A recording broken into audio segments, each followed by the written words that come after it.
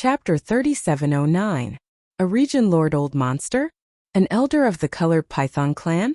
Yixian was so scared that his body trembled and his legs almost went limp.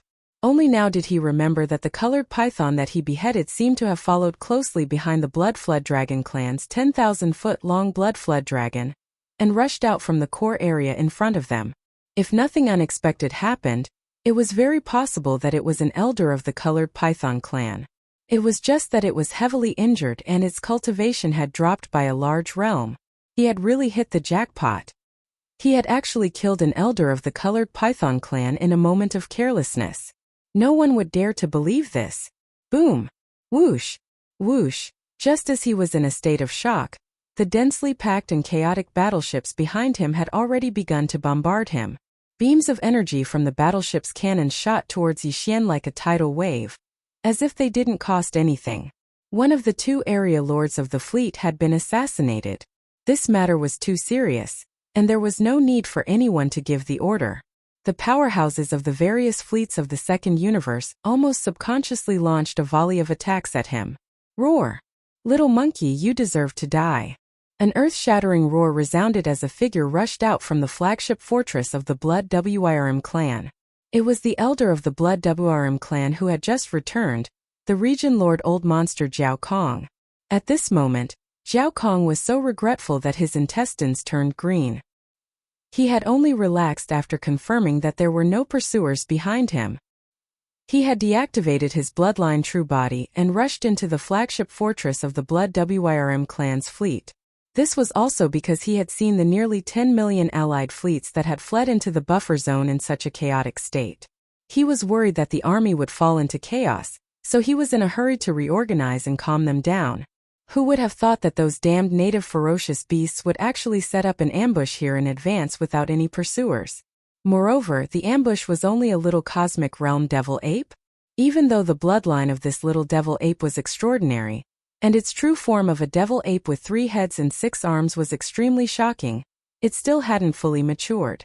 It was merely at the cosmic realm, yet it had been able to kill a region lord from the allied army by underhanded means. If this matter were to spread, it would be a great humiliation. More importantly, Jiao Kong had no way of explaining this matter to the Colored Python clan. Their region lord Old Monster had been heavily injured, so he should have been responsible for protecting them. Moreover, the entire army originally had 2 region lords. As long as they reorganized and found a way to deal with the 2 primordial porcupines and primordial tortoises, they might have been able to fight. But now, everything was over, and he was the only domain lord left, so there was no way he could defeat the other party. He could only hole up in this buffer zone and guard the stable passageway that he had painstakingly opened up, waiting for reinforcements to arrive. In other words, Jiao Kong was basically useless in this battle. When he returned to the Second Universe, he would be questioned by the Colored Python clan. It was simply not worth it. Thinking of this, Jiao Kong even had the heart to die. With a furious roar, he immediately activated his bloodline true body. In the blink of an eye, a terrifying blood dragon that was tens of thousands of meters long soared through the sky and chased after Yixian. Seeing this scene, Yixian was so scared that his soul almost left his body.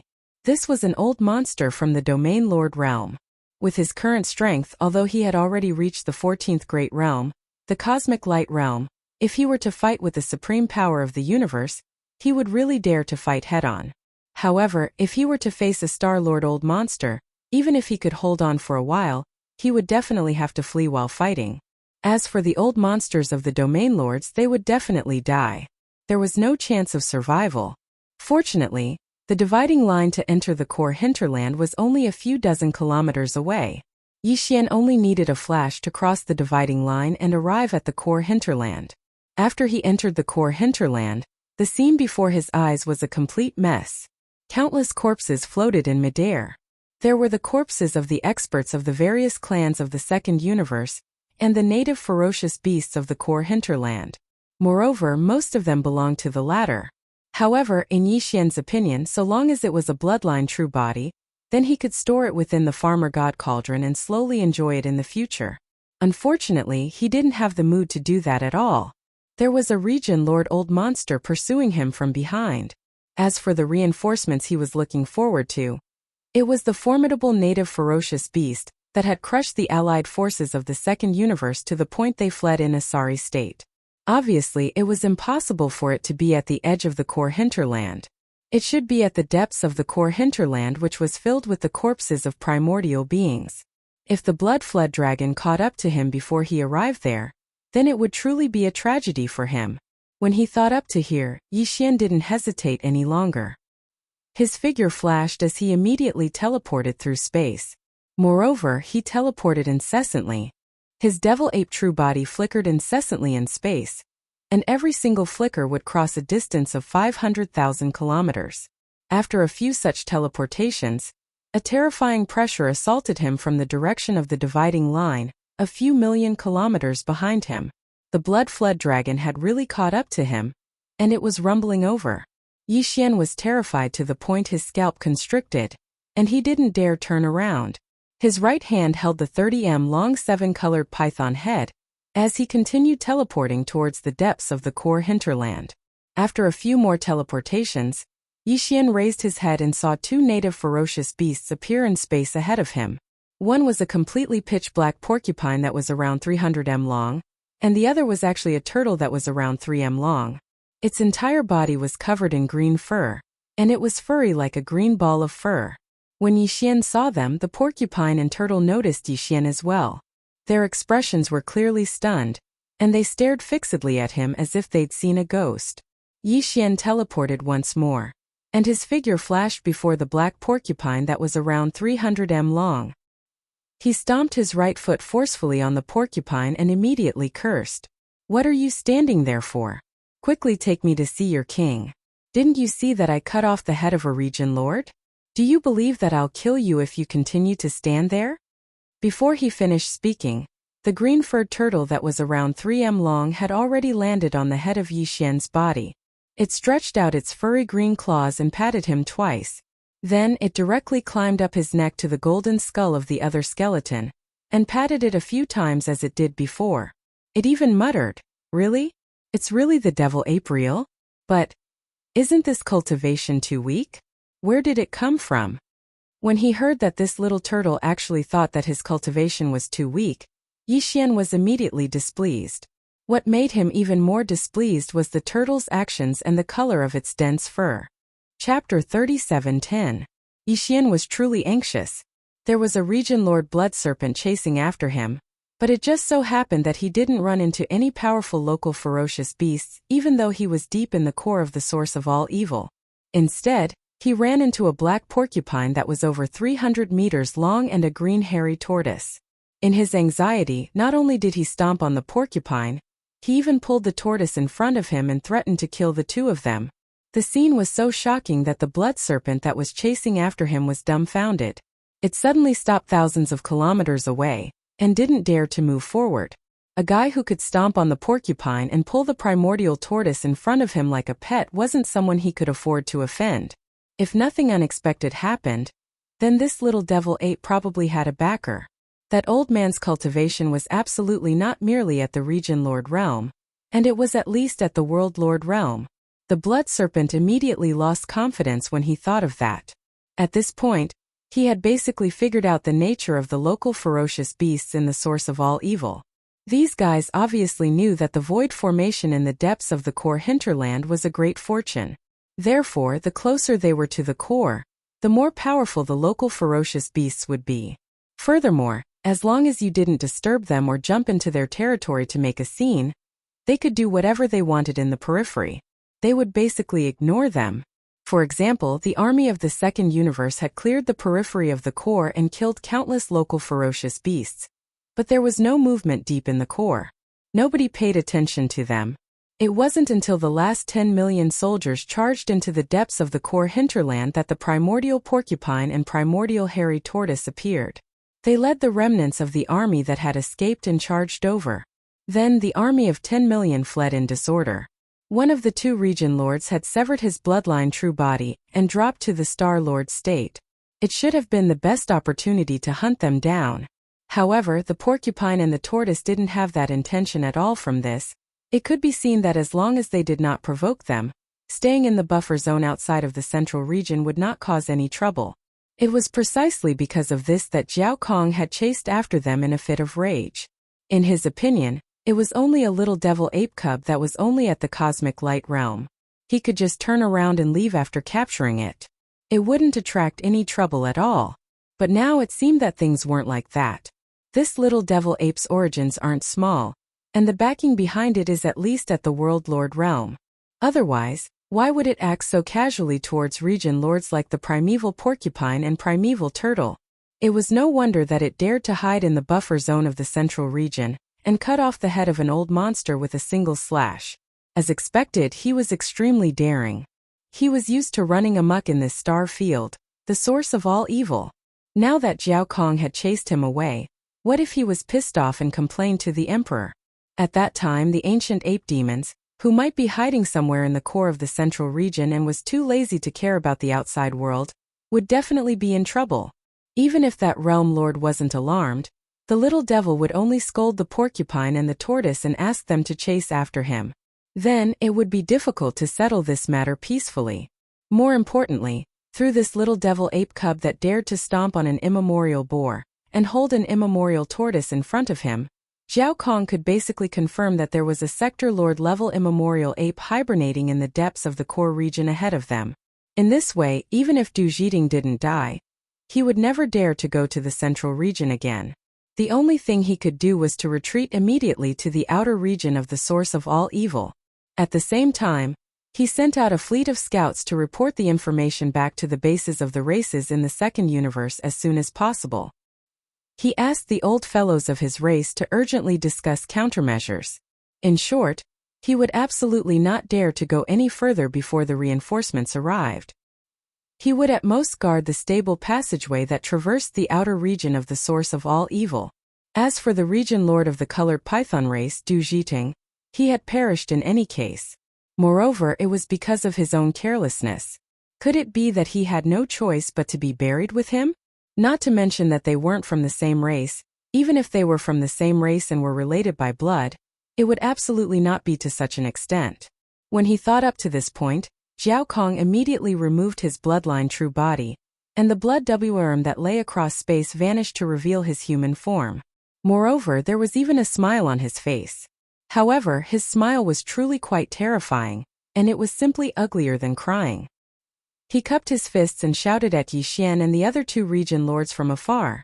Fellow Taoist porcupine, fellow Taoist tortoise, please don't misunderstand. I have no ill intentions. It's just that it's too dangerous for this young fellow cultivator to be alone outside. I've escorted him all the way here. Since there's nothing else, I'll take my leave first. Please don't send me off. Without waiting for him to finish speaking, Zhao Kong's figure flashed, and he fled without looking back. In the blink of an eye, he had already passed through the dividing line, disappearing from the core of the source of all evil, and escaping to the buffer zone of the central region. At the same time, a huge army of native beasts finally appeared in the depths of the central region.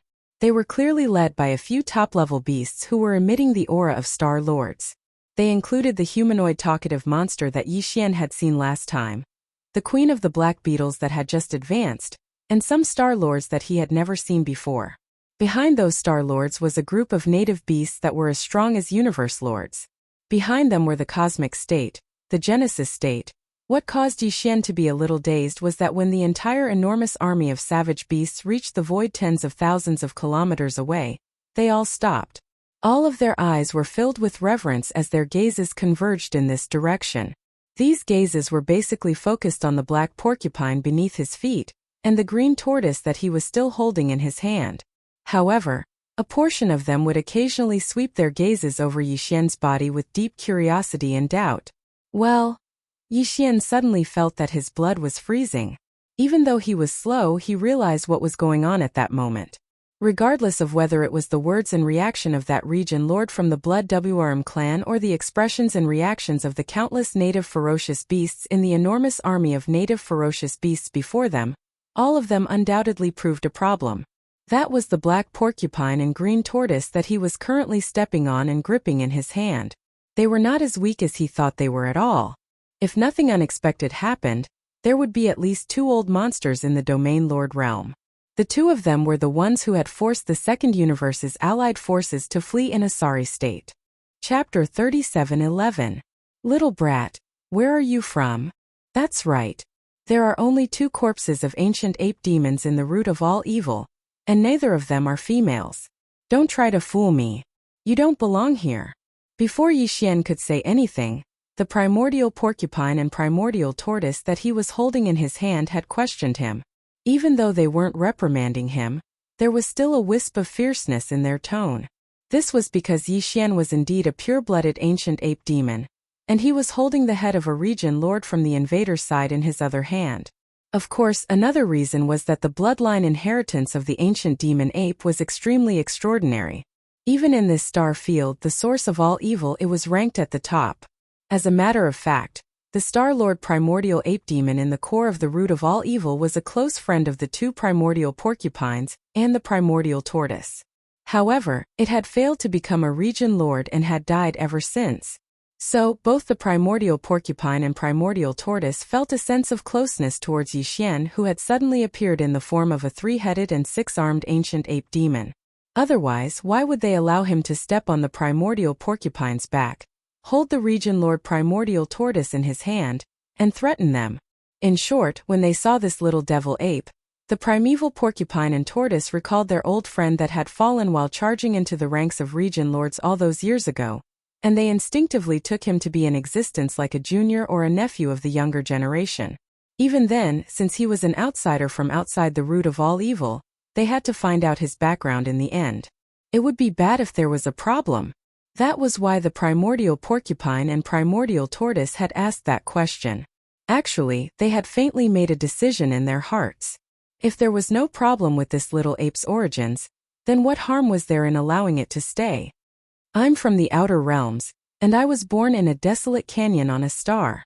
I followed the guidance of the bloodline in my body to come here. Yixian slowly understood the situation. In order to become familiar with this group of indigenous ferocious beasts, he had no choice but to pretend to be a charlatan. A holy look appeared on his face as he said that he was following the guidance of the bloodline. Then he added, "This star field gives me a sense of familiarity. I can feel the aura of my blood relatives in the depths ahead." As he spoke, he pointed towards the core of the root of all evil ahead. In any case, it was an indisputable fact that there were the remains of 2 ancient demon apes there. One of them was even tens of thousands of feet long, and it had been dead for an unknown number of years. Who knew if it had left behind any bloodline outside? No one dared to jump to conclusions on this matter. And when Yixian said that he had sensed the aura of a blood relative, it just happened to fit the facts. Basically, he could get away with it. Who would have thought that the reason Yixian was able to say such words was because he'd been here in his human form before, and it was even deeper than that. What if he had entered the netherworld cauldron? At that time there was the intimidating aura of the headless infant corpse, and it just so happened that the Black Bug Queen was looking for a mate. Almost all of the native beasts in this core hinterland hid and didn't dare to show their faces. They didn't want to be targeted by the Black Bug Queen, who was like a crazy woman in heat and suffer a great calamity. Therefore, even though Yixian had been there before, none of the indigenous ferocious beasts in the core of the root of all evil had seen him. At this moment, the primordial porcupine and the primordial tortoise were more or less reassured after hearing his words. The last trace of doubt in their eyes was gone. Since he had said that the aura of a blood relative was up ahead, it was basically certain that the little ape was indeed related to the 2 ancient demon apes that had been reduced to corpses.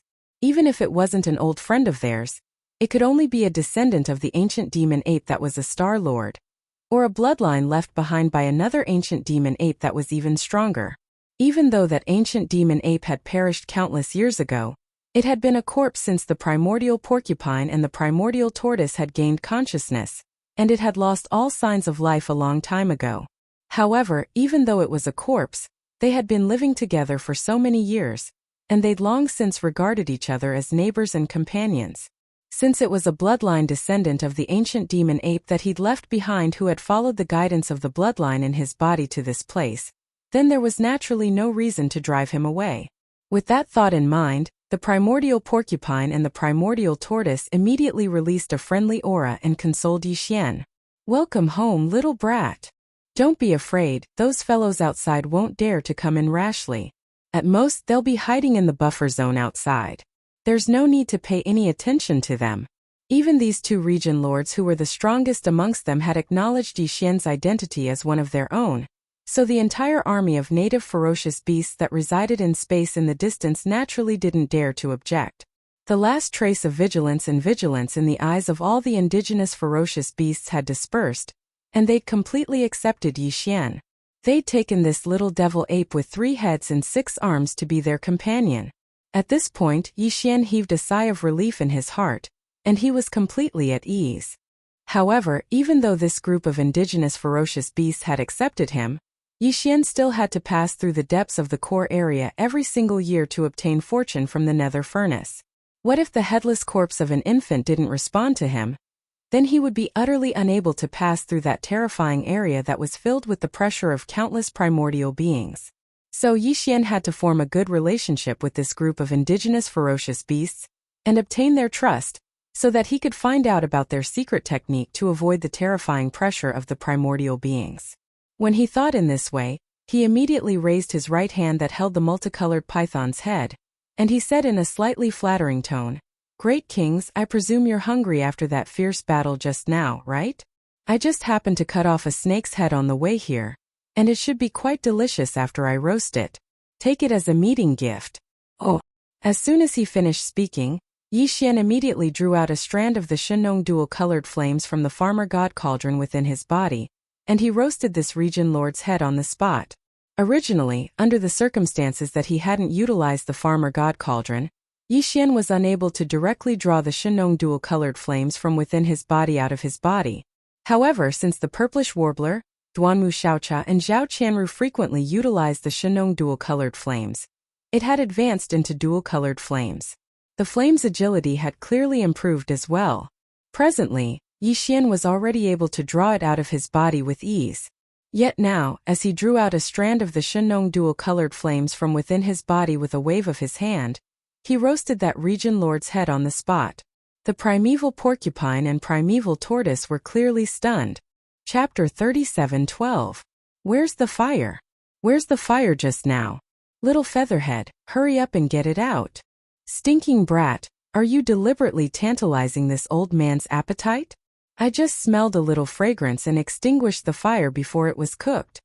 As the wisp of Shenong's dual-colored flame was extinguished, the primordial porcupine and the primordial tortoise became anxious on the spot.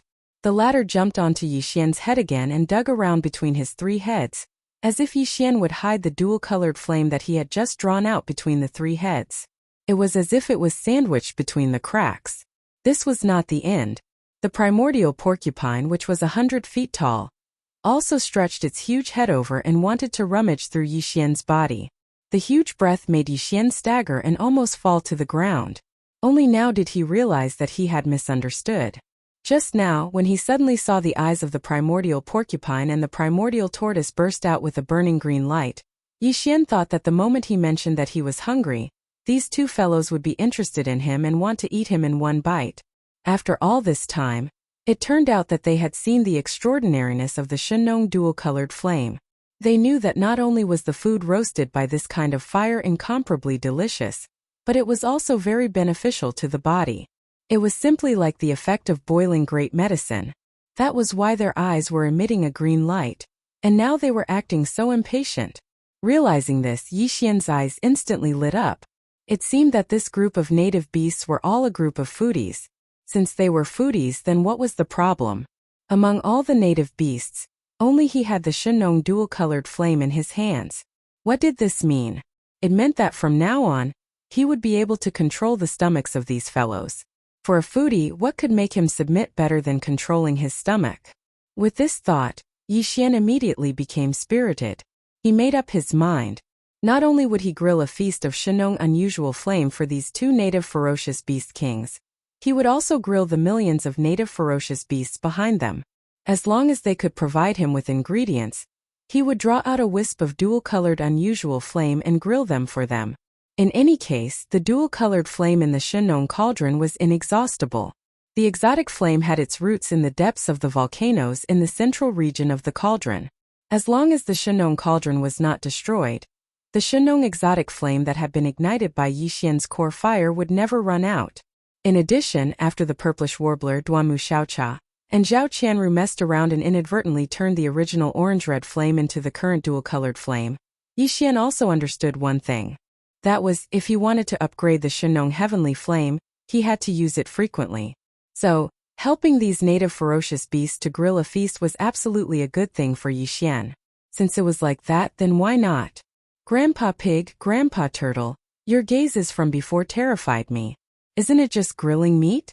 I'll be right back. Also, Master Tortoise, can you not climb on top of my head in the future with your original color? Yixian calmly changed the way he addressed it, and their relationship became slightly closer. As he spoke, he waved his hand and immediately drew out another strand of dual-colored flames from within the Shenong cauldron, and he continued grilling it. As he grilled it, he continued. However, this region Lord Realm Python head isn't really enough. It's only 30 m long, and it's probably only enough to fill the gap between my teeth. Before Yixian could finish speaking, the primeval turtle had turned around and vanished with a swish. A few breaths of time later, 2 pieces of the 7-colored python's remains were dragged over by it. The primeval turtle was still around 3 m long, but a few strands of its green hair had extended out and wrapped around the 2 pieces of the python's remains, and it was dragging them over at extreme speed. It was absolutely a perfect portrayal of an ant dragging an elephant, and it stunned Yixian. Even more shocking to him was that the 2 pieces of the python's corpse that he was dragging over clearly emanated the terrifying aura of a region lord. The head was over 2 kilometers long, while the tail was over 3 kilometers long. It was clearly a multicolored python that was at the region lord realm, yet it had been blasted into pieces by Qian Shi. It had been torn apart. Yixian was stunned for a moment before he came to a sudden realization. No wonder that region Lord Realm Lord of the Rainbow Python clan had fallen to the Star Lord Realm in the end. Moreover, his 30 kilometers long body had shrunk to only 300 m long, and Yixian had beheaded him with a single strike of his blade. After all this time, his bloodline true body had already severed itself and remained in the depths of this core region. What had escaped was just the pure-colored python true body. Since that was the case, the primordial porcupine and the primordial hairy tortoise would definitely have enough food. Even if the roasted python meat melted in their mouths, the primordial porcupine and the primordial hairy tortoise wouldn't be able to finish it in one meal. Presumably, the human-shaped talkative monster and the new star lords like the black-armored Mother Empress in the void far away would be able to get a share of the pie too.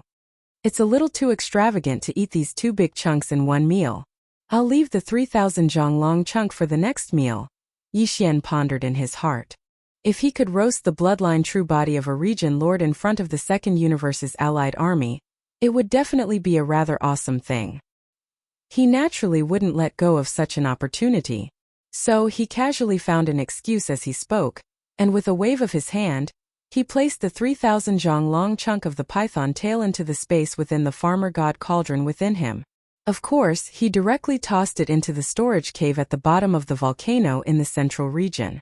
Otherwise, it would definitely benefit the purplish warbler, Duanmu Xiaocha and Zhao Qianru. The might of the farmer god dual-colored flames far surpassed the single-colored orange flames. Not only was the roasted meat even more fragrant and delicious, the miraculous medicinal effects of the roasted meat were even stronger. Even the speed at which it was roasted was extraordinarily swift.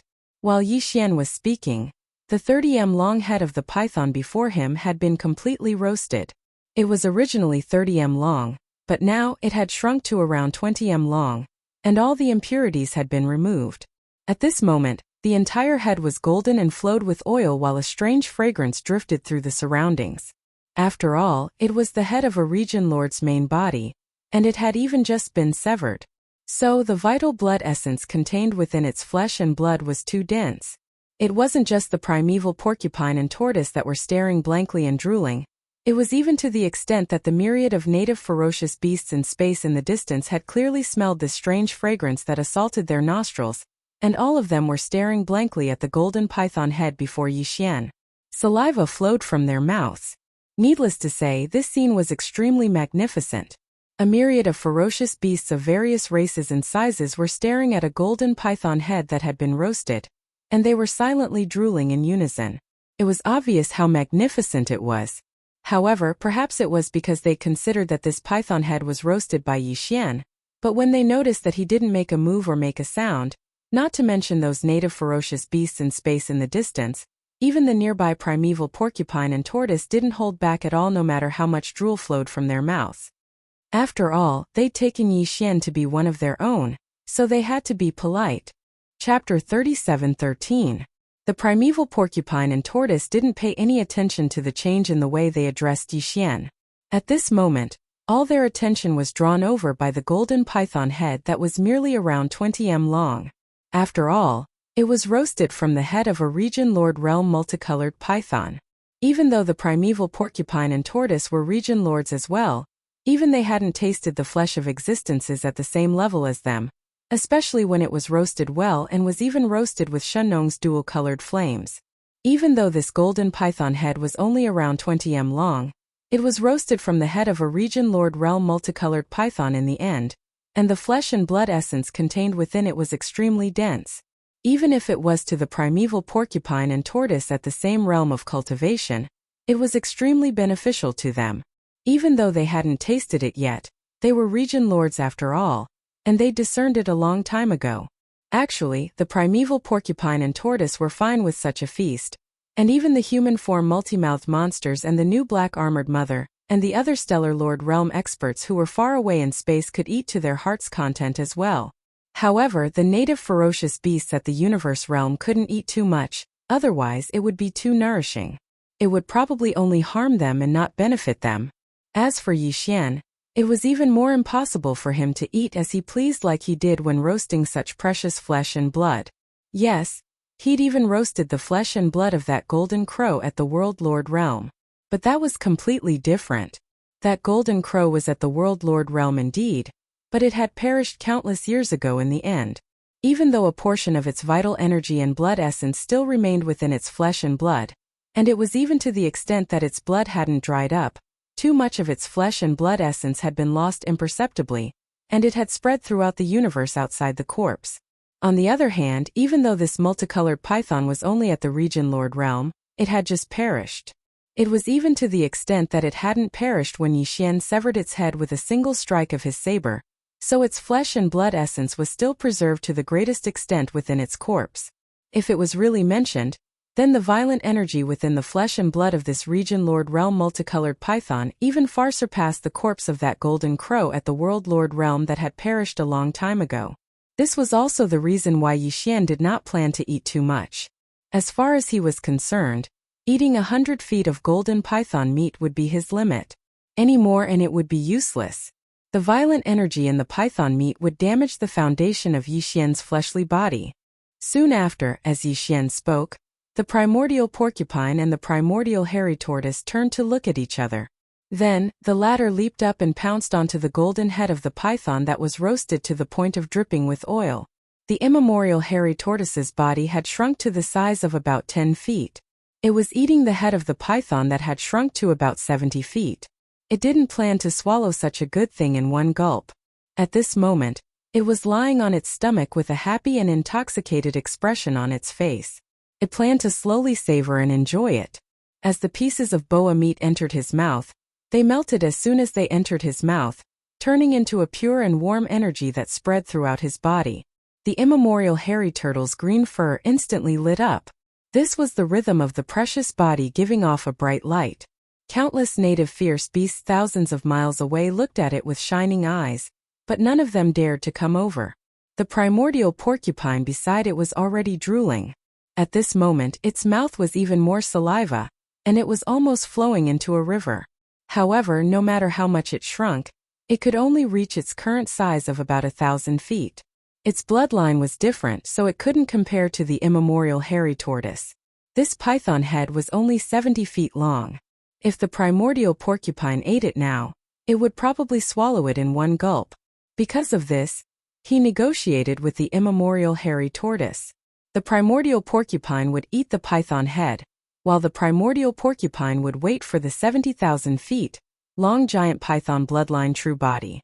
After roasting it, they would eat heartily. In fact, Yixian didn't make him wait for long. While the immemorial hairy tortoise was lying on the 70 feet long python head and savoring the delicious food, Yixian had already started roasting the 70,000 feet long colorful python bloodline true body. The Shenong unusual flame could be more or less big or small. After all, when the Shenong cauldron transformed into its true form, it was a terrifying cauldron comparable to a giant star. The central region volcano, which took up a third of the space inside the giant cauldron, contained the Shenong unusual flame. From this, one could imagine how majestic the Shenong unusual flame was. Previously, when he was roasting the python head that was only 100 feet long, Yixian only drew out a small wisp of the dual-colored flame from the Shenong cauldron. However, now that he was roasting the 70,000 feet long colorful python bloodline true body, he naturally couldn't do the same as before. With a wave of his hand, Yixian drew out a two-colored flame that was nearly 3,000 meters in diameter.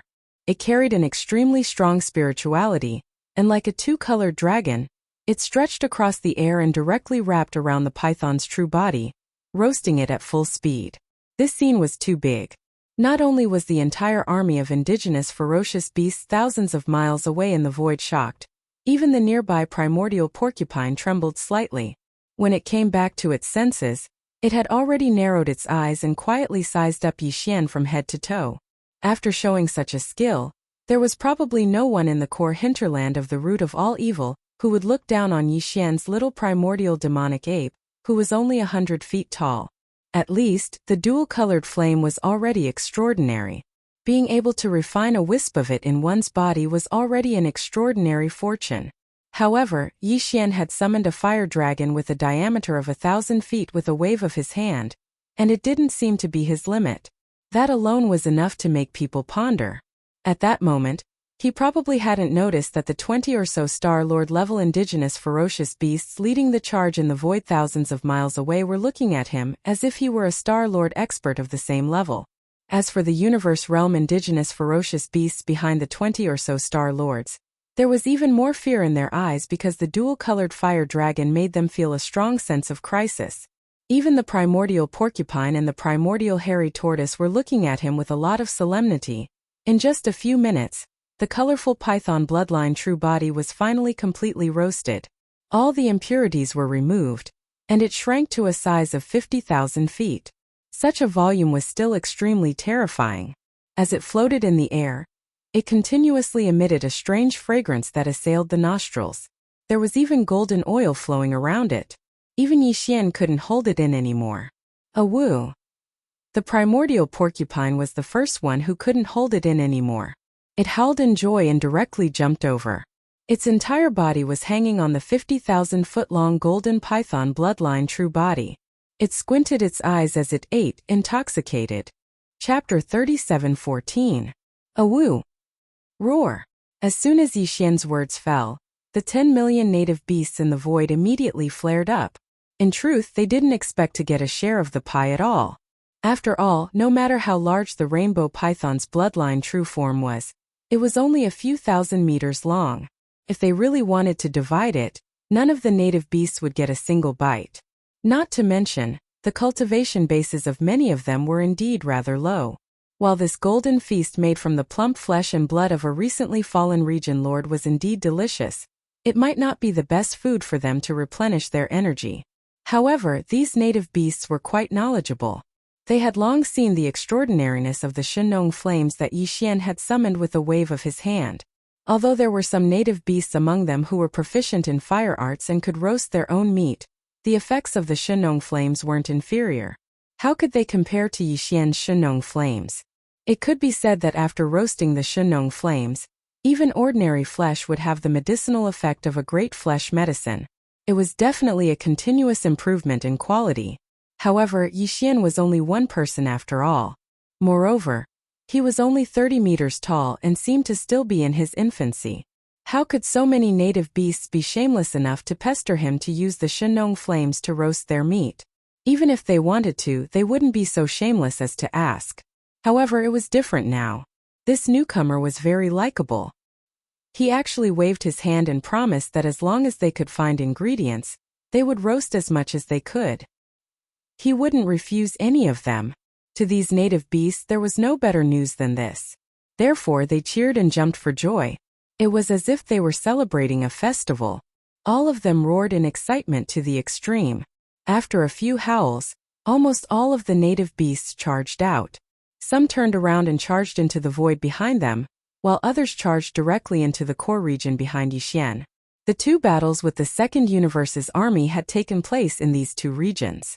There were still many remnants of the invaders in these two regions that hadn't been cleaned up yet. These were all ingredients, after all. Of course, there were also a large number of corpses of the origin of all evil, but they obviously wouldn't be dragged over for Yixian to roast. Although they were both space beasts, they couldn't overcome this hurdle in their hearts. Although the native beasts of the root of all evil were of different races, they all treated this region as their home and were very united. They definitely wouldn't eat the remains of their own faction. For example, the remnants of the primordial life forms in the depths of the core region that they had all poured their emotions into. Otherwise, they would have been eaten clean over the years. How could they still be left floating in the void until now? Although there were less than 10 million remnants of the powerhouses of the Second Universe left in these two battlefields, there wasn't much difference. Even if all the native beasts couldn't share a bloodline true body, it was still possible for 2 or 3 of them to share a bloodline true body. As the army of nearly 10 million native beasts dispersed, the void in front of them, which was originally crowded with native beasts, instantly emptied out. There were more than 100 native beasts at the level of Old Monster Qian Kuan and Old Monster Star Lord, who were rushing toward the 50,000-foot-long golden python meat, along with the primordial porcupine and Old Monster Qian Kuan. The primordial porcupine and Old Turtle shared a 50,000-foot-long colorful python bloodline true body. Yixian didn't stop. While the 100 or so native beasts at the level of Universe Realm and above were eating together, he was also eating heartily. After a while he wouldn't have the leisure time. All the remnants of the powerhouses of the Second Universe on the two battlefields would be dragged over. They would probably be piled up into several small mountains. Even if Yixian were to roast them one by one, it would probably take a while. While he still had the leisure time, he had to first swallow the 100-foot-long colorful python meat that he had estimated before. Perhaps he could use the powerful qi and blood essence energy contained in the 100-foot-long colorful python meat to break through 1 or 2 minor realms in one fell swoop before the piles of corpses were dragged over. Now, his original body was already at Void Realm level 7. If he broke through 2 more minor realms, he would reach Void Realm level 9. When he had time later, he would take a tube of level 13 liquid that he had already prepared, and he would be able to advance to the 13th Great Realm, the Primordial Realm. As for the state of the 3-headed, 6-armed Devil Ape's true body, Yixian was currently at the 7th level of the Cosmic Light Realm. If his original body broke through 2 small levels, then the cultivation he displayed in the Devil Ape's true body would most likely rise from the 7th level of the Cosmic Light Realm to the 9th level of the Cosmic Light Realm. He was only 1 minor realm away from the 15th Great Realm, the Universe Realm. As long as his original body consumed the level 13 liquid and successfully advanced to the 13th Great Realm, the Primordial Realm, then Yixian was confident that the cultivation strength he displayed in the Devil Ape true body state would officially step into the Universe Realm. At that time he would finally be able to display the battle strength of the 15th Great Realm, the Universe Realm. It would definitely be a completely different scene. At this time, a large piece of roasted golden flesh from the head of a domain lord fell into Yixian's mouth. After being vigorously chewed a few times, it instantly turned into a boiling hot stream that flowed down his throat. This pure flesh and blood essence energy was too majestic, and the level of this energy was too high. Even though Yixian was currently in his 3-headed, 6-armed Devil Ape true body state, he actually felt that every inch of his flesh and blood, every single cell, inside and outside of his body was instantly filled with pain as if they were being torn apart. Although it was said to be painful, there was clearly a kind of incomparable numbness and itchiness. Moreover, he also felt that his entire body was warm, as if his entire body had become much lighter, as if he was about to ascend to immortality. This moment the 1.08 billion pores on his body were simultaneously spewing out 9-colored auspicious clouds. Vaguely, one could even hear the strange clanking sounds of mysterious chains being shaken. This was the sign that the potential shackles of Yixian's physical body were being pulled, and were about to be torn apart. This feeling was both painful and joyful. It was not the first time that Yixian had experienced this, and he felt a kind of pain and pleasure that he was familiar with. Although there was a strange phenomenon happening in his body, the movements of his hands did not stop because of this. The 5,000-meter-long piece of golden python meat in front of him was constantly being reduced. At the same time, there were too many foodies eating at the same time. Yixian originally thought that his original plan was only to eat about 10 feet of python meat, so there was no need to fight for it. But now it seemed that if he were to imitate the primordial turtle and slowly eat, he would only be able to eat about 40 to 50 feet of python meat in the end. The difference was too big. Yixian immediately increased his speed and wolfed down the meat. After an unknown amount of time, Yixian's original body, which was the primordial devil ape true body, finally heard the familiar sound of the system's notification in his mind. It made him feel refreshed and excited.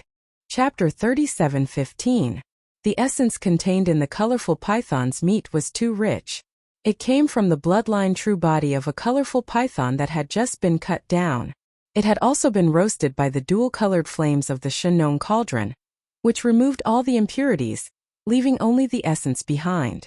Yixian had only eaten about 8 to 9 meters of python meat when the sound of chains came out from his body.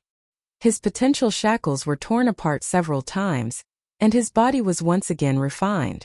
His qi and blood realm was raised, and he advanced by 2 small realms. Today, his physical body and qi realm had increased from the previous void rank 7 to the current void rank 9 great perfection. Yixian had refined the level 13 liquid in advance, and was ready to take it when he had the time. If he succeeded, Yixian's qi and blood level would reach the beginning and end domains, which were the 13th major realms. He would be one step closer to the 15th major realm, which was the universe realm.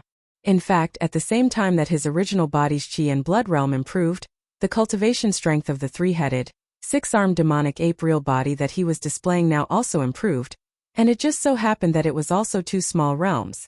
In other words, Yixian was at the peak of the 9th rank, which was the 14th major realm, when he was in the true form of the 3-headed, 6-armed demonic ape.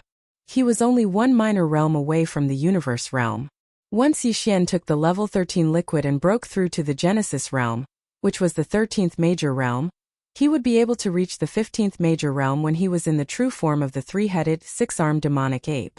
He would become a universe realm expert. Yixian was excited when he thought of that. He had finally reached the universe realm. Even though he could only achieve it when he was in the true form of the 3-headed, 6-armed demonic ape, he would soon be able to feel the power of that realm. While Yixian's cultivation had improved, the primordial porcupine, the primordial tortoise, and over 100 Star Lords and Universe Realm native beasts were still eating heartily. All of them had extremely intoxicated expressions on their faces. Obviously, they really enjoyed such delicious food. No, it wasn't just delicious. All the Universe Realm experts and Star Lords were emanating auspicious light from their bodies after they'd eaten a large amount of Region Lord Realm golden python meat. Even the primeval porcupine and primeval turtle were the same. Even though they were Region Lords as well, the medicinal effects of the multicolored python meat that was roasted by the dual-colored flames of the farmer god cauldron were truly too formidable. It was simply like being refined into a medicinal pill, and even Region Lords like them who were at the same realm of cultivation as them had obtained a great deal of benefits from it. Yixian didn't dare to continue eating. His physical body had just been tempered, and his qi blood had advanced by 2 minor realms in one go. He had broken through some of the shackles of his potential, and it was time for him to slowly nourish himself. He should take some precious medicines with gentler effects, such as the Netherworld Furnace Lotion.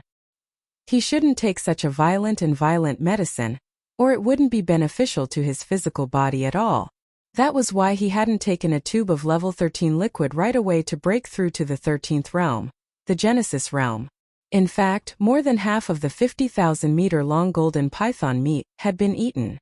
After all, there were 2 Region Lords eating it, and they didn't have any scruples. There wouldn't be any hidden dangers no matter how they ate it. In addition, there were over 100 Star Lords and Universe Realm native beasts eating heartily. The remaining golden python meat probably wouldn't last for long, and would be gone soon. It was also at this moment that the native beasts below the universe realm, who had left in a hubbub, returned one after another. Some of them came alone, some in groups of 3 or 5, dragging the bloodline true bodies of the experts of the second universe, which were relatively large. Those guys knew that Yixian couldn't roast the meat for them one by one. It would take too long, and he would probably die of exhaustion. Therefore, after all the native beasts dragged the meat they found into the void, they didn't say anything and directly threw it into the void. Then they obediently retreated into the distance, drooling as they waited quietly.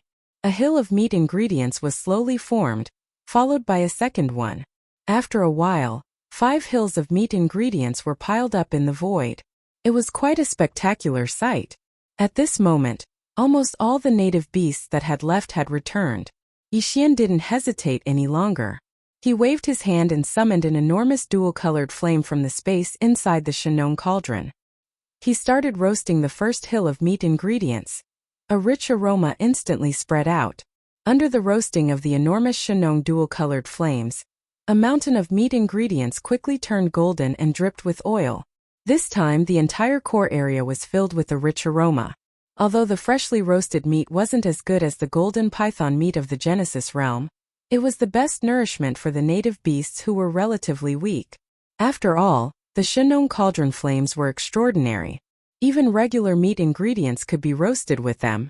Some of the native beasts quickly pounced on the food and ate heartily. Yixian, however, didn't stop there. He waved his hand, and the enormous Shenong cauldron flames swept out again, covering the second hill of meat ingredients. Just like that, the 5 mountains of meat ingredients were all roasted in less than the time it took to eat a meal. When Yixian waved his hand and stored the Shenong dual-colored flames into the Shenong cauldron within his body, the last group of native beasts that had been waiting anxiously all howled as they charged towards the last mountain of golden flesh. This scene was too shocking. As far as the eye could see, there were 5 golden mountains of flesh in the void. The first one was full of native ferocious beasts, and all the ferocious beasts in this corner of the void were eating wantonly. Their bodies were emitting eye-catching multicolored lights, and the intense fragrance in the void was so thick that it almost didn't disperse. It was as if one would be intoxicated with just a deep breath. Not long after, 5 enormous hills of bones were left in the void. Not a single piece of meat could be found on each skeleton. It was as if a dog had licked it clean. Some of the native beasts began to break through on the spot. This time, all of them had benefited, and they looked at Yixian with gratitude. At the same time, some of them were burning with passion, because some of the gluttonous fellows hadn't had enough and were already looking forward to the next feast. The primordial porcupine, primordial turtle, and the Star-Lord old monsters also stopped. The 50,000 zhang long golden python meat had been reduced to white bones. They completely approved of Yixian and pulled him into the depths of the core area. However, Yixian stopped halfway with a frown. The pressure from the bodies of the primordial creatures in the void was too strong, and it made him stop. Chapter 37:16. The protection of the Netherworld furnace? Yixian's heart skipped a beat. He knew that the critical moment had arrived. It was no wonder these native beasts were able to move unhindered through the core of the origin of all evil, practically ignoring the terrifying pressure from the remains of powerful primordial creatures in the void. After all this time, it turned out that they had obtained the protection of that enormous netherworld furnace in the depths of the core. Without a doubt, that mysterious netherworld furnace was definitely a primordial treasure that was no weaker than the farmer god cauldron. It was just that they each had different functions. The farmer god cauldron was primarily used for refining medicine. Of course, it was also used to store items and nurture various medicinal herbs and flesh materials. The cauldron contained a vast space. Around the central region volcano were a series of mountains, where rare medicinal herbs that were hard to find in the outside world were planted. There were also some spiritual birds and spiritual beasts that possessed extraordinary medicinal effects inhabiting the cauldron. However, they had all yet to mature, still in their growth phase. Compared to the farmer god cauldron, the netherworld furnace's effects were more violent. If the farmer god cauldron's effects were more constructive, then the netherworld furnace's effects were more destructive. Inside was an enormous and mysterious millstone of profound power. All the remains of primordial creatures could be thrown into the millstone, where they would be ground into meat paste. The impurities would be removed and the essences would be refined in the end. Of course, the current netherworld furnace might have been adjusted to a higher level of refinement. This was because the refined product was the all-evil origin elixir that was effective for the recovery of primordial experts and even primordial supremes. As a result, it had very high requirements for the raw materials. However, the level of refinement could clearly be adjusted. For example, if the standard of refinement was lowered, the grade of the raw materials that the mysterious millstone could accept would decrease. Similarly, the final product refined would also decrease in grade. It would no longer be the all-evil origin elixir. Instead, it would be a product with a slightly weaker effect. However, no matter how weak it was still a good thing. After all, the grade of the netherworld furnace was still there. Even if the standard of refinement was lowered, the flesh materials thrown into the millstone would not be too bad. In Yi Xian's view, the so-called protection of the netherworld furnace might have something to do with this. There was absolutely no need for it to protect these native beasts in the core of the origin of all evil for no reason at all. They would not be affected by the terrifying pressure from the remains of primordial creatures in the surrounding void. According to Yi Xian's guess, if nothing unexpected happened, the native beasts that lived in this core area were actually all flesh and blood materials raised by the netherworld furnace. One day in the future, they might be used and thrown into the netherworld furnace to be ground into meat paste to refine some kind of netherworld furnace product. It was the same for the remains of the primordial era creatures around the netherworld cauldron, which it had spat out as unqualified raw materials. In the future, they would all be used together. They would be thrown into the netherworld furnace together with all the native ferocious beasts that lived in this core hinterland. They would be ground into meat paste by that huge mysterious millstone and condensed into some kind of product. When he thought of this, Yi Xian immediately felt a chill in his heart. The methods of the Eye of the Heavens were truly extraordinary. It was just too vicious. While it was using the flesh of supreme primordial creatures to refine the all-evil origin elixir, this one had already begun raising the flesh materials needed to refine another product of the netherworld furnace in the future. It was a pity that the primordial porcupines and primordial tortoises, native beasts that had been raised like pigs and sheep, had completely failed to realize this. It was truly lamentable.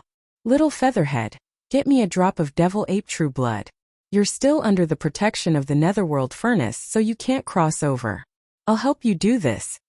Just as Yi Xian was muttering to himself, the immemorial tortoise, whose entire body was filled with forgiveness, climbed onto Yi Xian's head once again and asked for a drop of devil ape true blood. From the sound of it, it seemed that it was going to throw it into the netherworld furnace, similar to registering a household register. From then on, Yi Xian would be protected by the netherworld furnace.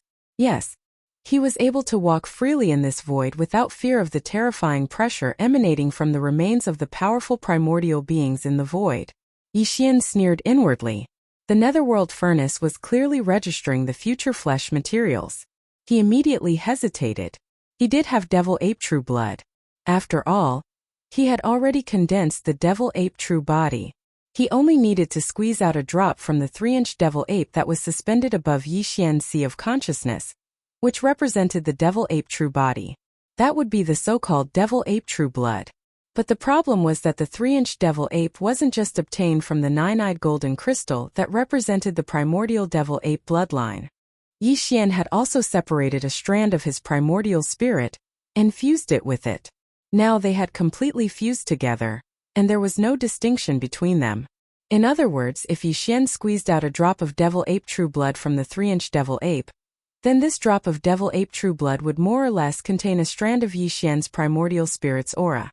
If that was the case, it was hard to say whether the netherworld furnace would be able to detect any clues.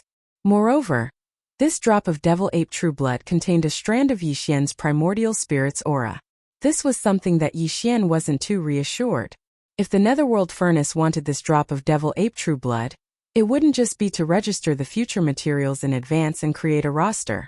It would also have other uses and purposes. In that case, wouldn't Yi Xian be restrained? The primordial spirit of the primordial spirit was no joke. Even if this drop of devil ape true blood was only an extremely weak strand, Yi Xian didn't dare to be careless with the grade of the netherworld furnace and the work of the primeval heaven's eye. Perhaps this strand of primordial spirit's aura would be enough to scheme against Yi Xian?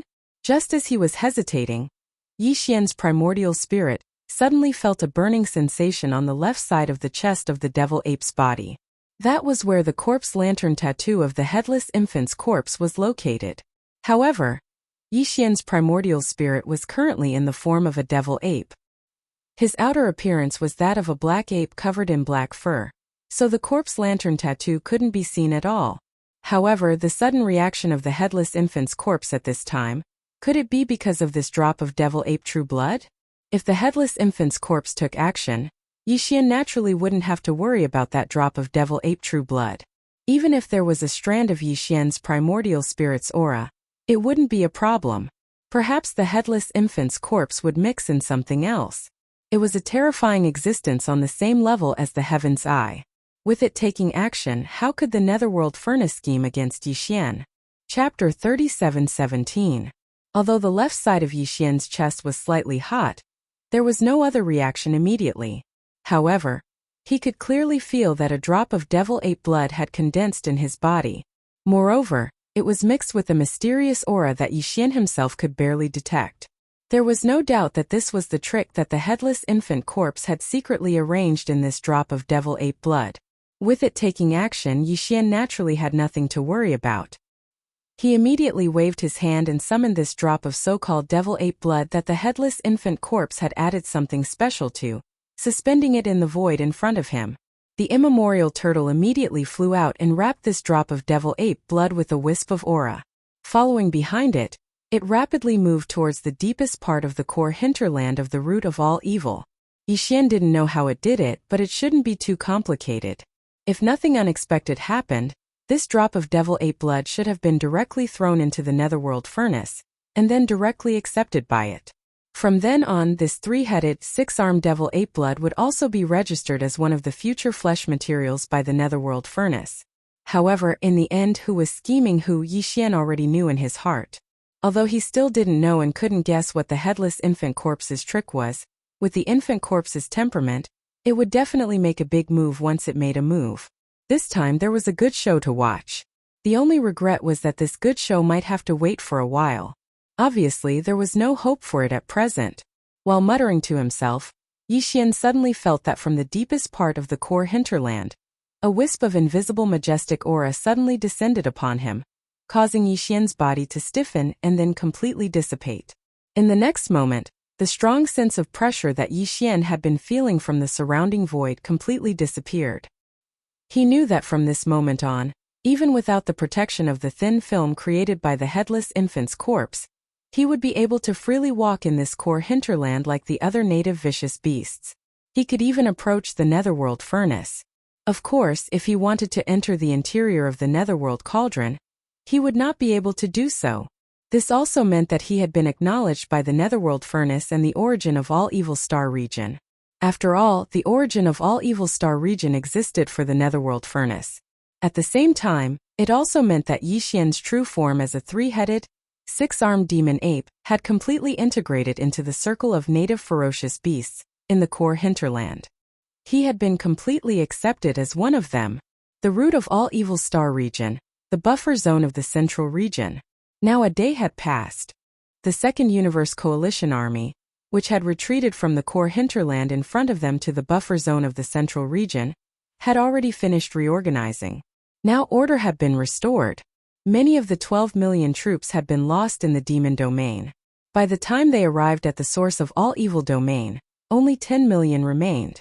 In the battle before the army retreated from the core hinterland, nearly 2 million battleships, fortresses were destroyed. Therefore, there were less than 9 million soldiers left in the Second Universe. The loss of these battleships was actually nothing much. What really caused the morale of the entire fleet to plummet was the death of that old monster from the Colored Python clan. Because of Du Zhiding's death, the entire army had been shrouded in dark clouds. The various fleets were not in a good mood, especially the Colored Python clan. The old monster from the Colored Python clan's fleet was so angry that he was about to go crazy.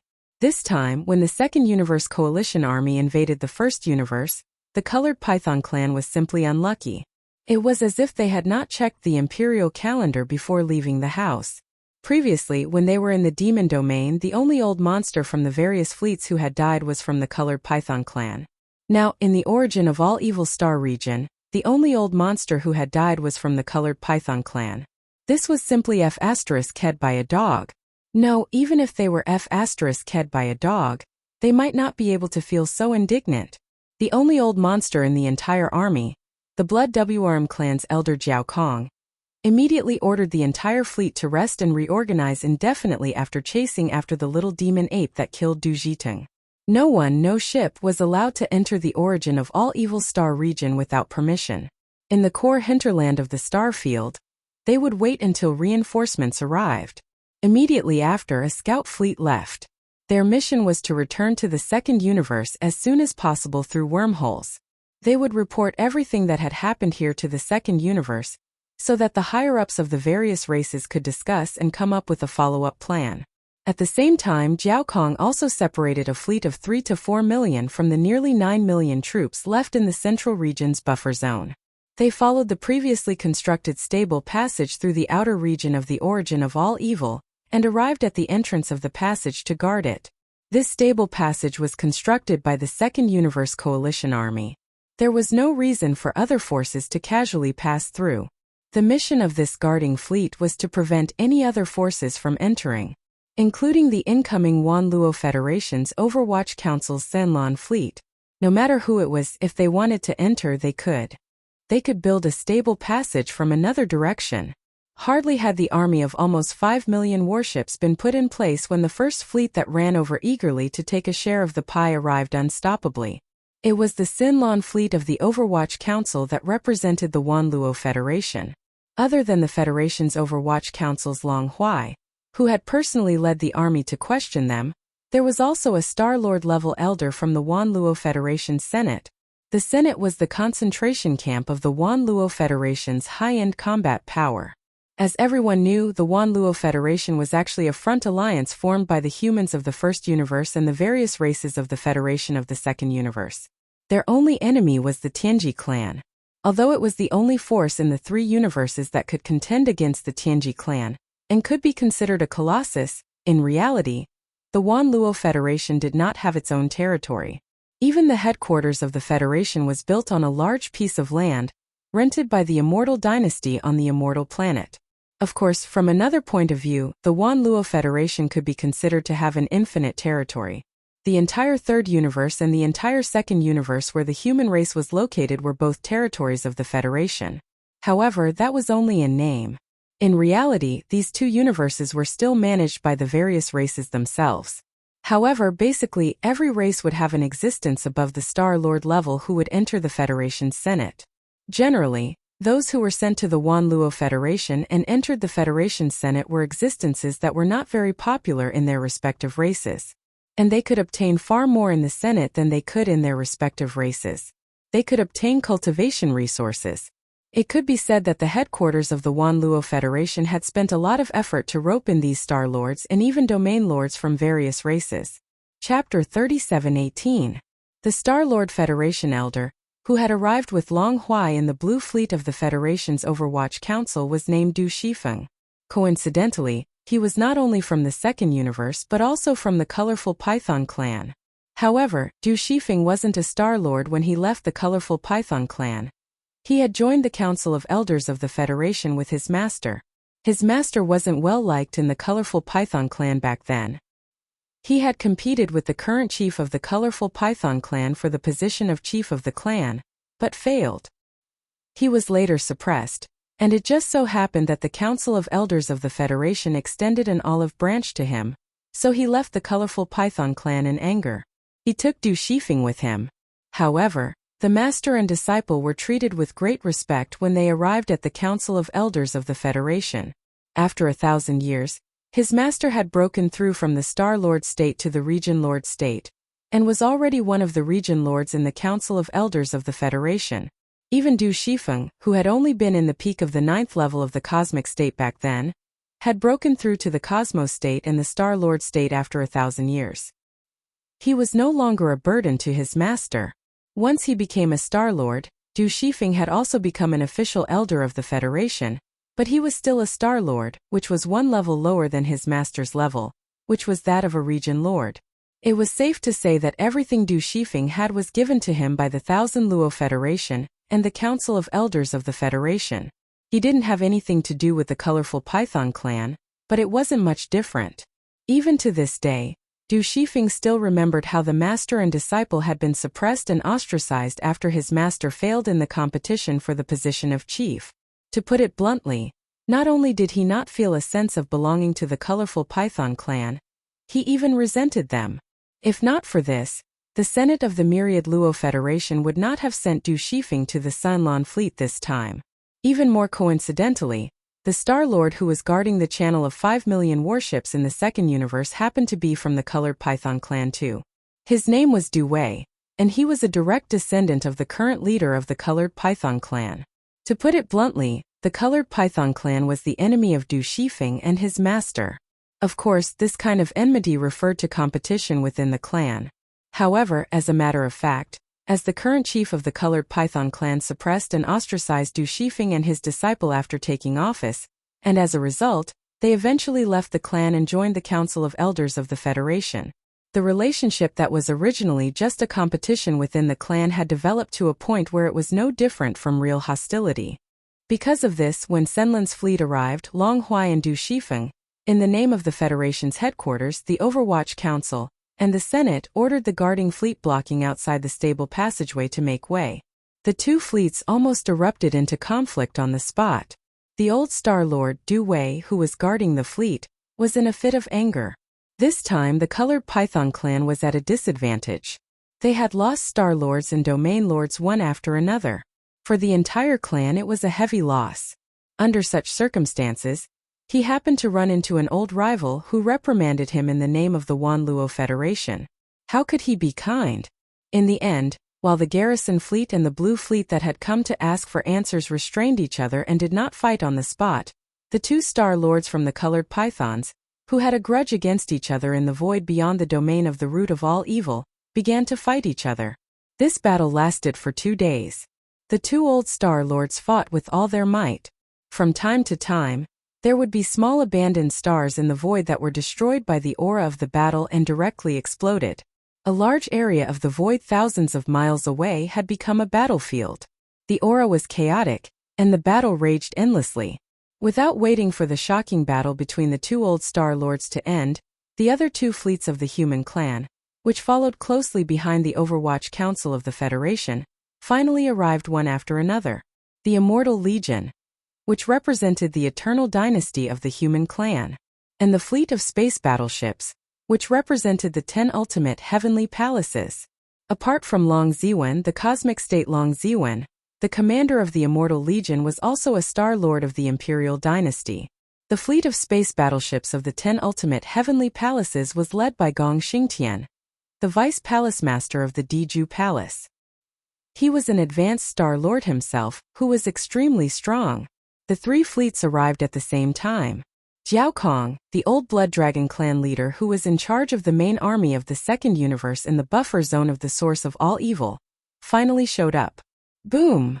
Amidst a world-shaking boom, an energy claw the size of a mountain rushed out from the outskirts of the root of all evil star field. With a single swipe it knocked away the two old Star Lords, Du Shifeng and Du Wei, who had been fighting for 2 days and nights in the void ahead. Immediately after, a figure with his hands behind his back walked out from the outer region. He seemed to be walking slowly, but in just 2 or 3 steps, he had already traversed millions of miles of space and arrived before the 3 fleets that were lined up in front of him in a triangle formation. It was Jiao Kong, the old Realm Master. The Thousand Net Federation, the Eternal Dynasty, the 10 ultimate heavenly palaces. You're all here. If the heavenly fate race had brought a few more fleets of slave races, the top forces of the 3 universes would have gathered here today. Standing in the void as the only old realm master present, Jiao Kong's face was full of pride. He glanced at the fleets of the 3 forces that were lined up in the void in front of him. Then his face darkened and he snorted coldly. Humph, as I said before, this is a secret alliance formed by the races of the second universe to launch a punitive expedition. I said that there was no need for the Federation and the human race to interfere. You sent a fleet with such fanfare. Do you think the races of the second universe can be bullied? The higher-ups of the fleets of the three forces all remained silent. Since the old monster didn't admit it, there was no point in blaming him. After all, the fleets that the three forces had sent first didn't have any old realm masters. Now that they were weak, they could only endure for now. Otherwise, if they offended this old realm master from the Blood Dragon clan, they would only be asking for trouble. Humph, don't blame me for not warning you. With just your 3 fleets, you better go back to where you came from. The source of all evil isn't a place you can touch.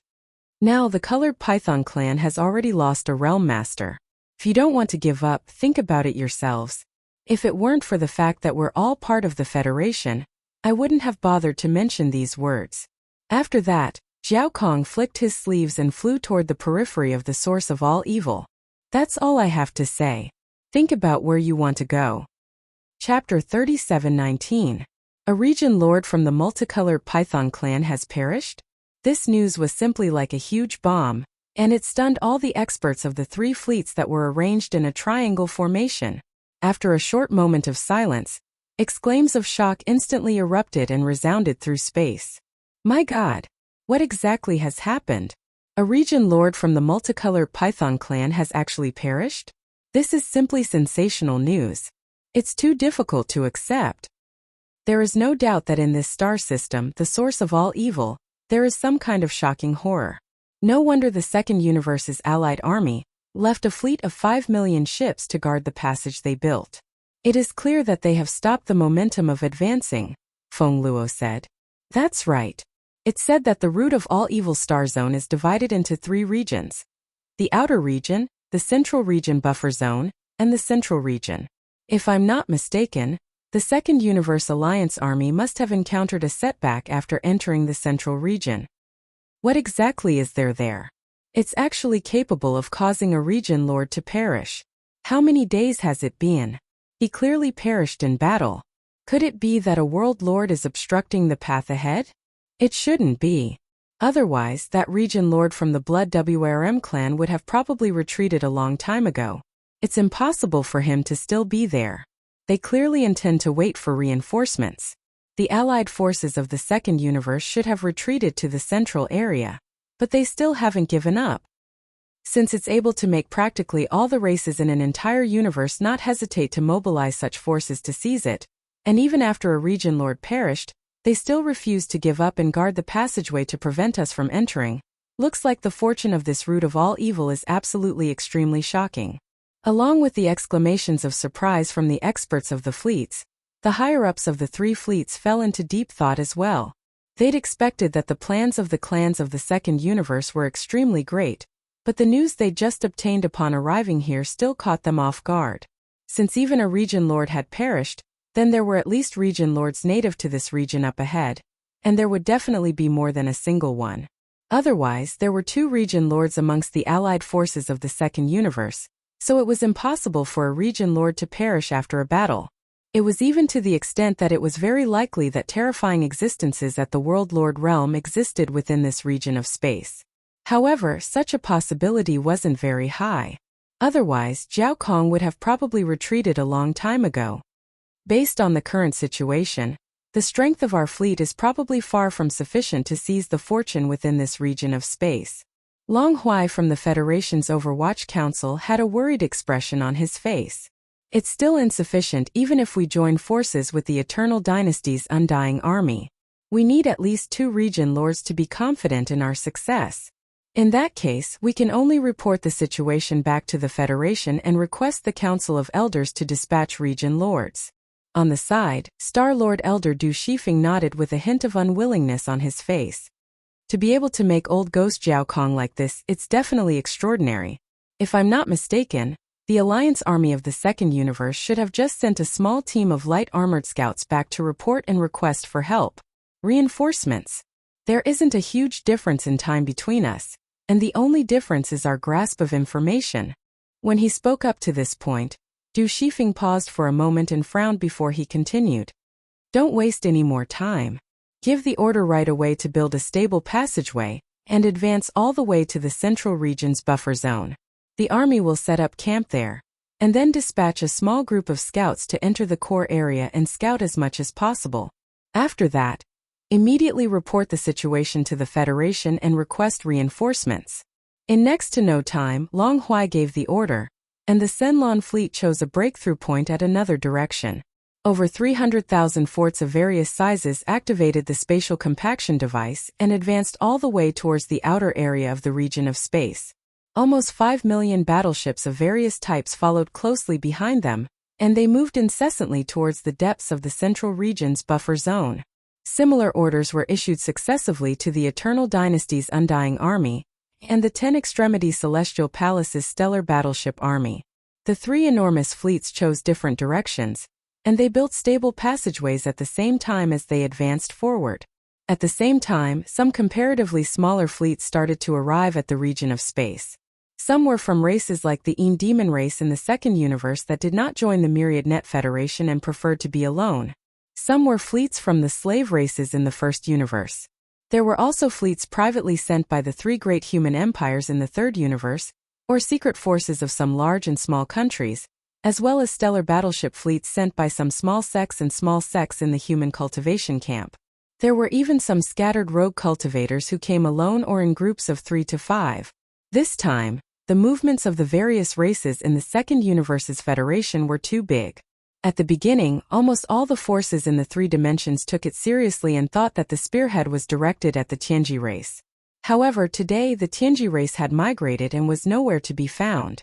Meanwhile, this army of 10 million gathered by the various races in the second universe had strangely arrived at the star region of the source of all evil. Their targeting and purpose were too obvious. Almost all the forces in the three dimensions were keenly aware of some problems. Like cats and kittens that had smelled blood, they all flocked to the star region. Obviously, these forces who came through the two large wormholes that connected the two dimensions of the second universe and the third universe at the front of the Demonkin star region must have paid a toll when they passed through the star region of the Demonkin star region. Except for some rogue cultivators who came alone because they were too small of a target and could avoid the toll by activating the concealment array, the fleets of the other forces, big or small, had to pay a price if they wanted to pass through the star region of the Demonkin star region. It could be said that as to what the fortune in the star region of the source of all evil was, except for the allied forces of the various races in the second universe who had arrived first, all the other forces, including the rogue cultivators who had come after hearing the news, knew nothing about it.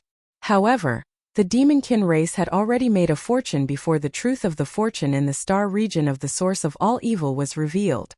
At this moment, when countless forces in the three dimensions of the universe were converging on the star region of the source of all evil in the central region of the first universe, the upper echelons of the Demonkin royal family and the Demonkin emperor planet were all raising their glasses and celebrating. Now the Demonkin emperor Mo Wentian and the upper echelons of the Demonkin race, who had truly tasted the benefits of being a ferryman, were completely convinced by this young Prince Xian. Chapter 37:20. When Grandpa Mo and the other two passed through the outer area of the source of all evil and entered the buffer zone of the central region, the star zone of the buffer zone was already bustling with people. Even before the countless low-level black beetles in the buffer zone of the central region were completely wiped out by the second universe's coalition army, this star zone had never been so lively. Although the central region buffer zone was called a buffer zone, it was actually an extremely vast star field. It was just that there were too many fleets stationed here. Although it did not appear too crowded as far as the eye could see, this void was extremely lively, and there was no kind of one to be seen at all. Large areas of the starry river were completely empty. The second universe's coalition army occupied a large part of the void. The blue fleet of the Myriad Net Federation, the immortal army of the human race's science and technology camp, and the starry battleship army of the 10 ultimate celestial palaces of the cultivation camp also occupied a large part of the void. These were the 4 camps, and each camp had more than 5 million battleships of all kinds. They were spread out in the void. In addition to these 4 camps, there were also a large number of small fleets and teams formed by rogue cultivators who had gathered and temporarily formed alliances with each other. In short, the entire buffer zone of the central region was like a starry night market, clamorous to the extreme. What's going on? It's a bit noisy. After passing through the outer area that was full of cracks in the void with great difficulty, Grandpa Emo was shocked by the bustling scene in front of him as soon as he arrived at the bustling Central Region's buffer zone. While looking around in bewilderment, he extended his mental power to search for some details and muttered to himself, "Is this still the source of all evil? Isn't this the most dangerous place in the first universe's planar universe? Look at how lively it is now. Why do I have the guts to come to the starry sky? Is this the feeling of a market?" It was no wonder that he had such an illusion. The scene in front of him was too smoky.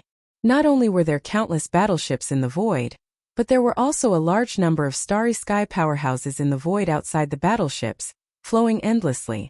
Basically, some small forces, small tribes, and a large number of powerhouses in the fleets of the rogue cultivators were taking this opportunity to communicate with each other. On one hand, they were gathering information from each other. On the other hand, they were taking advantage of this opportunity to exchange information and cultivation resources. From a certain point of view, the buffer zone of the root of all evil was indeed more like a temporary starry sky market. How could it still look like a plane-level starry sky danger zone? Of course, no matter what those factions and itinerant cultivators did, they could only stay in the relatively safe buffer zone of the central domain, where the countless low-level black beetles had been wiped out. As for the demarcation line in the void that connected to the core hinterland of the root of all evil, not to mention the other small forces and the rogue cultivator alliance, even the 4 major camps led by the allied forces of the various races of the second universe didn't dare to cross the demarcation line. Of course, the myriad net federation's Blue Fleet, the Immortal Army of the Immortal Dynasty, and the Starry Sky Battleship Army of the 10 Extremities Celestial Palace had all sent out small teams of scouts in the past 2 days and quietly entered the core hinterland ahead. Although they had lost more than half of their scouts, at least the general situation of the core hinterland was known to the 3 top forces that followed closely behind the allied forces of the various races of the second universe. Although they still didn't know that in the depths of the core hinterland ahead, there was a large void refining array that could steadily produce the root of all evil. But at least they knew that in the core hinterland ahead, there were a large number of ancient starry sky ferocious beasts that were rarely seen in the outside world. They were suspected to be guarding something, and this should be the ultimate goal of the allied forces of the various races of the second universe.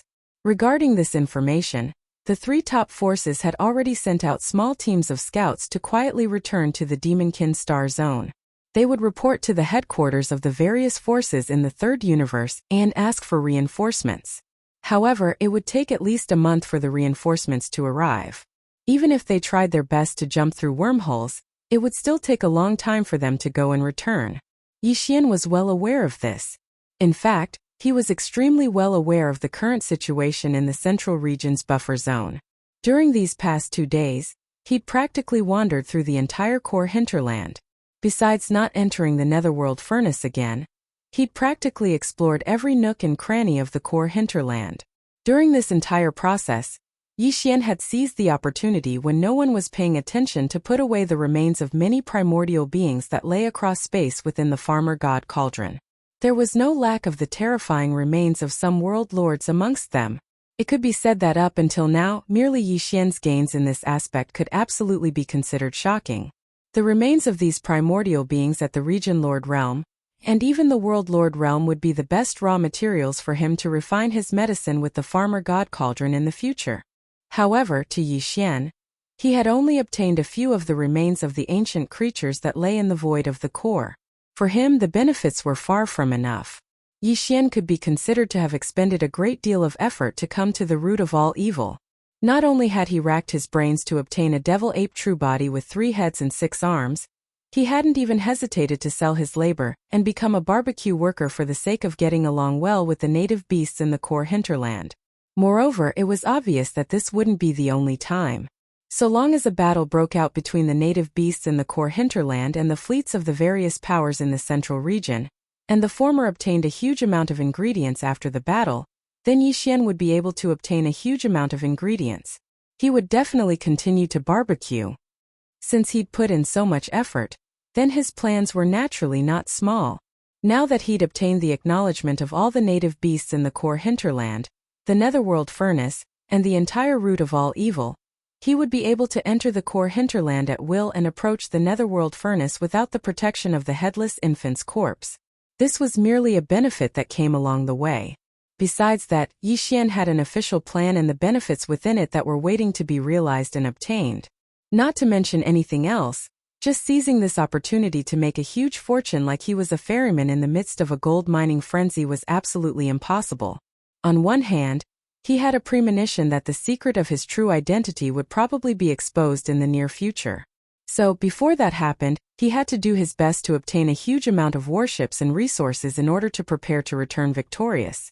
Chapter 37:21. During these 2 days, Yixian had gained a comprehensive understanding of the situation of the native beasts in the core area of the root of all evil.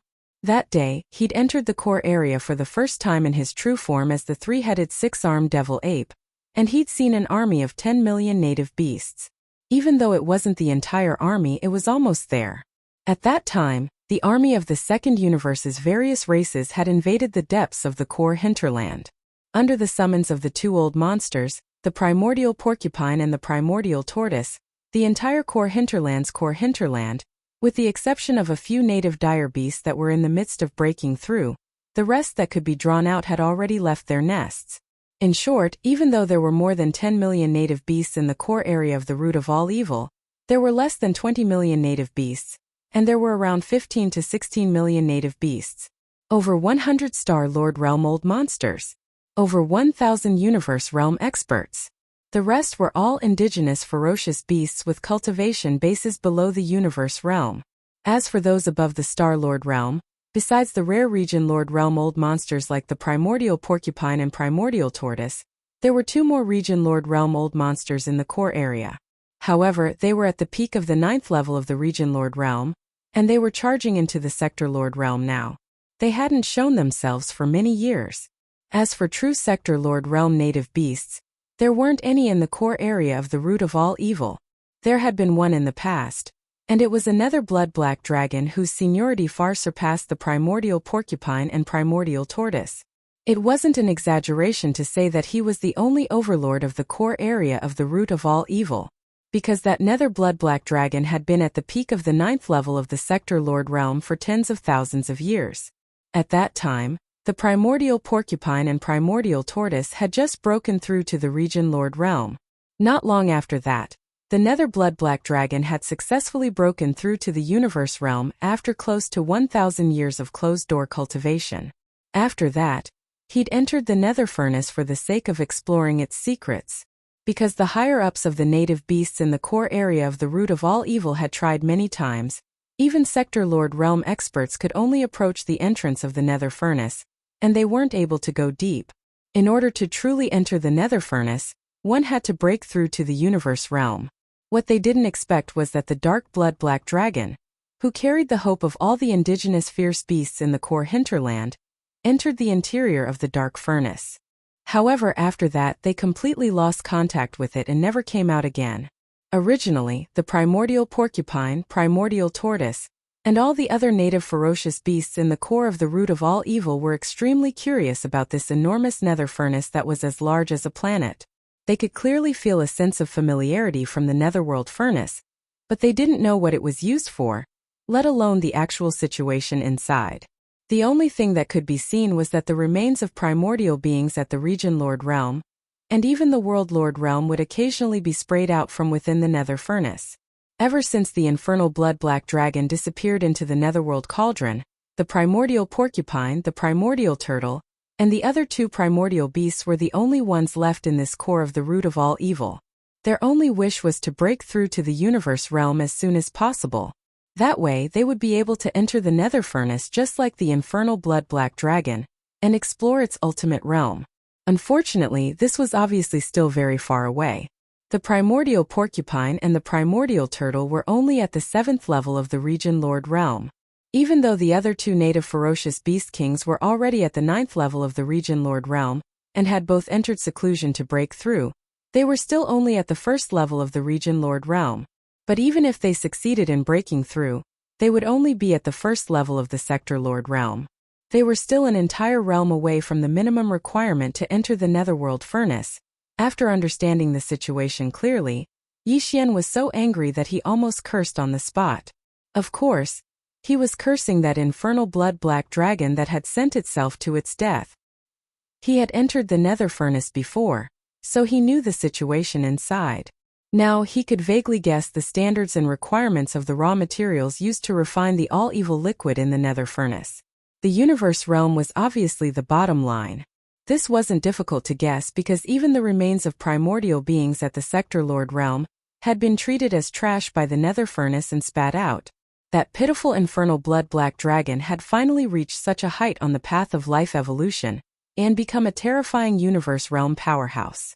However, in the end it had ended up in such a state. It had crawled into the nether furnace and was ground into a 9-colored pulp by that enormous millstone and the remains of primordial beings. What was even more infuriating was that the other native ferocious beast kings, including the primordial porcupine, the primordial turtle, and the other 2 domain lord realm ferocious beast kings, had actually been thinking about following in the footsteps of that infernal blood-black dragon. This was simply unbearably stupid. Unfortunately, he couldn't say anything about this, so this made Yixian feel extremely stifled and resentful. Fortunately, these 4 native ferocious beast kings were still a long way from reaching the universe realm. Even though Yixian was indignant, at least he didn't have to worry about them foolishly sending themselves to their deaths like that infernal blood-black dragon for the time being. The outside world has been extraordinarily lively these past 2 days. After casting aside these thoughts, Yixian turned to look at the primordial porcupine and the primordial turtle. I secretly went out to take a look. In addition to the fleet formed by the allied forces of the various races of the second universe, the native races of the first universe have also arrived, as well as the human race of the third universe. In the past 2 days, while Yixian had been understanding the situation in the core of the source of all evil from the primordial porcupine and the primordial hairy tortoise, the primordial porcupine and the primordial hairy tortoise, who were already brothers with him, had also understood the situation outside the source of all evil from Yixian. They had almost never left the root of all evil star domain, nor had they come into contact with beings from the outside world. There was also no such thing as the Starry Sky Network, so they were completely unaware of all this. It was even to the extent that they didn't know that there were actually 3 known large-scale stable universes in the current world, and the root of all evil star domain was merely a small piece of the central region of the first universe. Of course, that was only in the past. Now, after Yixian's explanation, they gained a rough understanding of the outside world, the primordial porcupine and the primordial turtle, and even those 100-plus old fellows at the Star-Lord realm within the core hinterland of the first universe. According to my knowledge, besides the humans from the third universe that aren't tasty and have smelly meat, there are also the hellhole ants and some other special races out there. Because they don't have any meat at all, they're unable to eat. The others are all top-rate ingredients. For example, one of the 3 great native races of the first universe, the spatial rats. TSK. Their meat is really tender.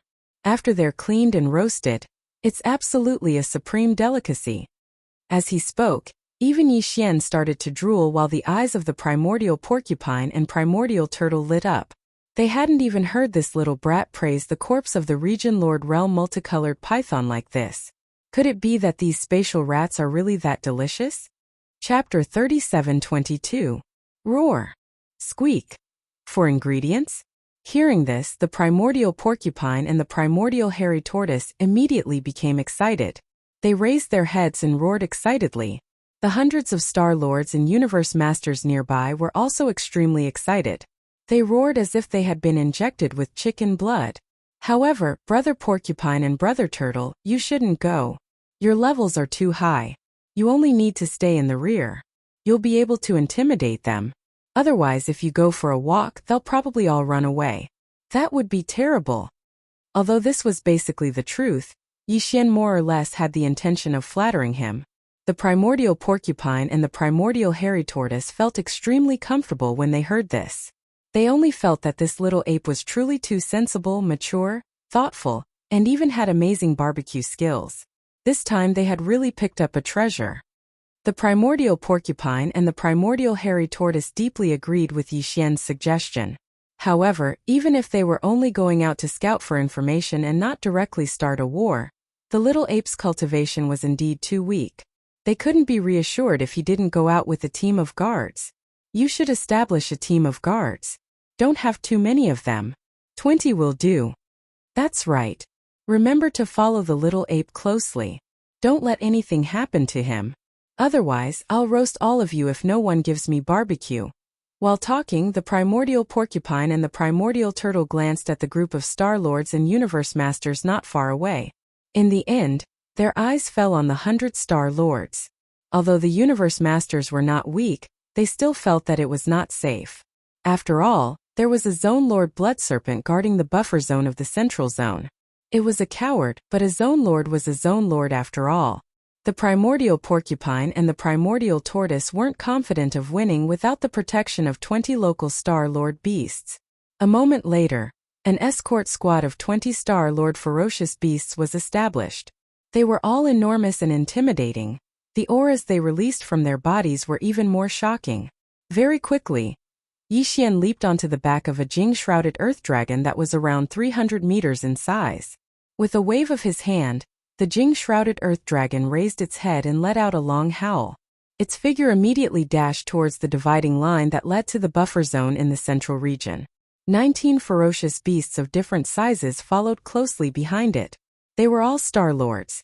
It was an appalling lineup. The Central Zone's buffer zone, the root of all evil. Grandpa Emo and the other 2 Star Lords of the royal family had already changed their appearances. Although they were still human beings, their unique mental power had been concealed. Grandpa Emo looked like a crude, unaffiliated human cultivator at this moment. The 2 Star Lords next to him were the same. They were 3 unaffiliated Star Lords from the human race, who had invited each other to compete for treasures in the root of all evil. At this moment, old Mr. Emo and his companions were sitting cross-legged in midair.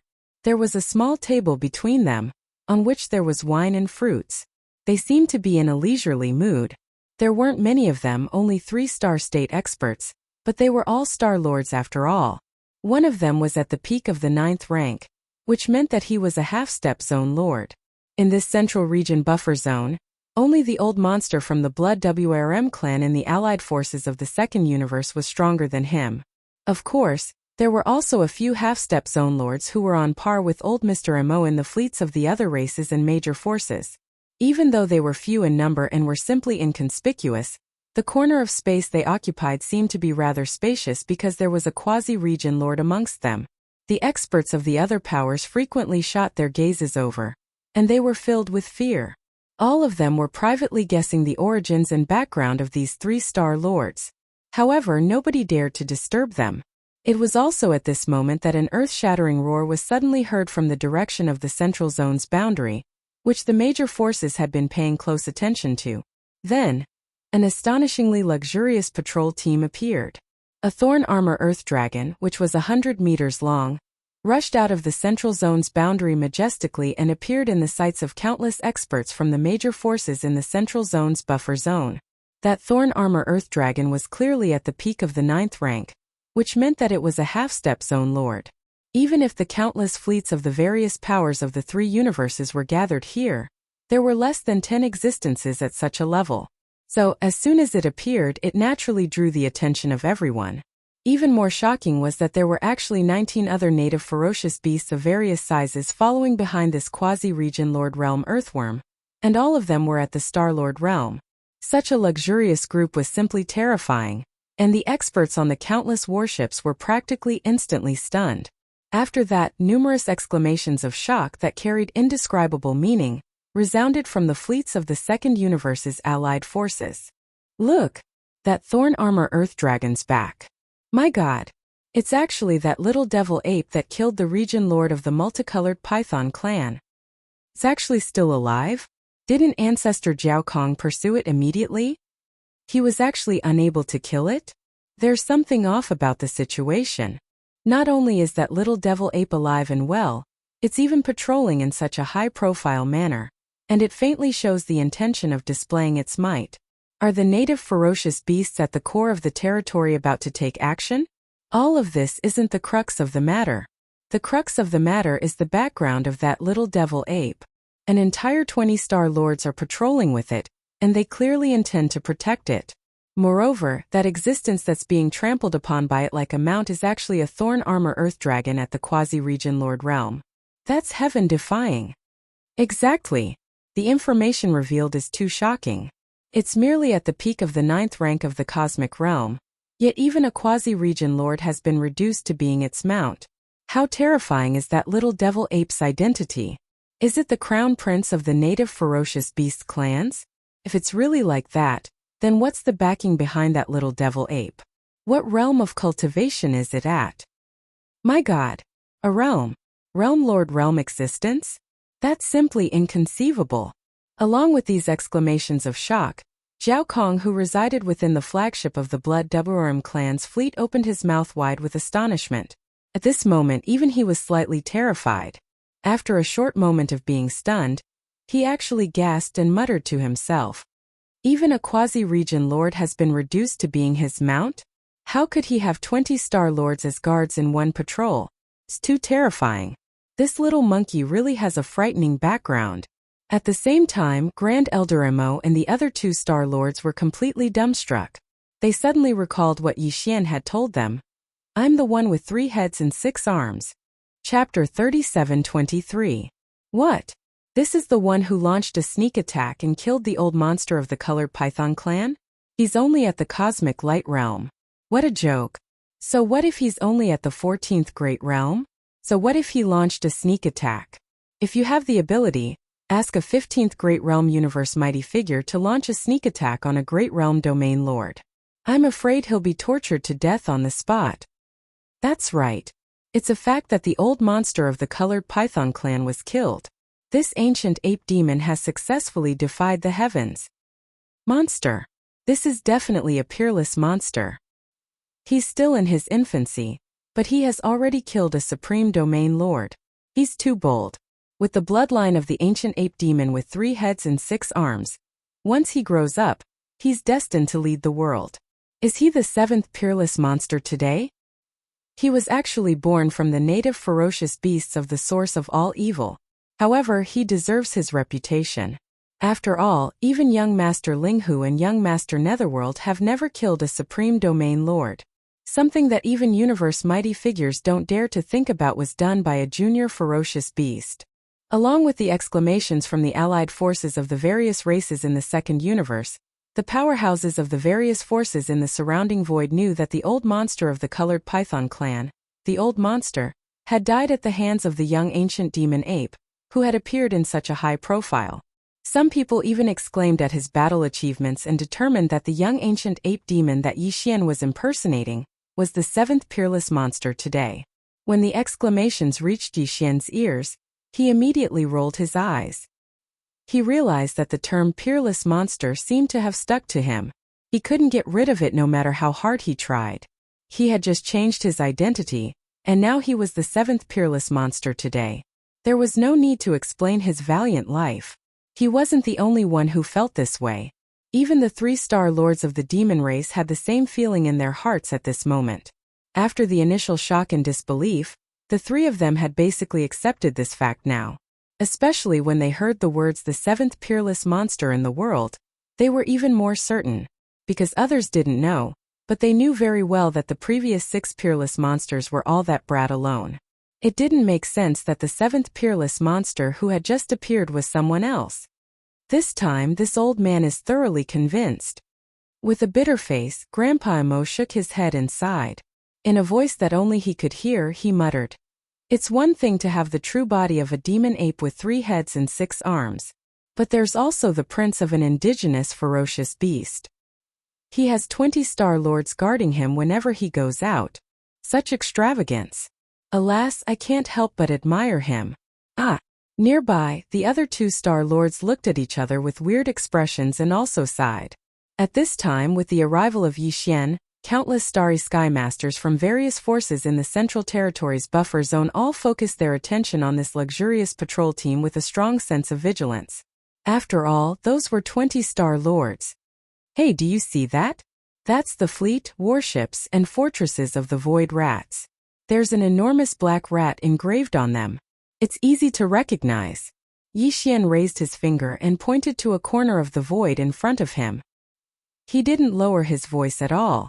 The words that came out of his mouth were clearly heard by all the experts from the various powers in the surrounding void. Trust me. The meat of such rats is definitely more delicious than that of pythons. The latter is still a bit rough, but the meat of the void rats is different. It's delicate and sweet. However, it's disgusting if there's a bit of filth left when it's washed and peeled. After all, they're rats. Phew! Before he could finish, a lot of noises were heard from the fleet of the void rats. After only 1 or 2 sentences, the 3-headed, 6-armed ancient ape demons had become the target of the entire clan. He wasn't small, but his words couldn't have been more vicious. He was too infuriating. No matter what, the Void Rat clan was still one of the top 3 clans of the First Universe's slave clans, and they were equally as famous as the Demon Clan and the Hell Ant clan. But now, they were being criticized in front of almost all the great factions in the 3 dimensions. Not only were they said to be delicate and sweet, but they were also said to be dirty. It was more than a slap in the face. It was basically a slap to the face and a stomp on it. Before the noises from the fleet of the Void Rats could stop, the 3-headed, 6-armed ancient ape demons raised his hand and pointed in another direction. His words were as infuriating as ever. As for the hellish ants over there, they're the ones with the enormous black ants on their warships. They're the hellish ants. The hell ant is not a good thing at all. Its black shell is extremely hard, and its insides are filled with disgusting grayish-white meat. If it's fried, it might be crunchy, and can barely be used as a snack. It's definitely impossible to roast them. They're too meatless. It's simply infuriating. As expected, a lot of noises were heard from the warships of the Hellish Ant's fleet. The Star-Lord Hellish Black Ant almost couldn't hold himself back.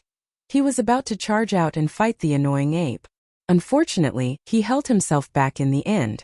The enemy's lineup was too magnificent. There were 20 Star-Lords, and one of them was a peak 9th rank Star-Lord. He would probably be crushed and killed on the spot if he were to charge out. Then, before the noises from the fleet of the Hellish Ants were over, the monstrous ancient ape demons pointed in the direction of the coalition army of the Second Universe. Hey, that's the fleet of the Second Universe's allied forces. Old friends, we've roasted a lot of them before, but there are some races you haven't tasted yet. Think of a way to get some later. Make a big pot of stew and stew them all together. While speaking, the primordial little demon ape began to introduce. The Second Universe's races have a top 10 ranking. Because these top 10 races have extraordinary bloodlines, the value of their flesh and blood is higher than that of other races. The blood dragons, the cyan rocks, and the battle lions are the best. Of course, the barbarian bull's meat is also good. It's chewy and chewy. The Golden Eagle clan and the colorful Python clan were fine, but the Silver Eagle clan and the Greedy Wolf clan could not be eaten. The experts of these clans could only be thrown away as garbage if they were killed. The former was a birdman, disgusting to eat, and the latter was suspected to be a weasel close relatives. The meat is either smelly or sour. Chapter 37-24. Awoo! Before Yixian could finish his words, an angry howl suddenly came from the flagship fortress of the Greedy Wolf clan's fleet. In between there was a faint aura of a universe master. Obviously, this was a universe master in the 15th realm of the Greedy Wolf clan who was enraged. This was indeed the case. Although there were many clans that were criticized by Yixian at this time, none of the top 10 clans in the Second Universe were spared, including the Dark Turtle clan that had not come this time. However, compared to other clans, the Greedy Wolf clan had a violent temperament. In addition, Yixian said that he was suspected to be a close relative of a weasel, and that his meat was either smelly or sour. This was not the first time that the Greedy Wolf clan's powerhouses had heard such words. Back then, young Master Linghu had humiliated the Greedy Wolf clan like this, and killed the clan's young master Langang Lai. This kind of shame and humiliation had appeared again this time. With the violent temperament of the Greedy Wolf clan, it was obvious that they could not hold it in. Although the Star-Lord Old Monster in the clan's fleet did not say anything, the Greedy Wolf clan's Taoist son, Langang Lai, who was accompanying the fleet, could not hold it in and roared angrily. Little monkey, you are relying on a group of Star-Lord Old Monsters to support you. What kind of ability are you to talk nonsense? Is the bloodline of the ancient ape demons so despicable? I, Langang Lai, am also a young descendant of the Greedy Wolf clan. Do you dare to fight? I will definitely suppress you. Awoo! As the voice sounded, A figure rushed out of the flagship fortress of the greedy wolf clan's fleet and floated in the void in front of the fortress. He immediately activated the bloodline in his body and showed his bloodline true body. This was a greedy wolf with a height of 1,000 feet and a body full of blood-colored hair. There was not a single strand of mixed hair. Ferocious flames filled the sky. He raised his head and roared toward the sky. Lengang Lai? The Taoist son of the greedy wolf clan?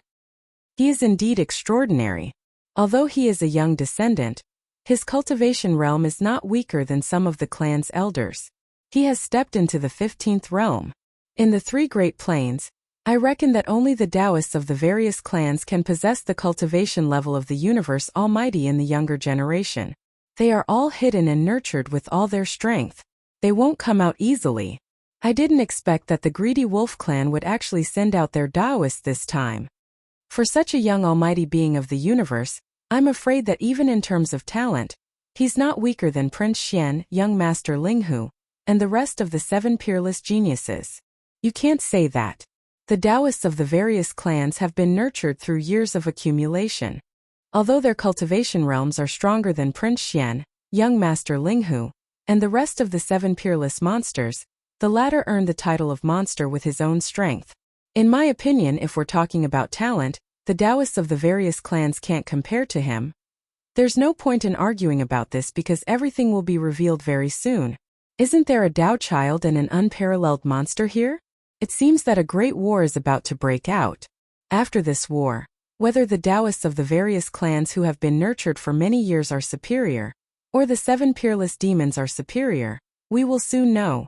Hearing these discussions, the eyes of Jiao Kong, the old monster in the flagship fortress of the Blood Devouring fleet, flashed. He seemed to be moved as he muttered to himself, "This is an opportunity. It seems that this little demon ape must be the child of some ancient ape demon at the sector lord level in the core hinterland. Otherwise, why would he have 20 star lords guarding him? Even the 2 old monsters, the primordial porcupine and the primordial tortoise, are afraid of him? Besides, he's only at the cosmic state. Yet he can run rampant in this star zone, the source of all evil. It's very likely that there's only one sector lord in the core hinterland ahead. Otherwise, his child wouldn't be so rampant. It seems that if we can capture this little demon ape and make the ancient ape demon at the sector lord level hesitate, we'll be able to take the initiative. After all, it's extremely difficult for such a being to have a descendant. Seeing that he sent 20 star lords to guard his child, it's obvious that he values him very much. Jiao Kong became excited as he spoke. He secretly sent a voice transmission to Lang Gongqiang, who had already rushed out of the flagship fortress of the voracious wolf clan and was provoking him. Lang Gongqiang, I'm Jiao Kong. This kid's identity is very sensitive. The older generation like us can't do anything. Otherwise, it would be even harder to capture him. I'll leave this mission to you. Continue to provoke him with words and ask for a battle between peers. Capture him at all costs. As long as he's restrained, I'll take action as soon as possible. Lang Gongqiang's eyes glittered. He vaguely guessed what Jiao Kong meant. If they could capture the little demon ape, the Alliance army of the Second Universe would be able to enter the core hinterland again and obtain the treasures there. Lang Gongqiang would definitely be the first to take the credit then. Lang Gongqiang was both angry and greedy at the thought of that. He was afraid that the little demon ape wouldn't accept the challenge, so he shouted even louder. Roar! Little monkey, are you scared? If you are, go back to your mother and drink milk. You shouldn't have come to this space battlefield. Roar! This was no longer a clamor, it was clearly a humiliation. The 20-star Lord level ferocious beasts protecting Yixian were instantly enraged, and a few of them were about to charge out. Wait! He claims to be a junior. How can we bully him? Before those Star Lords could rush out, Yixian sneered and dashed forward. You're just a cosmic state weasel. I can kill you easily. Roar! When he finished speaking, Yixian had already reached the battlefield in the void. Although he was much smaller than Lang Gongqiang's greedy wolf bloodline true body, he was only 30 meters tall. However, he was fearless. Among the 3 greedy wolf bloodline true bodies, the greedy wolf bloodline true body faced the enemy and punched out. You'll know who's going to kill who soon. Roar! Lang Gongqiang sneered.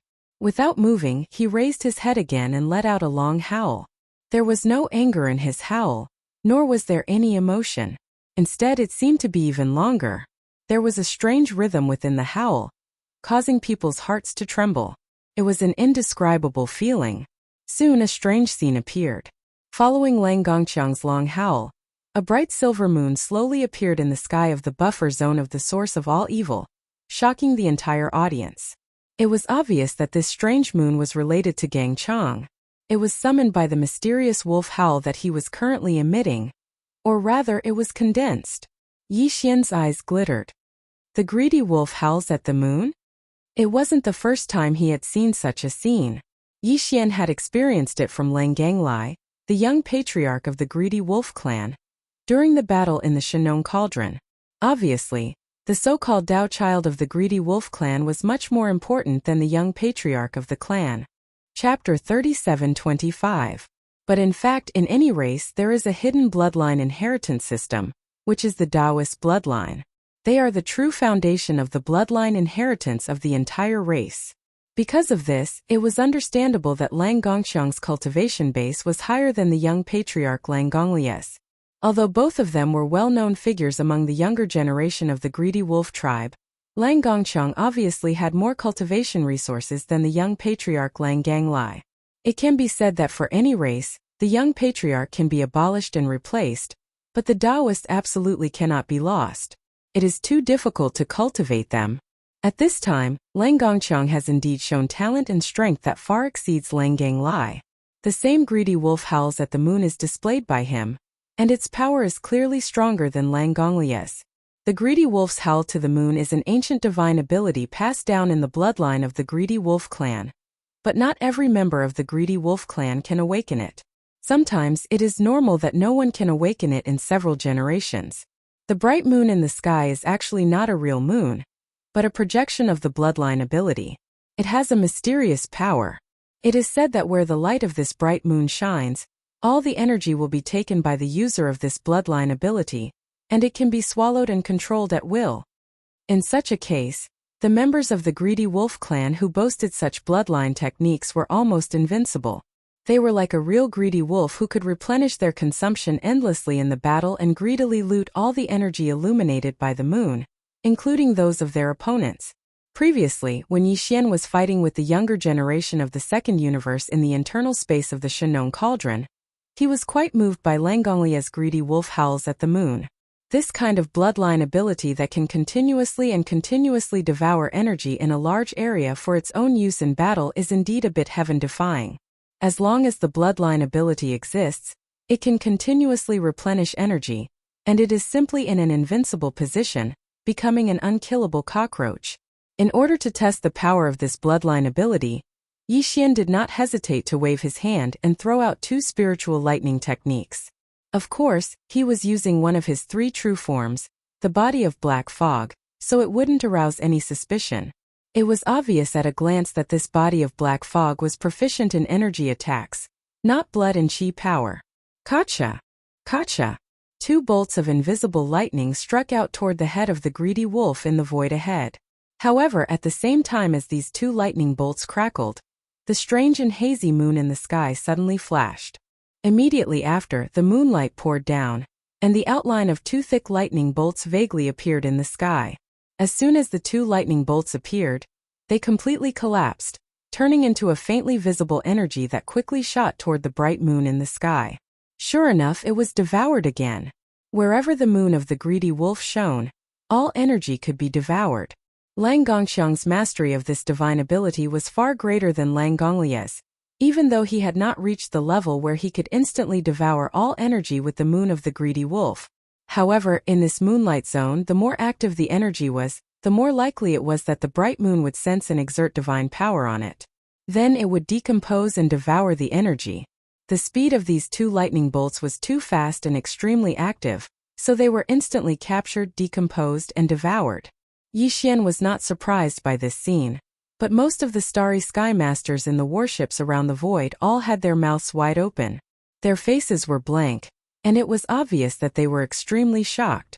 The greedy wolf howls at the moon was indeed extraordinary.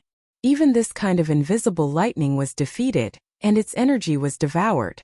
Moreover, the bright moon manifested by this divine ability clearly had some kind of connection with Lang Gongqiang himself. It allowed him to replenish his energy at any time during battle through the bright moon of righteousness. This was a lost ground. Your lightning divine ability is useless against this Taoist. In the area illuminated by the moon of the greedy wolf, the more active the energy is, the more likely it is to be instantly sensed and captured, then decomposed and devoured. The more you use, the greater the benefits this Taoist will receive. Haha. Seeing that one of the 3 real bodies of Yixian, the black fog body, was decomposed and devoured as soon as it released 2 invisible lightning bolts, Lang Gongqiang laughed complacently and suddenly waved his hand. Now let's test the power of your lightning divine ability. Crack. Crack. To everyone's surprise, 2 strange cracking sounds suddenly came from the strange bright moon in the sky at this moment. Then 2 moon-white lightning bolts struck down at an extremely fast speed. In the blink of an eye, they were above the head of Yixian's devil ape real body. In the void all around, exclamations sounded again at this moment. What? There's actually such a change? Not only did it decompose the opponent's attack, but it can also restore it and counterattack after devouring it directly? The moon of the greedy wolf is simply too amazing, okay? Or, Lang Gongqiang's talent can't be so abnormal, okay? Yes, it's really too abnormal. To be able to comprehend the bloodline divine ability of the greedy wolf clan to such an extent and trigger the transformation of restoring and counterattacking, this is too amazing. Even in the greedy wolf clan, there are very few people who can awaken this bloodline divine ability. In the younger generation, it seems that only the former young master of the clan, Lang Ganglai, has this talent. I didn't expect that Lang Gongqiang not only awakened the moon of the greedy wolf, but also comprehended a new transformation. As expected of the Taoist of the clan, this time the prince of the indigenous fierce beasts, this lawless little devil ape, is probably going to be defeated. Although the ancient devil ape's bloodline is heaven-defying and has 3 real bodies, in the face of such a powerful ability, all energy attacks are useless, and even have a reverse effect. His cultivation realm is lower than Lang Gongqiang's, so he can't fight at close range at all. It's like his hands and feet are tied, and all means are ineffective. The only result is that he can only be suppressed. Bang! A whoa! As soon as the last discussion fell, an earth-shattering sound suddenly came from the void battleground in front of them, followed by an extremely mournful howl, full of unwillingness and pain. The primordial little devil ape, who was expected by the powerhouses to not dare to fight at close range, directly teleported to the side of Lang Ganglai without any scruples, dodging the 2 moon-white lightning bolts at the same time. Then he flipped his hand and summoned a giant cudgel, which was 1,000 feet long, and held it in the right hand of the primordial little devil ape, which was covered with black hair, and smashed the cudgel on the head of the giant wolf. Chapter 37:26. A woo! A long mournful howl resounded. Lang Gongqiang's huge eyes rolled up as he passed out on the spot. On the top of its head, a suspicious bulge the size of a small hill quickly appeared. Obviously, it was directly knocked out by the giant stick in the hand of the small Archean demon ape. It could be seen that the strength of the stick was so great that it made people shudder. This cudgel was actually another component of the Shenong cauldron, the Shenong pestle. This pestle had already been refined by Yixian, so it could change its shape at will. Could be big or small. Right now, when it was taken out by Yixian, it had deliberately changed its shape. Could not be seen at all. It had turned into a big weapon with a thin head and a thick head like a spiked cudgel. The small primordial ape demon was only about 100 feet tall, but it was holding a huge cudgel that was over 1,000 feet long. With just one strike, it knocked out the Taoist from the greedy wolf clan. Even the almighty expert's head was not able to withstand the blow, and a huge bruise appeared on his head. It was simply too ferocious. What a bullsh *T Taoist. His head is too weak. Such a big bump appeared on his head after a light hit. He passed out immediately. I haven't even hit him enough yet. Just as the countless experts in the void opened their mouths in shock, the small archaic demon ape with 3 heads and 6 arms muttered in a human voice. It held the cudgel in its right hand and one of Lang Gongqiang's hooves in its left hand. It turned around and dragged Lang Gongqiang toward the 20 Star Lords behind it. This scene made countless people dizzy. the dignified Taoist of the greedy wolf clan, a mighty figure of heaven and earth in the 15th realm, looked like a prey that had just been hunted. He was dragged away in the void without realizing it. What made people even more speechless was that the guy who did this was still muttering to himself softly, complaining that his head was not hard enough and that he would pass out after a light hit. It was not satisfying at all.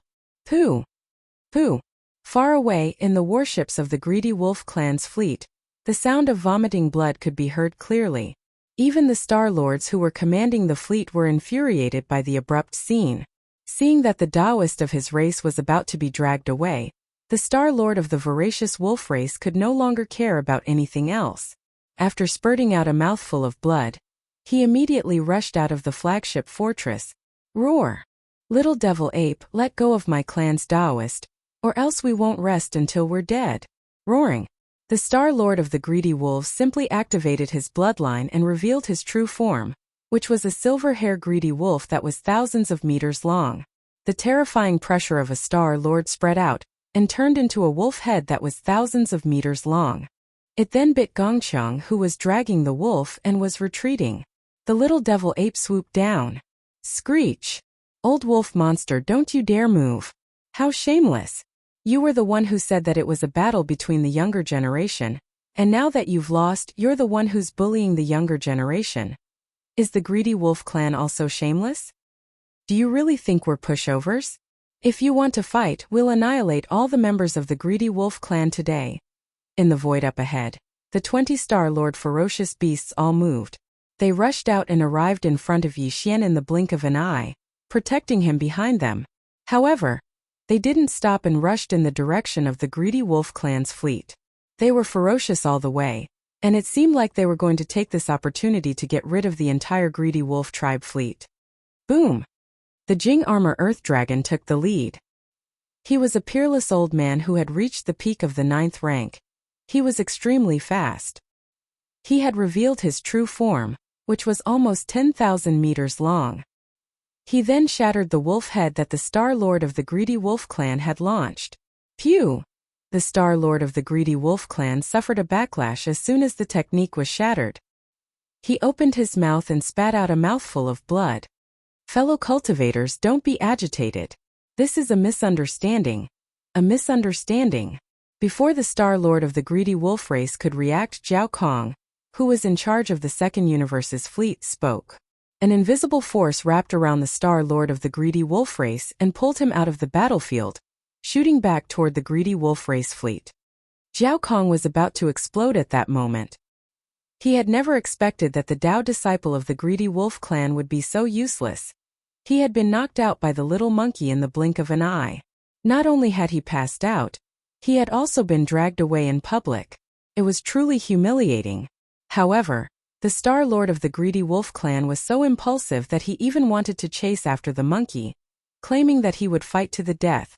That old B***starred gave the monkey an excuse to attack, and it was very likely that he would infuriate the ancient demonic ape at the center of the battlefield. That old monster was a terrifying being at the Sector Lord level after all. He wouldn't attack easily. However, the Star Lord of the greedy wolf clan had taken the initiative to claim that he would fight to the death. That was simply courting death. Zhao Kong was so angry that he could only try to mediate the situation, which was equivalent to forcing him to show weakness. After all, he was the commander-in-chief of the army of the Second Universe, and the strongest person in that army. Now, in order to ease the atmosphere, he had no choice but to say such words of weakness. This had a great impact on the morale of the entire fleet. Fortunately, the monkey had restrained himself in the end. Even though the 20 Star Lord realm native beasts were strong, there was still a gap between them and Zhao Kong, who was at the Region Lord realm. At this moment, when they noticed that the little monkey was unharmed and a Region Lord had shown weakness, they could be considered to have barely obtained an explanation, so they didn't continue pursuing relentlessly. All of the 20 Star Lord realm ferocious beasts stopped in midair after Zhao Kong spoke. After a few more cries of indignation, he turned around and retreated to a spot thousands of kilometers away from the other side of the void. Right when Zhao Kong thought that this matter had temporarily come to an end, Yi Xian, who had retreated to a spot millions of kilometers away, turned around at this moment. The club in his hand vanished, and with a flip of his hand, he withdrew a ferocious black demonic blade. He didn't say anything and slashed at Lang Gongqiang, who was being dragged behind him. Ow! A shrill howl resounded once more. This strike had sliced off Lang Gongqiang's left hind leg, and it woke him up from the pain. He howled before falling unconscious once more. That hit was really too vicious. Even now, his brain was still buzzing incessantly. Suddenly, the pain woke him up for a moment. It was just a conditioned reflex. You want to fight to the death? Come, let's hurt each other. Chapter 37:27. Roar. Awoo. The Star Lord of the voracious wolf clan roared furiously, his voice shaking the surroundings, but this time he didn't continue to taunt and taunt. He had already realized how unwise his actions had been. However, watching the path chosen of the greedy wolf clan being chopped off by the primordial demon ape and roasted in public made him furious, so he decided to vent his anger in such a way. Sizzle! The Shenong flames that Yi Xian had summoned from the space inside the Shenong cauldron started roasting Lang Gongqiang's enormous hind leg as soon as it enveloped it. Sizzle, sizzle, sizzle. It was the sound of the fat in the wolf's leg being roasted. Very quickly, a strong meaty aroma wafted out, gradually spreading far and wide in the surrounding void. Some of the experts in the void outside and not in the cabins of the battleships subconsciously sniffed the aroma, saliva flowing uncontrollably from their mouths. Yi Xian was only joking when he said that the meat of the greedy wolf clan was either smelly or sour. As a matter of fact, the meat of the greedy wolf clan was delicious, and it was even more extraordinary after being roasted by the Shenong cauldron's dual-colored flames. It could definitely be called a meat medicine. After all, Lang Gongqiang was a Dao disciple of the greedy wolf clan. He had been nurtured since he was young, and the greedy wolf clan had used all of their resources to nurture him. It was unknown how many heavenly and earthly treasures had been thrown in, but his flesh and blood were even more precious than ordinary greedy wolf clan experts. At this moment, even Yi Xian couldn't help it. He swallowed hard when he smelled the scent. It was only the hind limb of the true body of the greedy wolf. Naturally, it wouldn't have been enough for the 20 Star Lords to feast on it. At this moment, seeing that the wolf's leg was about to be roasted, the 20 Star Lords, including the thorned earth dragon, all shrunk their bodies to be much smaller than Yi Xian's 30 meters tall body. They were clearly ready to share the roasted wolf's leg later. It was just a wolf leg, and they could only shrink their bodies to be able to taste a bit of it.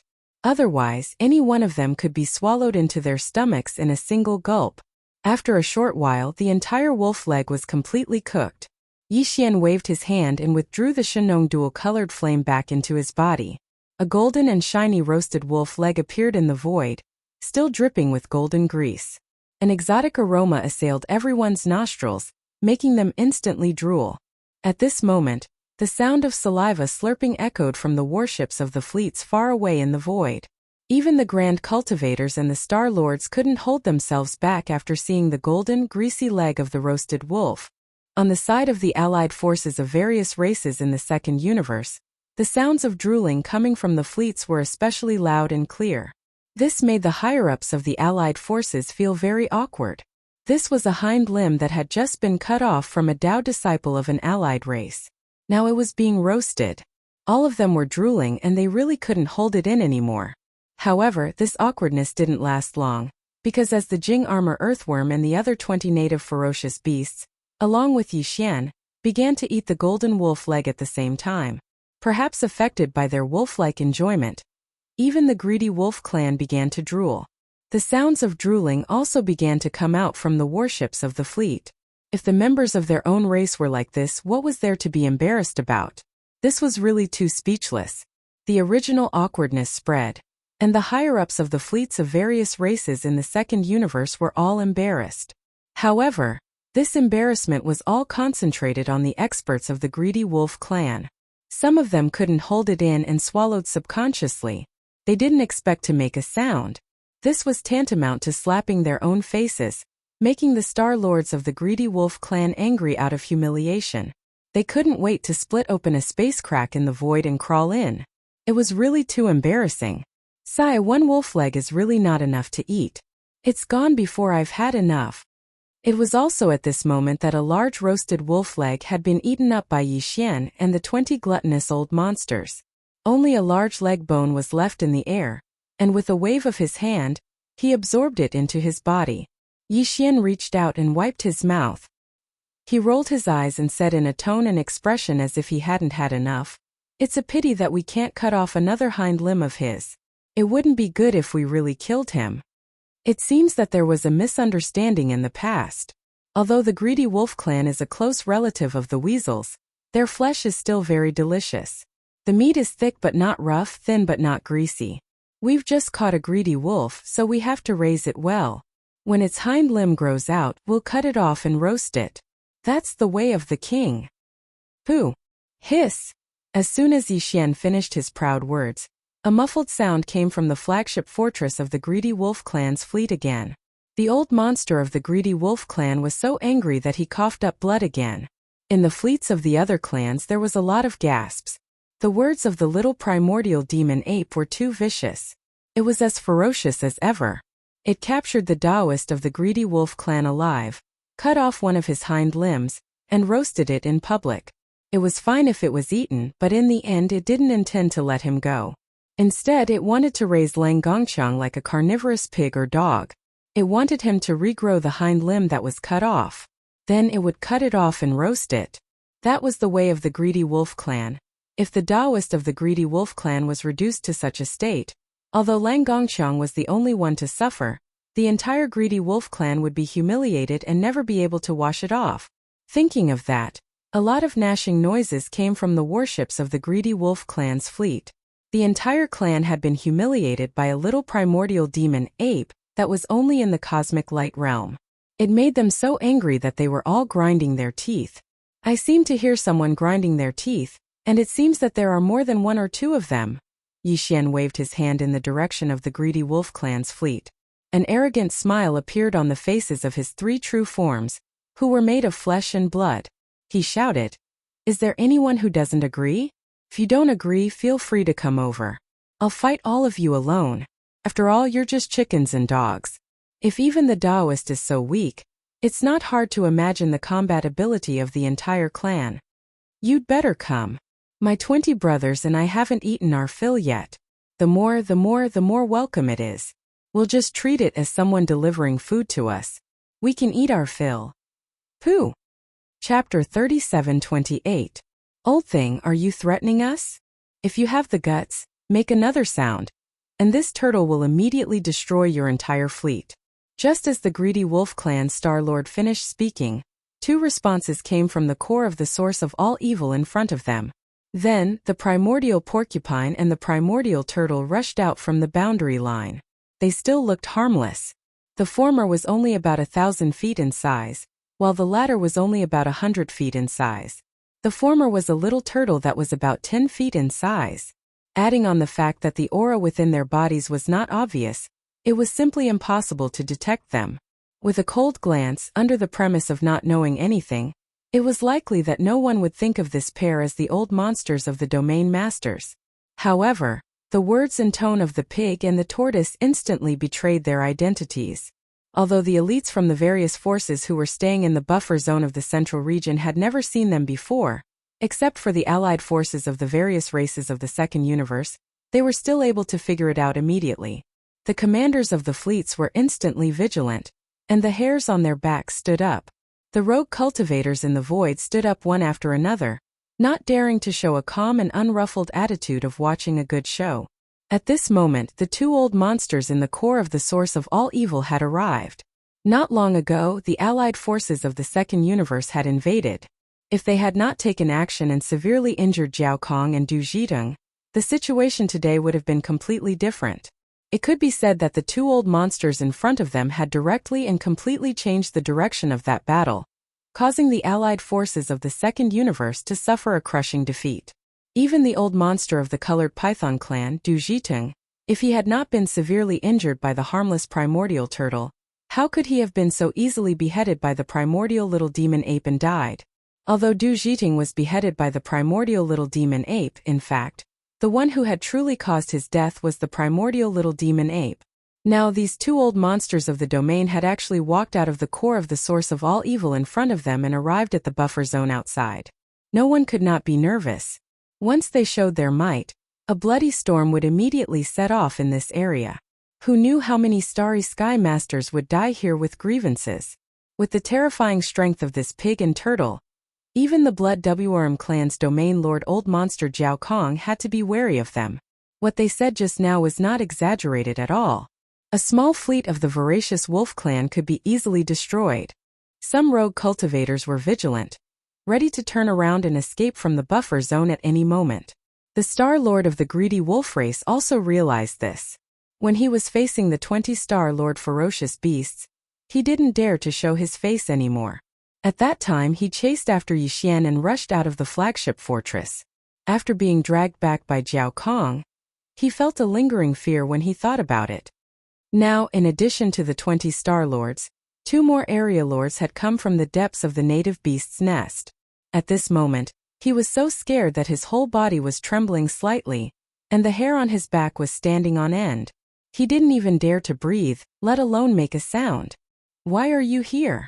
"Oh, didn't I tell you just now? This ape can deal with this bunch of chickens and dogs outside by myself." Yixian, who had transformed into a 3-headed and 6-armed devil ape, walked forward slowly when he saw the primordial porcupine and turtle.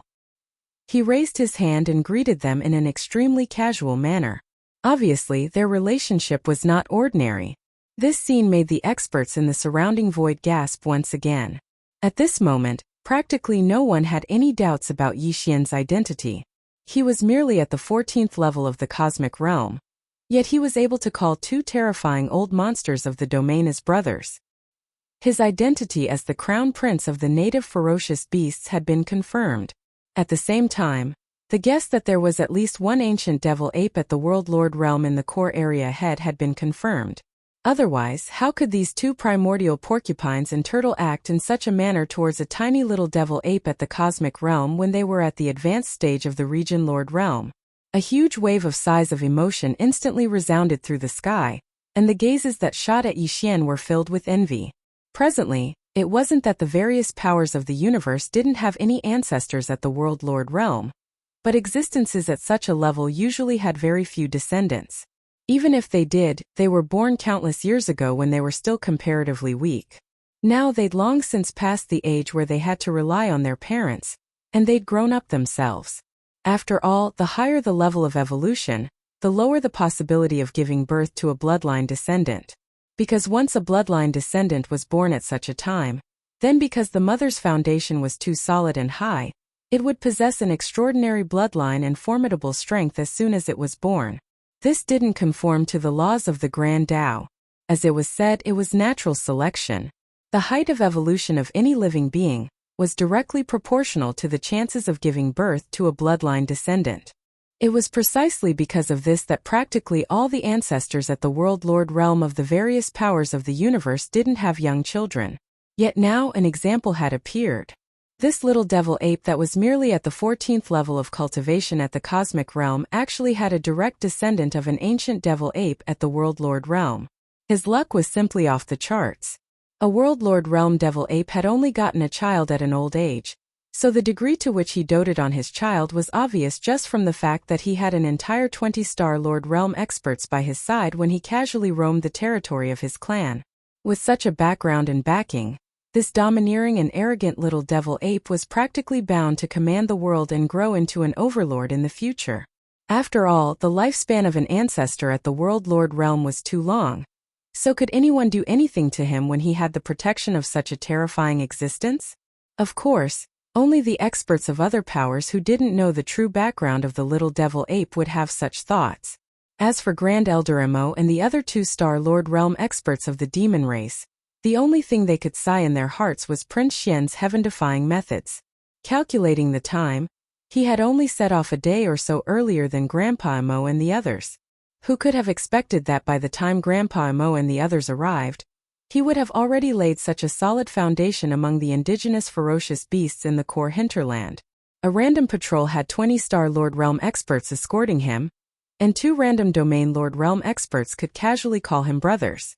This was simply 2F*King unbelievable.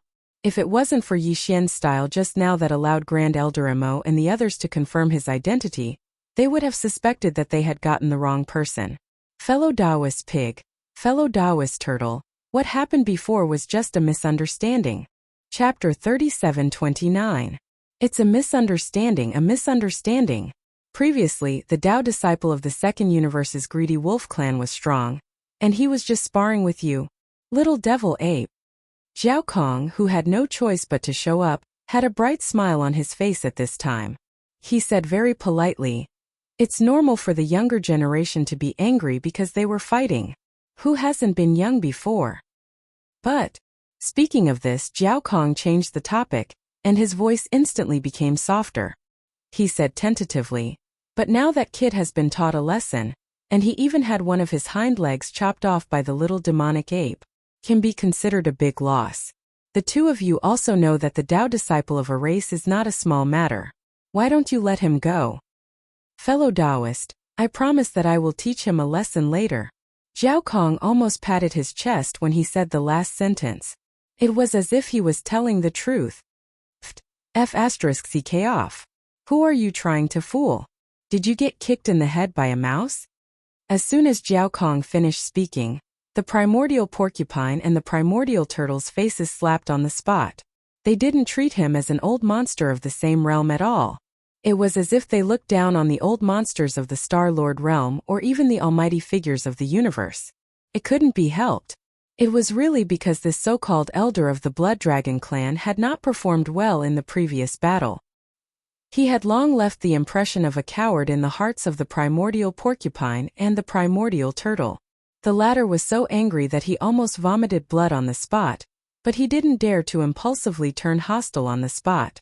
If that was really the case, the result of him facing two old monsters of the same realm was obviously destined, and that was that he would be miserably killed. This might be the reason why he left the impression of a coward in the hearts of the primordial porcupine and the primordial turtle. As an expert, if one did not have the heart of an expert, one could only show off their might in front of the weak and the younger generation. But if they were to meet an expert of the same level who was slightly more unyielding, they were destined to be looked down upon. That little wolf cub was captured alive by little devil ape.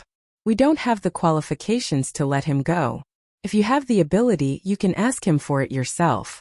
That's right, don't say that we didn't give you a chance. Weren't you the ones who clamored for the younger generation to fight? Sure. Then, the primordial turtle turned around and looked at the fleets in the void. He sneered and said, "The so-called three planes of the universe must be full of powerful forces and unaffiliated cultivators. We won't bully you. Don't you want the fortune deep inside the core hinterland? Don't you want that little wolf cub back? Sure, as long as it's a junior we won't interfere. As long as you have the ability, just go and find the little hairy ape. We'll give you a place in the core area. The edge of the land. The younger generation geniuses of any power can enter the core area. The little hairy ape will also wait for them at the edge of the core area. It will not enter the depths of the core area. The older generation like us will also retreat to the depths of the core area, and not interfere in this battle." The little hairy ape himself said that he wanted to fight all of you by himself. What else can we not trust? Bring it on if you dare. The little hairy ape will challenge all the younger generation geniuses of the three planes on its own. However, let me make it clear first. The older generation like us won't enter the edge of the core area. None of you who aren't the younger generation are allowed to cross the line into the core area. That area will be left to the younger generation. If any of you disobey the rules, don't be afraid of us. We'll kill you mercilessly if you don't. Also, even the younger generation of your species will be responsible for their own lives if they enter the edge of the core area. You'd better think carefully before you enter. You might be able to enter alive, but you won't be able to cross the line. After that, the primordial porcupine and the primordial turtle turned around and waved at Yi Xian, leading him and the 20-star Lord Ferocious Beast to the boundary that would lead to the core area. The last words of the primordial porcupine only came from afar, and were heard by every starry sky powerhouse on the scene before its figure disappeared. Remember, the time limit is only 3 months. This is already very lenient. It is enough for the major forces to send scouts back to their clans and dispatch the younger generation heavenly legends. If the little hairy ape is still safe and sound, all the forces will retreat from the root of all evil. Otherwise, we'll kill every one of you that stays. Yi Xian, who had been confused at first, was enlightened after hearing that. As it turned out, the primordial porcupine and the primordial turtle were trying to force all the fleets of the forces from the three planes to leave the central region's buffer zone. Most of the fleets that had stayed in the central region's buffer zone were the top forces from the three universes, such as the fleets of the races from the second universe, the first universe, the official fleet of the Federation of the third universe, and the two fleets of the human race and the cultivators. These top forces all cared about their reputation. Since they had made a bet with the native ferocious beasts of the root of all evil, then if they really lost this 3-month bet, they naturally wouldn't be so thick-skinned as to stay in the root of all evil star field and not leave. Even if they still didn't give up, they would at least withdraw from the central region's buffer zone. They wouldn't even stay in the outer region of the root of all evil. Basically, they would completely withdraw from the root of all evil star field and stay in the void of the universe outside this star field to come up with other plans. Although they didn't leave in the end, they had withdrawn from the central region's buffer zone and the outer region after all. Even if there were any subsequent actions, with the distance between these two regions as a buffer, the native ferocious beasts in the core hinterland would have enough time after receiving the information from the scouts at the front. They would have time to respond. The central region's buffer zone and the outer region were very vast. If there were scouts stationed at the edge of the outer region, once they made a move, it would take at least 5 to 6 days to reach the core hinterland if a large fleet approached. Even if a small group of domain masters and star masters entered in a hurry, they would still have about 3 days left for the native ferocious beasts in the core hinterland. 3 days was enough for them to make some arrangements. After realizing this, Yi Xian sighed faintly. The primordial porcupine and the primordial turtle had spent so much effort to make such arrangements because there wasn't a single sector master among the native ferocious beasts in the core hinterland. Chapter 3730. However, what Yi Xian didn't understand was how they could be so sure that he could single-handedly challenge all the younger generation geniuses from the various powers of the three great planes. Were they not afraid that he would lose the bet because of his carelessness? Yi Xian and the 20 Star Lords who were escorting him crossed the border, following the primordial porcupine and the primordial tortoise, and entered the core of the root of all evil from the central region's buffer zone. The two old men immediately grinned when they asked the question that they were puzzled about. "You little brat, do you really think we're senile? We wouldn't have let you take risks if we weren't confident in you. Not to mention the young geniuses of the major forces out there. Even the experts of the older generation wouldn't be able to do anything to you as long as they aren't Star Lords yet." That's right. The Tao disciple of the Greedy Wolf clan was careless, but he was strong and had grasped the second level of the Greedy Wolf's Howling Moon technique. His combat ability was quite shocking among the young geniuses. Even so, didn't you still knock him out? Kid, you're really amazing. Earlier, you utilized a starry sky treasure to kill that multicolored python that had fallen from the ranks of region lords. This time, the club you used to smash the wolf unconscious was actually a primordial treasure of the same rank as well. Besides, the dual-colored flame in your hand is also giving off a strong desolate aura. We don't know what you've gotten, but it's definitely not a problem for you to crush the so-called young geniuses of the major forces out there with those methods. You'll be fighting all of them by yourself. Stinking kid, don't lose face for us native ferocious beasts. Once you lose this bet, then the situation we'll face would be extremely severe. Because at that time, practically 1 or 2 region lords from the various powers would arrive here, and we wouldn't occupy an advantage in terms of overall strength. Even if those 2 fellows who were in closed-door cultivation 1,000 years ago come out, unless they successfully break through and enter the Sector Lord realm, even if our native beast race has 4 old monsters at the Domain Lord level, we are absolutely unable to go against the top powers of the 3 universes. Of course, if we have no other choice, we can still retreat to the Netherworld furnace deep in the core hinterland. Then there will be a lot of remains of realm lords along the way, which will stop the fleets of all the forces from moving forward. It's even possible that they'll be wiped out. After all, they're not protected by the Netherworld furnace like us. But in this way, the secret of the Netherworld furnace will be exposed to the world. At that time, it's hard to guarantee that the various powers won't send Sector Lords or even universe-grade experts that surpass Sector Lords. If the situation really develops to such an extent, the final result, not to mention us native ferocious beasts guarding the netherworld furnace, even the netherworld furnace that has existed for countless years will be in danger. Never underestimate the experts of the starry sky. Many old freaks don't make an appearance rashly because they seek the heaven Tao. But if there are sufficient benefits, then they'll arrive before anyone else. When they spoke up to hear, the primeval porcupine and tortoise actually sighed faintly at the same time, and they seemed to be sighing with emotion about how they were too weak and could only helplessly go with the flow. It had to be said that the feeling this scene brought to Yixian was very strong. Two supreme old freaks at the advanced stage of the Region Lord realm were actually sighing faintly before him right now, and they seemed to be in high spirits. This caused Yixian to suddenly feel that it was laughable at the beginning, and then it was lamentable at the end. He was merely at the cosmic realm, and he was even a step away from attaining the cosmic realm. So, when compared to the primeval porcupine and tortoise, he was a true joke. Brothers, don't worry. Everything will be fine with me here. They're just a group of useless people so they can dream of leaving. While feeling moved in his heart, Yixian raised his hand to rub the tortoise's fur, and then he stomped forcefully on the back of the primeval porcupine beneath his feet before he spoke these words. At this moment, what he really wanted to tell them was the terrifying truth about the netherworld furnace. However, he gave it a moment of thought and decided not to do so. He was slightly worried that the primeval porcupine and tortoise wouldn't be able to accept it in a short period of time. After all, the netherworld furnace was practically equivalent to a form of belief or even faith to them and all the native ferocious beasts that lived at the core area of the root of all evil.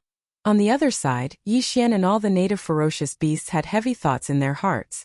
On the other hand, the higher-ups of the various powers in the buffer zone outside the core area were the same, and they all had their own thoughts. They actually set a 3-month bet? What do those two old monsters want to do? They're too arrogant. That little primeval demon ape alone wants to challenge all the young geniuses of the top powers in the 3 universes. Do they really think that all the Taoists of the various races are hotheads like Lang Gongqiang? They don't have any combat experience at all. They were knocked out and dragged away by a stick. Shua, keep your voice down. That Star Lord of the Greedy Wolf clan has been suppressing his anger for a long time, and is looking for a place to vent it. This must be the intention of the ancient devil ape in the depths of the hinterland. Just from the battle just now, one could see the importance of battle experience.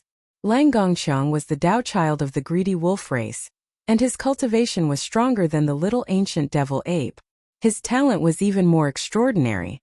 His race's greedy wolf howls at the moon divine ability was even more powerful than the little ancient devil ape. He has comprehended the second level of transformation. But in the end, he ended up in such a miserable state and was knocked out by a stick. This battle has made the primeval demon ape feel something. These hidden Taoists really lack combat experience. The primeval demon ape is worried that the little primeval demon ape will also have this problem. After all, when it grows up in the future, it will definitely need to go out and travel. It's impossible to have a Star Lord protecting it all the time. It just so happens that this time, most of the top powers in the 3 universes are here. There are countless geniuses of various races. It's the best time to temper the little primeval demon ape. It's too overbearing and too arrogant. It actually used the young geniuses of all the top powers in the 3 universes as whetstones. This battle is already unavoidable. The Taoists of the various clans will definitely descend one after another. The primeval little devil ape is too arrogant and ruthless. Not only did it capture a Taoist and ridicule him like a clay chicken, it even roasted him in public.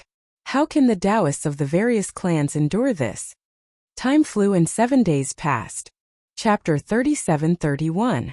This area lord was an elder of the Yingji clan, one of the top 10 clans in the second universe. He was a mid-stage area lord. The Taoist he was escorting was called Ji Jingfeng. Like Lang Gongqiang, he was also a Taoist of a clan. His cultivation was also at the 15th realm, the universe realm, and he had been hidden by his clan. With the arrival of the Yingji clan's domain lord, the powerhouses of the 3 major realms who were stuck in the buffer zone of the root of all evil immediately felt as if they had eaten a pill of reassurance. Their originally uneasy mood gradually calmed down.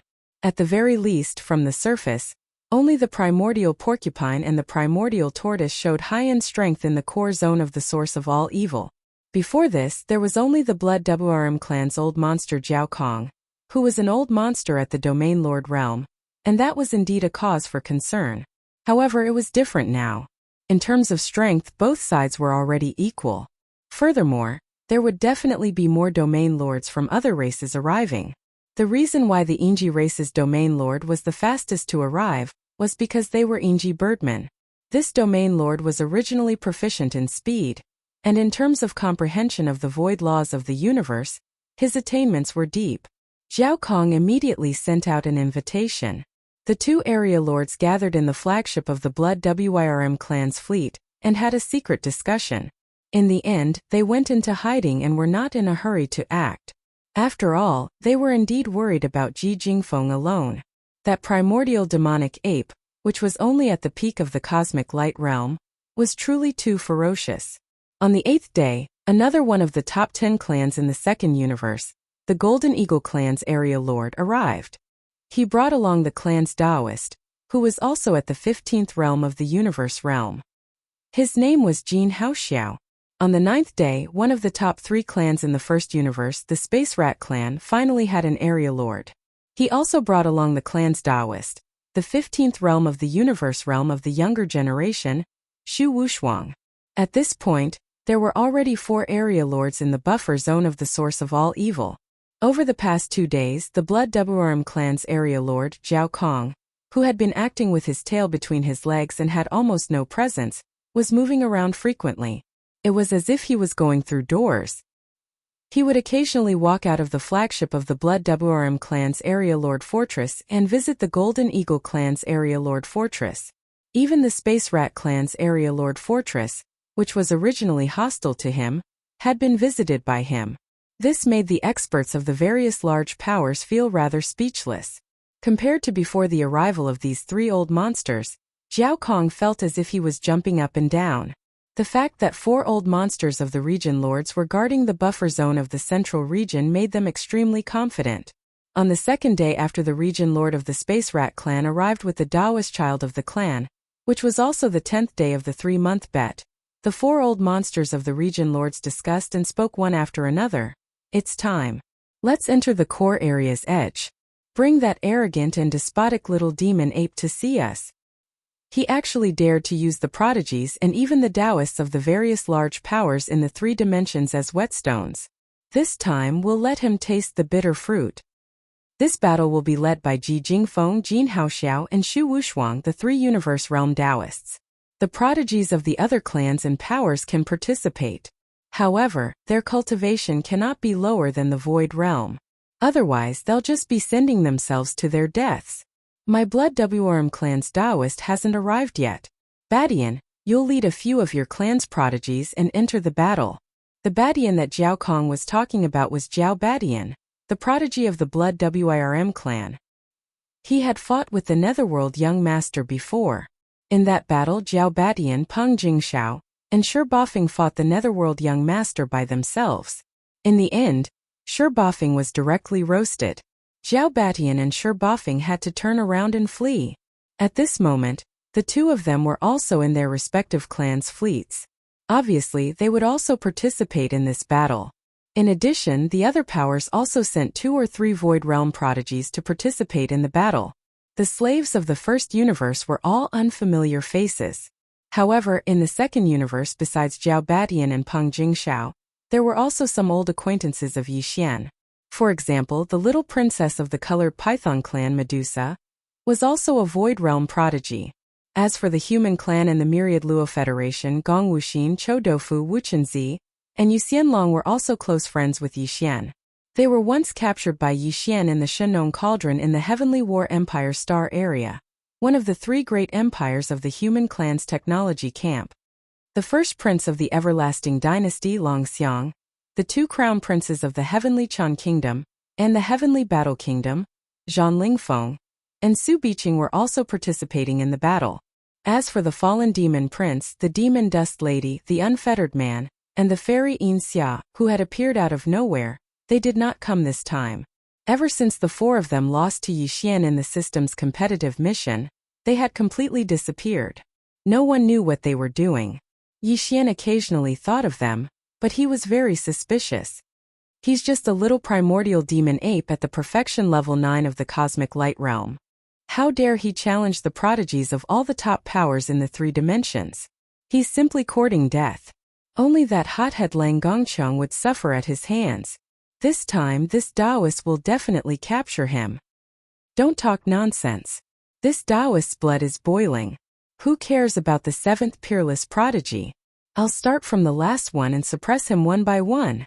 As Ji Jingfeng, Xu Wushuang and Jin Haoxiao, the 3 universe realm Taoists, spoke arrogantly, the prodigies of most of the top powers in the 3 dimensions of the universe, as well as some young unaffiliated cultivators, formed an army of 100 people and rushed toward the boundary line in front of them.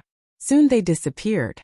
They entered the periphery of the core hinterland of the root of all evil. Crystal Ball Mirage.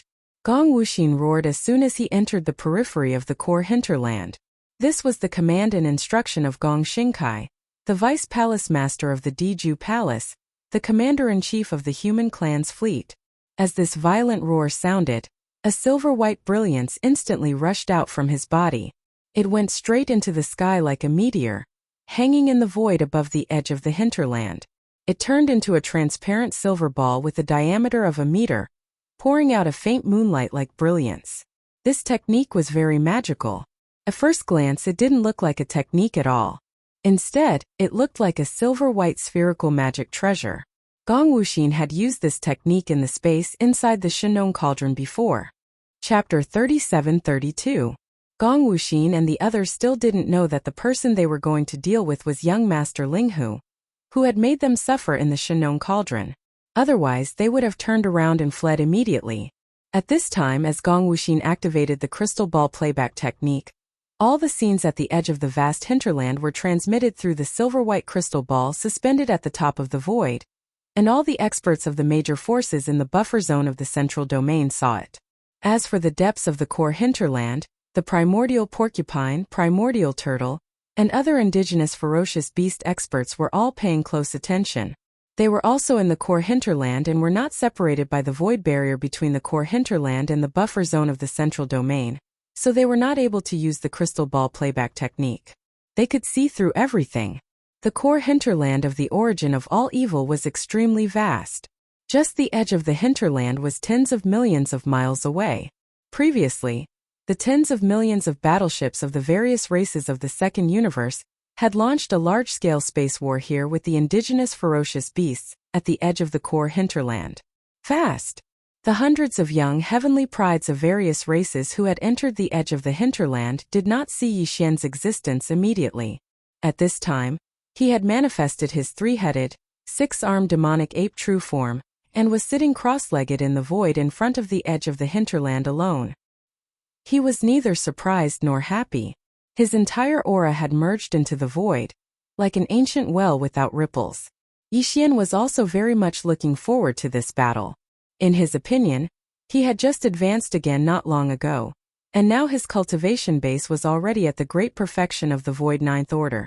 In the state of manifesting his 3-headed, 6-armed demonic ape true form, his cultivation base had directly increased by 2 realms, reaching the great perfection of the cosmic light 9th order. The great perfection of the cosmic light 9th order. But after all, he was still not a universe almighty. Yixian was preparing to temper himself in this battle, so that the qi and blood power in his body would surge to the extreme. Then he would swallow a tube of level 13 liquid during the battle and break through in the battle, stepping into the 13th realm in one fell swoop, the Genesis realm. At that time, in the state of his 3-headed, 6-armed demonic ape true form, Yixian would step into the universe almighty realm in one step. The universe realm was a dividing line. Otherwise, those in the universe realm wouldn't be called universe almighties. Once the devil ape true body entered the realm of universe realm, Yixian was confident that he would be able to capture the 3 universe realm cultivators who had entered the core hinterland, as well as the hundreds of young prodigies from various clans, without using any other means or abilities that might expose his identity. As long as he could take down all of them, Yixian would be able to achieve his goal. And this goal was related to the level 14 and level 15 liquids that he urgently needed. Just as Yixian was sitting cross-legged in the void, pondering, 100-man army divided into several groups and rushed over from several directions, finally arriving from 1,000,000 miles away. The first ones to discover Yixian were Ji Jingfeng, Xu Wushuang and Jin Haoxiao, the three universe realm Taoists. I see him. Little monkey, prepare to die. Whoosh whoosh whoosh. Whoosh. Jin Haoxiao was the first to attack. With a roar, he activated the bloodline in his body and revealed the bloodline true body of the Golden Eagle tribe. With a flap of his wings, he released a rain of golden flames. It was the unique bloodline technique of the Golden Eagle tribe, the Flaming Eagle Plume Rain. The Flaming Eagle Plume Rain was a rain of energy arrows formed by countless golden feathers. After he revealed his bloodline true body, his wingspan was thousands of feet. Such a huge golden eagle was covered with countless golden feathers, and a small part of the sky was illuminated in an instant. Every energy feather was golden. Not only was there a light, but there were also faintly visible flames rising from them. It was as if even the void was being roasted, making a strange sizzling sound. This was clearly a powerful attack of a large area. However, at this moment, countless golden feathers were pouring down from the sky, all concentrated in a small part of the void, and whistled toward the primordial little demon ape. Phoenix Dance. Immediately after Jin Haoxiao, the Yingji clan's universe realm Taoist Ji Jingfeng also suddenly launched an attack. After a roar, he instantly manifested a giant silver bird that was thousands of meters long. Its entire body was steaming with a layer of fiery red flames. It was like a phoenix bathed in flames. With a sharp cry, it rushed toward the primordial little demon ape. Phoenix Dance was a bloodline technique of the Yingji clan. This kind of technique could condense the power of the bloodline in the body into an invisible gang chi coat shaped like a divine bird phoenix, and it had an extremely high temperature. Not only could it play the role of a protective gang chi, but it could also cause additional damage to the enemy with the high temperature of the phoenix wings in battle. The first move of the Rosy Clouds. At the same time, the last Taoist, the Space Rat clan's Heaven and Earth Taoist, Xu Wushuang, also let out a sharp scream. His body swayed and turned into a giant rat that was 100 feet long. With a flip of his palm, he actually directly took out a long-handle saber. According to legend, the Rosy Cloud saber technique was a sword technique comprehended by a certain martial genius of the Spatial Rat clan when he was practicing his sword under the glow of the sunset. There were a total of 6 moves, respectively: Rosy Clouds, Rosy Clouds, Rosy Clouds, Rosy Clouds, Rosy Clouds, and Rosy Sunset. This saber technique was the inherited secret technique of the Space Rat clan. The 6-move saber techniques. Its power increased gradually. It was said that it could even split the void. Its power was extremely powerful. At this moment, a rat with a body size of 1,000 feet was waving a long-handled broadsword. The afterglow filled the sky in an instant, and it swept toward the primordial little demon ape in front of it. This scene was too weird. Not only were Gong Wuxin and the others behind the 3 Taoists dumbfounded, but even Yixian, who was still sitting cross-legged in front of them in the void, opened his mouth wide subconsciously. He felt as if he had been struck by lightning on the spot. A rat waving a broadsword and commanding the wind and the clouds. It was simply amazing. No one else could do this. The 3 Taoists were all at the universe realm. At this moment they all showed their huge bloodline true bodies. Almost at the same time, they used their bloodline divine abilities and inherited secret techniques. They formed a triangle in 3 directions and attacked the primordial little demon ape sitting cross-legged in the void. Behind the 3 Taoists, there were dozens of young talents from various clans in the 3 realms. All of them were extraordinary and powerful. More than 100 powerhouses joined forces to attack the primordial little demon ape, who was only at the universe realm, the 14th realm. This scene was so shocking that when it was transmitted to the buffer zone outside the root of all evil through Gong Wuxin's crystal ball projection technique, it instantly caused a lot of gasps. Old Monster Jiao Kong and the other 3 old monsters who were guarding the buffer zone of the central region let out hearty laughter at the first moment. Chapter 37-33. A flaming rain of eagle feathers came from all directions. A cloud of saber flames whistled through the air. There were also illusions of divine birds and fiery phoenixes that were surging with bright red flames appeared in front of the 1,000-foot-tall Yingji. Although the 3 Taoists were young, they were all experts in the 15th level of the starry sky. At this moment, They performed their respective bloodline powers and inherited secret techniques, and surrounded the little primordial ape in a triangle formation from 3 different directions. In the blink of an eye, they had covered more than half of the distance of 1,000,000 kilometers. In a few seconds they would be close to the little primordial ape. At this moment, the little primeval devil ape that was sitting cross-legged with its eyes closed finally stood up slowly.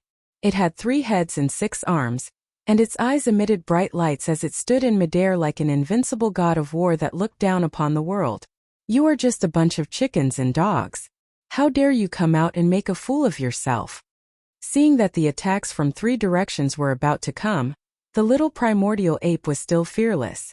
The physical body of the 3 Taoist true forms spoke in human language. Then, before anyone could react, the true form of the primordial ape with 3 heads and 6 arms instantly disappeared from where it was as if it had teleported. What's going on? He actually used the void teleportation to escape? Isn't he always domineering and arrogant? Why did he change his style all of a sudden? Ha ha ha. He's scared after all. It's ridiculous that the native ferocious beast prince ran away without a fight. Especially when he was running away. He was so thick-skinned that he said such words to save his face. How disappointing. As the little primordial ape disappeared, the 3 Taoists, who had performed their bloodline powers and inherited secret techniques, were all stunned for a moment. Then they laughed smugly and mocked.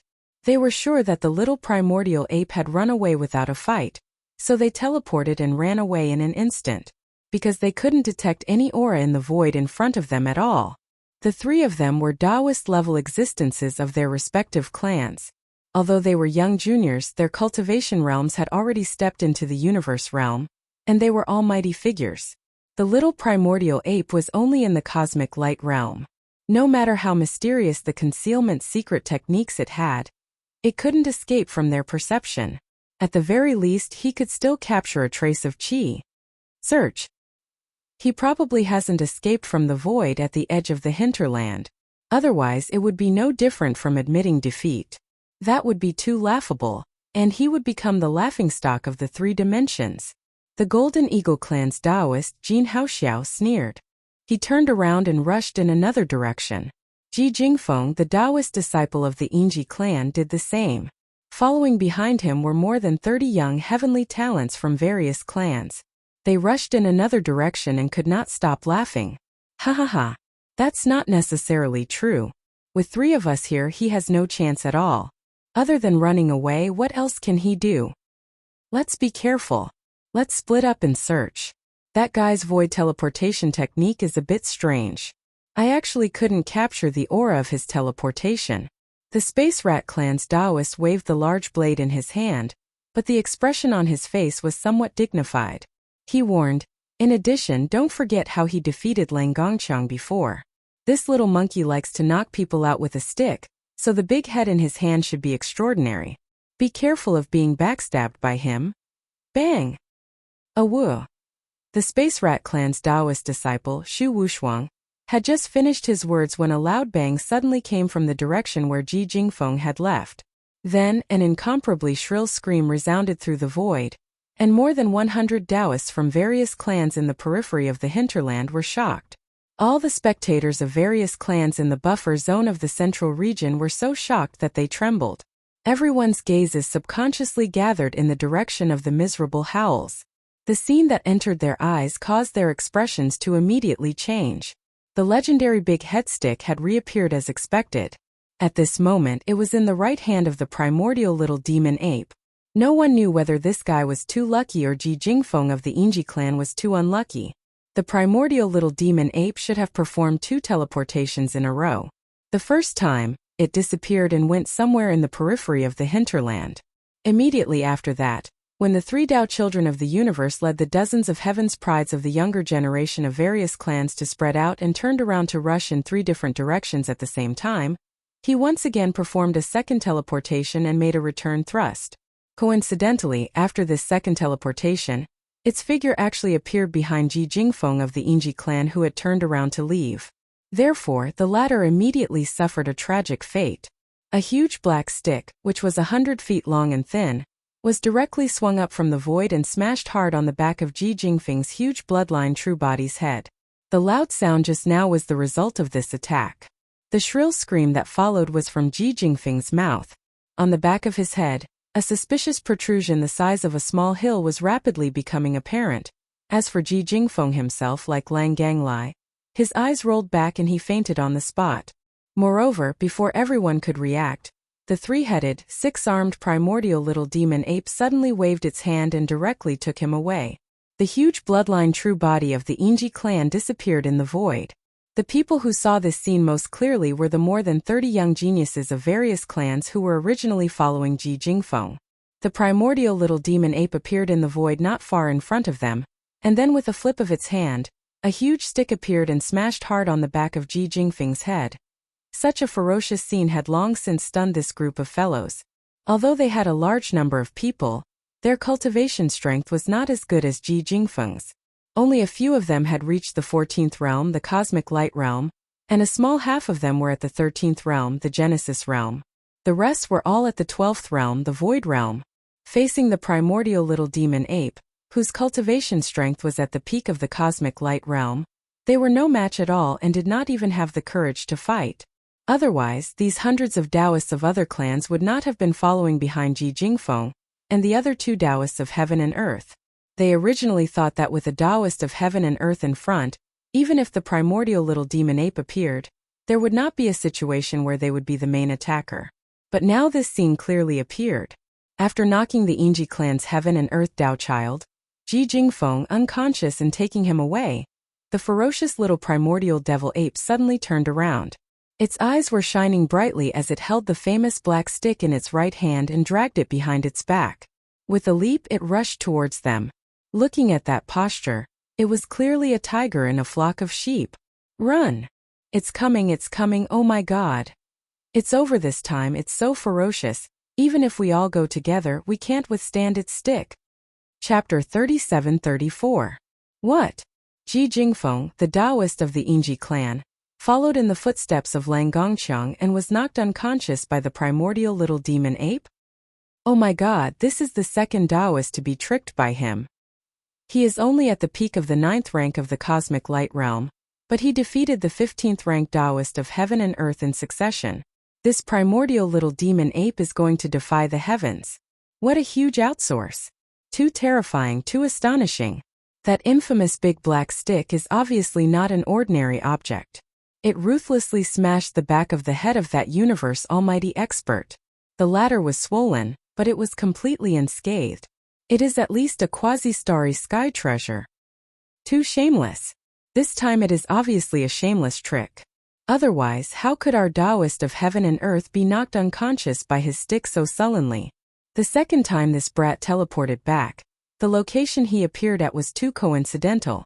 He was right behind Jingfeng, about 70 to 80 zhang away from the back of Jingfeng's head. The probability of that happening was so small that it was almost negligible. How could he have done that? How could he have such outrageous luck? It should be like this.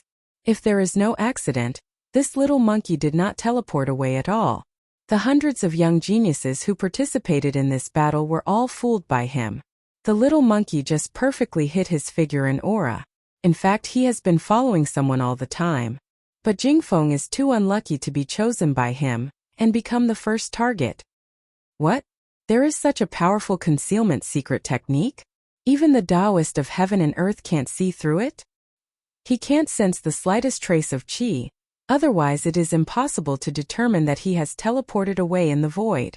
Eye technique. If I were Jin Haoxiao, the next time I encounter such a situation I can only use my eye technique. The Yin-Yang Eagle Eyes is an amazing eye technique. I dare not say that I can see through illusions, but it basically has a similar effect. Yes, if such a strange teleportation appears again, Jin Haoxiao will have to use the Yin-Yang Eagle Eyes. If it is just a concealment secret technique, it will not be able to escape detection. Otherwise we will lose this battle.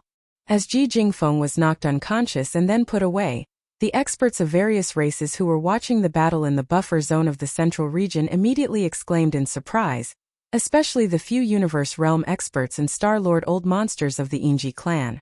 They were so angry that their noses were crooked. Previously, it was only the greedy wolf clan who had lost a Taoist disciple, and they had secretly mocked them in their hearts. They did not expect that the tables would turn. Today it was their clan's turn.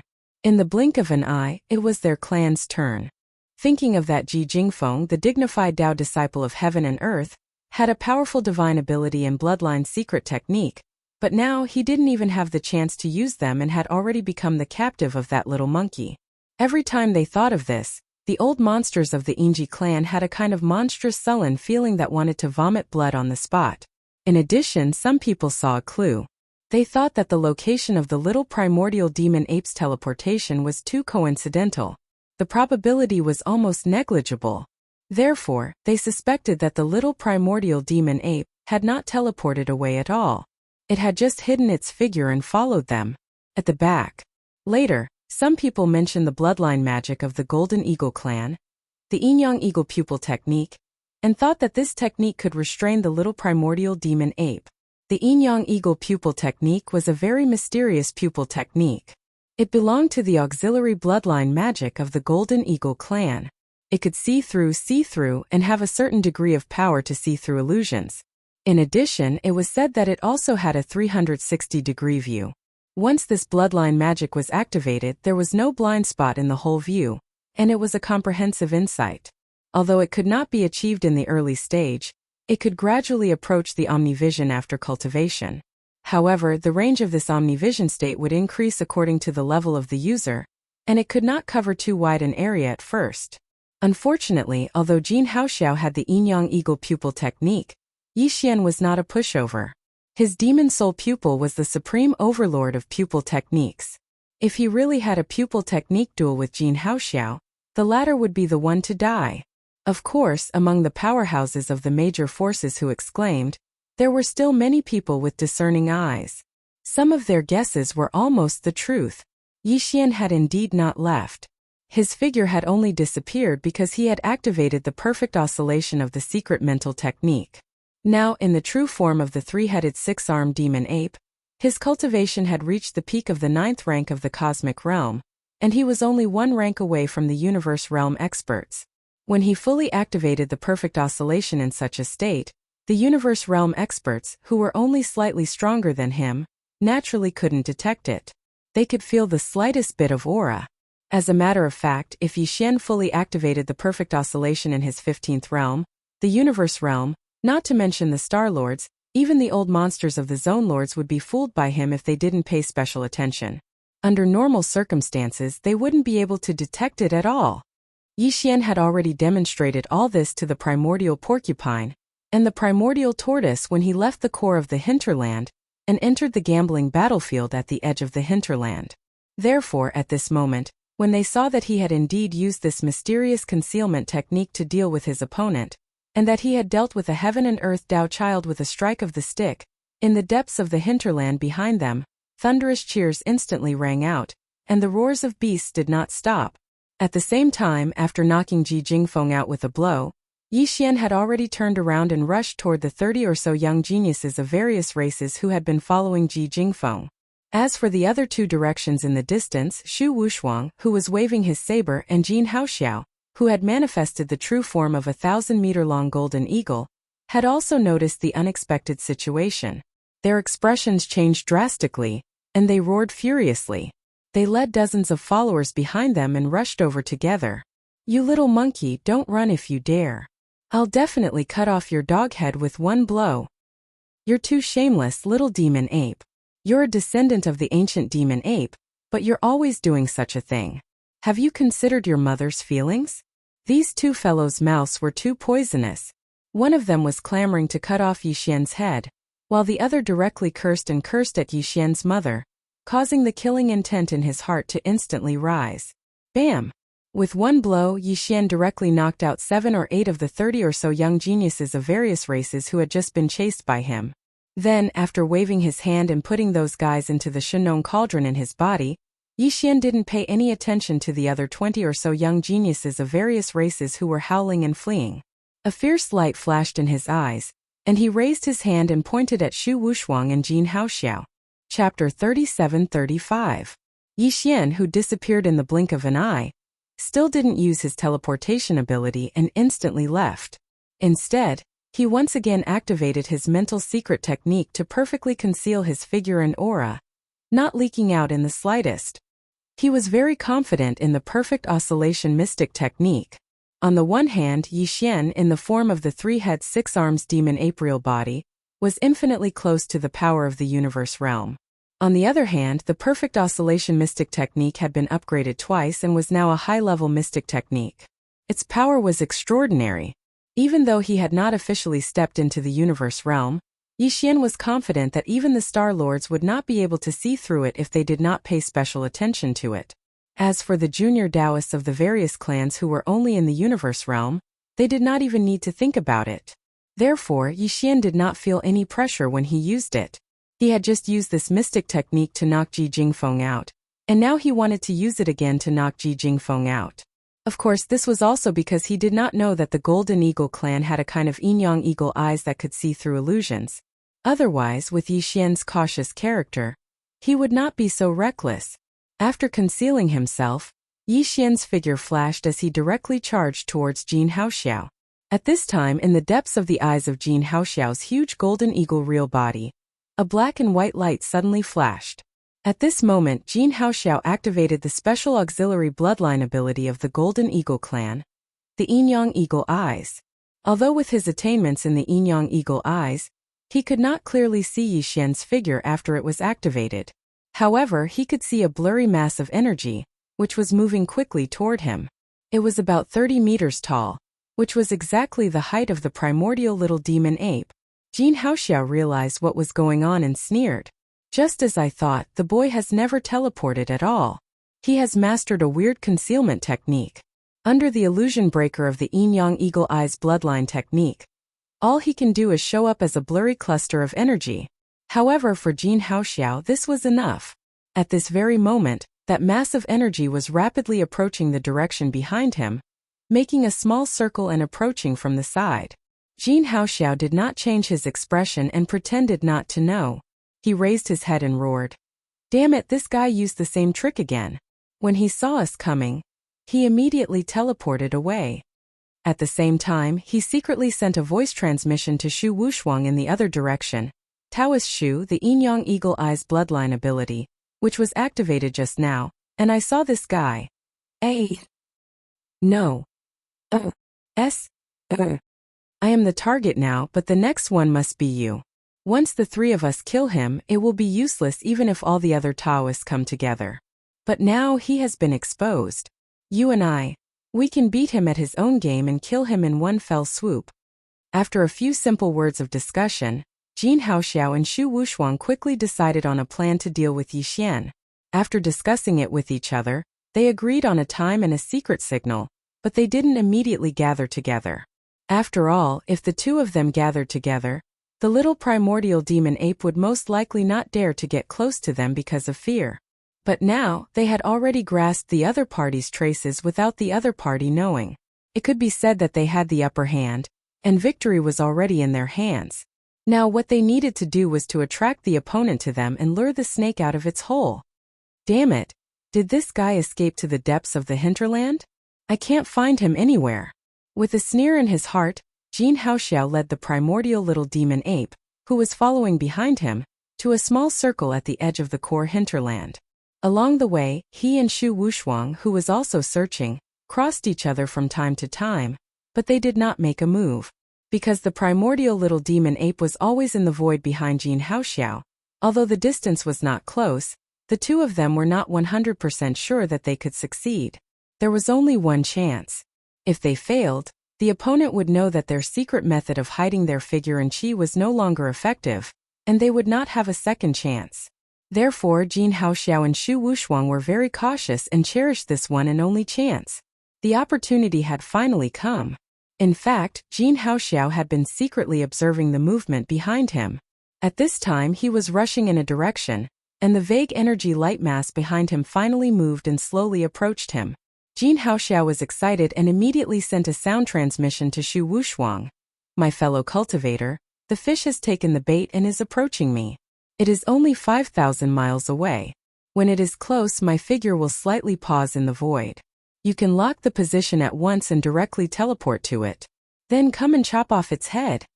After a while, when the vague energy light mass was close to the void 2,000 miles away, Jin Haoxiao stopped and pretended to think about which direction to start the search next.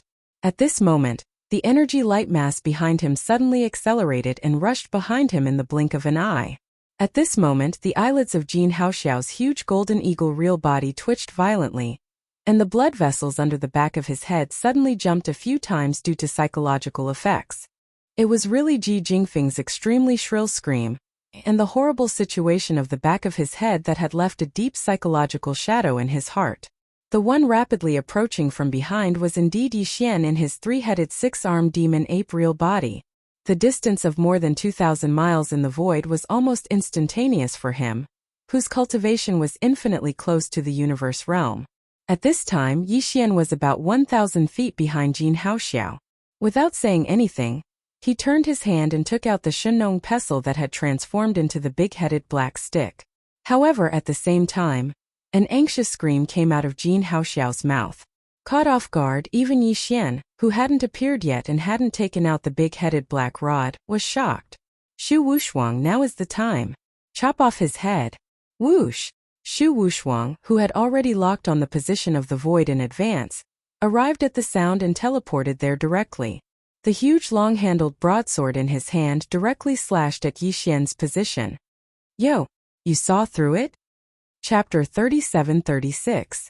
Among Yixian's spiritual power techniques, secret techniques, and divine abilities, the rest were all high level. Only the newly mutated slave seal was still at the elementary level. Apart from that, his spiritual lightning technique and spiritual reversal technique were still at the intermediate level. The former was only a spiritual power secret technique. The latter was a spiritual power divine ability. Therefore, even though spiritual reversal technique was only at the intermediate level, it was still a spiritual power divine ability. In addition, Yixian was now in his three-headed six-armed demon ape true form, and his cultivation was already at the half-step universe realm. When he used it now, its power was naturally extraordinary. However, it was not convenient for him to shout the words spiritual reversal technique out loud. It would make others think of the demon tribe. After all, spiritual power was the unique label of the demon tribe. After activating the spirit core that was suspended above his sea of consciousness, a large amount of level 8 mental energy instantly leaked out. At the same time that he used the spirit reversal divine ability, Yixian also shouted in a bewildered manner, Magic Saber Divine Ability. Guihai Dao was originally the name of a demon scout major under his command. Now that this person was in Triumph City, Yixian shouted the name of the divine ability. On one hand, it was because of a flash of inspiration. On the other hand, it was because of the scene that was about to unfold. The name of the divine ability was too appropriate. Hum. A continuous and weak high-frequency trembling sound rang out. Yixian, who had just appeared with the true body of the devil ape, suddenly shot out 2 rays of blood light from the blood-colored eyes of his 3 true bodies without any warning. It went straight up and hit the long-hilted broadsword that was slashing towards his head. The 2 blood-red lights were like liquid. They instantly spread along the huge saber's surface like a layer of blood-red dye rapidly spreading. In the next instant, a strange scene occurred. Shu Wushuang, who had been secretly delighted that he could cut off the head of the little primordial demon ape true form in the next instant, and even if he did not die on the spot, he would at least severely injure him. His entire body suddenly froze, and the light in his eyes became perplexed at this moment. Although it was only for a short moment, only half a breath of time, everything had changed. Originally, the enormous long blade was only half a meter away from Yixian's flesh and blood body when it was about to chop off the neck of Yixian's body. However, at this moment, as the layer of blood-colored brilliance that enveloped and spread over the blade flashed, the broad and sharp blade actually reversed in an instant.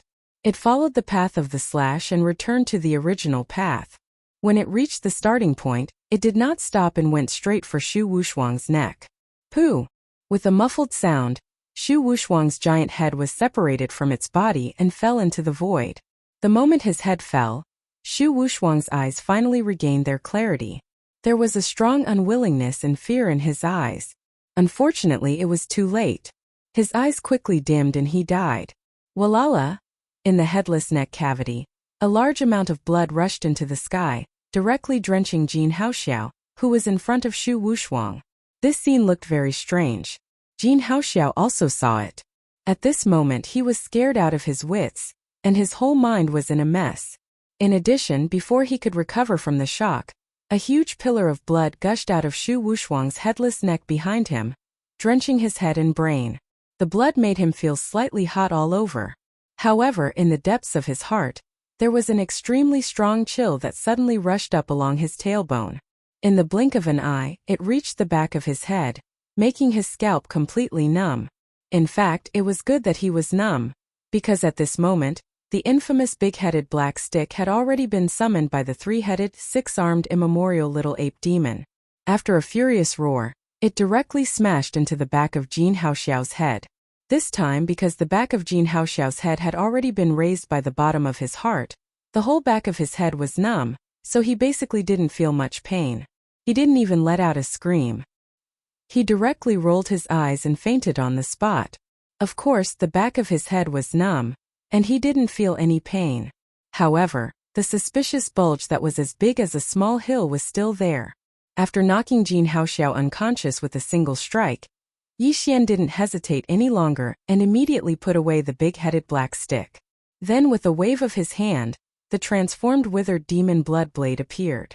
With a slash, it directly cut off a huge right wing from Jin Haoxiao's 3,000-meter-long golden eagle true body. He just said that he would roast the void rat and cut off one of Jin Haoxiao's chicken wings to roast. Then Yixian turned his hand again, and the withered demon blood blade disappeared. Jin Haoxiao, who had cut off one of the Ji-Chi's wings, was also directly put into the internal space of the Shenong cauldron in his body. Jin Haoxiao obviously wouldn't die just by cutting off one of the Ji-Chi's wings, but Yixian wouldn't let him go. This guy actually dared to greet Yixian's mother. When this sentence came out, his ending was already determined. This headless body of the void rat is thousands of feet long. I can't eat it all by myself. Previously, I said that I would treat Porcupine and Hairy Turtle to eat the void rat's meat, so I'd better keep it and roast it later. Anyway, the void rat had already been beheaded, so it couldn't escape the final fate of being roasted and eaten. Yixian waved his hand as he spoke loudly, and directly put Shu Wushuang's headless body and huge head into the Shenong cauldron in the undying world in his body. Then, his gaze swept over to the Ji-Chi's wings that had just been cut off from Jin Haoxiao's golden eagle true body. Jin Haoxiao was a Taoist of the golden eagle tribe, a supreme expert of the universe. After manifesting the golden eagle true body, the Ji-Chi's wings had reached thousands of feet in length. If a complete Ji-Chi's wings were 3,000 feet long, Yixian wouldn't be able to finish it all by himself.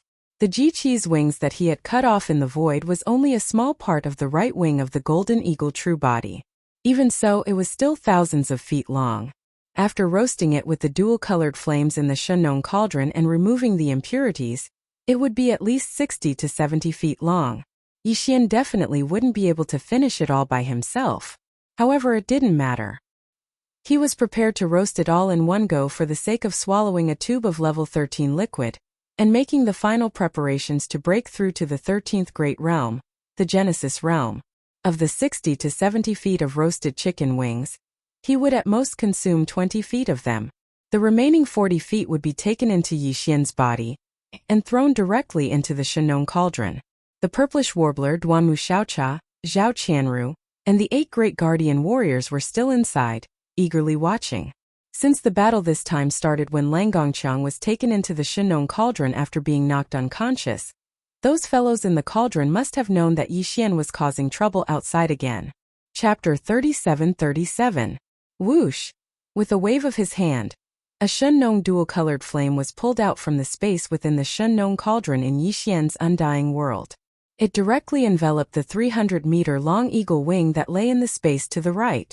As soon as the dual-colored flame touched it, the golden wing was completely burned, revealing the wing meat inside, and then began to drip. It sounded very comfortable, but in the eyes of the hundreds of geniuses around, it was no different from a soul-stirring sound. This group of people trembled violently at the first moment, turned around and fled in all directions while trembling. Everything happened too fast. Except for Jin Haoxiao and Shu Wushuang, No one knew that they had actually set a trap, waiting for the little primordial demon ape to fall into it. Until the roar came from Jin Haoxiao's mouth, followed by Shu Wushuang's teleportation, and the long-handled broadsword was about to chop off the little primordial demon ape's neck. The hundreds of young prodigies who had followed behind the two of them, as well as Ji Jingfeng who had fled in all directions, suddenly came to a realization. At that moment, everyone's faces were full of surprise. Sure enough, they were worthy of being the Taoist of heaven and earth. With the two of them working together, they could easily chop off the little primordial demon ape. However, what happened next was so strange that everyone's eyes popped out. Shu Wushuang seemed to have gone crazy. He was the Taoist of heaven and earth of the Void Rat clan. At the most critical moment, when the broadsword in his hand was about to chop off the little primordial demon ape's neck, he dropped the chain at this moment and directly cut off his own neck with the broadsword. Then, before everyone could react, Jin Haoxiao, who was drenched by the blood gushing out from the headless neck cavity of Shu Wushuang, was hit by the big-headed black stick on the back of his head, just like Lang Gongqiang and Ji Jingfeng before. His head swelled up like a mountain, and he fainted directly and was dragged away. This was too shocking. All of this was really hard to accept. If it was said that Lang Gongqiang and Ji Jingfeng were both ambushed by the small primordial demonic ape from behind, and that was why they were so pitiful. But now, Shu Wushuang and Jin Haoxiao had set a trap in advance to lure the little primordial demonic ape into their trap. Moreover, they had even succeeded. In just a moment they would be able to cut off one of the 3 heads of the little primordial demonic ape, or at least severely injure it. However, the final result was completely the opposite. Shu Wushuang and Jin Haoxiao were killed and injured, while the little primordial demon ape, after receiving the captives and spoils of war, directly roasted chicken wings in front of everyone. What did this mean? It meant that everyone's previous understanding of this little primordial demon ape was wrong. He was merely at the grand perfection of the cosmic light stage 9th stage, yet he had already killed and captured 3 of the 4 Tao children of heaven and earth, as well as 7 or 8 weaker juniors from other races. This was definitely a fierce reputation, and no one dared to provoke it. At least the hundreds of young geniuses of the major forces, who were still lingering at the edge of the hinterland, absolutely did not have the guts to do so. Now, nearly 100 people were fleeing in all directions, their expressions changing drastically. They were simply like stray dogs. It was really because the little primordial demon ape was too ferocious. It was either directly chopping it off and roasting it, or smashing it on the back of its head. They did not dare to compete with the Taoist of heaven and earth. As for the cultivation realm and combat power, there was no need to compete. In the face of such a murderous god, was there any other choice except to escape? Unfortunately, even if the battlefield was only at the edge of the core hinterland of the source of all evil, it was still vast and boundless, spanning tens of millions of miles. The little primordial demon ape was guarding the only way to the buffer zone outside the central region. So these guys had no way to escape. Anyway, they did not dare to go deep into the core hinterland, where there were a large number of indigenous fierce beasts, including the primordial porcupine and the primordial tortoise, who were the old monsters of the region, were definitely more fierce than the little primordial demon ape. In desperation, the hundreds of young geniuses of the various clans could only wander around the edge of the core hinterland, trembling and extremely anxious. At this time, Yixian had already roasted the 1,000-feet-long golden eagle wing. After being burned by the Shenong dual-colored flame, the eagle wing was now only about 70 feet long. Yixian waved his hand, and the black demon blade cut through, leaving about 20 feet long, and the remaining 50 feet were divided into 3 parts. One part was about 10 feet long, and he threw it into the internal space of the Shenong cauldron, letting the 3 purplish warbler girls and the 8 great Vajras benefit from it. The other 2 parts were also about 20 feet long, and flew directly to the core hinterland in front of them. This was to show respect to the primordial porcupine and the primordial tortoise. Then he turned his right hand, and the black demon blade was taken into his body. Then he took out the big black stick, which was about 1,000 feet long, and dragged it behind him. Then, his left hand waved in the void, and the 20 feet long golden eagle wing flew up automatically and rushed in front of him. He held it in his left hand and bit it. Delicious. As expected of the eagle wing, it was much more delicious than the python meat. It was extremely tender, and it melted in his mouth. A wave of energy spread in his body, and some mysterious sounds of chains could be vaguely heard. This was the sign that the shackles of the human body's potential were being pulled by the essence of the flesh and blood, and were about to be torn apart. You can't escape. I have said before that this is the gambling battlefield. Either you don't come in or you don't want to leave. Around the void in front of him, the hundreds of young geniuses of the various forces were all looking at him in horror, and there were many familiar faces among them. For example, Gongwu Xian, Chou Doufu Wu Chanzi, and Yu Xianlong. There were also Jiao Batian Peng Jingshao, the two princes of the Heavenly Chan Kingdom and the Heavenly Battle Kingdom Zhan Lingfeng, Su Biqing, and even Yixian's brother in name, the first prince of the immortal dynasty Long Xiang, and so on. Seeing these guys, Yixian was even more delighted. At this moment, he who had 3 heads and 6 arms, was holding a huge golden eagle wing that was 20 feet long in his left hand, which was made of flesh and blood. He was gnawing on it, while his other right hand was dragging a huge black club that was 1,000 feet long as he ate. He walked step by step toward the hundreds of young geniuses of the various forces in the void in front of him. Don't struggle. It's useless. Why can't you obey me? At least you can avoid being beaten by the black stick. This scene was too weird and too vulgar. At first glance, it was like a burly man holding a chicken drumstick in one hand and a huge mace in the other. He was gnawing on it while walking toward a group of defenseless girls with a lewd smile, and he was even smiling evilly. Don't resist. Obey me, or you will be beaten. Ah! Chapter 37-38. Bang! Bang! Bang! The small primordial demon ape was not polite at all. Without saying a word, it directly teleported away, waving the big-headed black stick in its right hand again and again. Every time, it landed on the back of the heads of the young geniuses of the various factions. As for those human clan experts who did not have a huge bloodline true body, their entire bodies were hit, smashed. Of course, the cultivation of these guys was below him. Only a few of them were in the cosmic light realm, but they had not reached the 9th stage perfection of this realm. They were still weaker than Yixian and could not withstand his full strength. Therefore, Yixian controlled his strength and only smashed these guys into long bumps on their heads or directly vomited blood. Their lives were not in danger. The reason why Yixian was anxious to attack was that the 200-foot-long golden eagle wing in his left hand was now visible to the bone. The energy in Yixian's body was surging endlessly. If he had not tried his best to suppress it, the countless pores on his body would have spewed out thousands of rays of light at this moment. In this realm he had reached the peak and had to break through. However, there was still an extremely thick shackle of the physical body and blood in his body that had not been torn apart. The majestic blood and blood flow was not smooth, and all the obstacles made him very uncomfortable, as if there was a choke in his throat.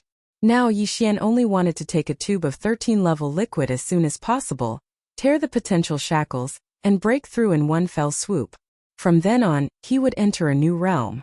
Therefore, before that, he had to smash all the young geniuses of the various factions and take them into his body.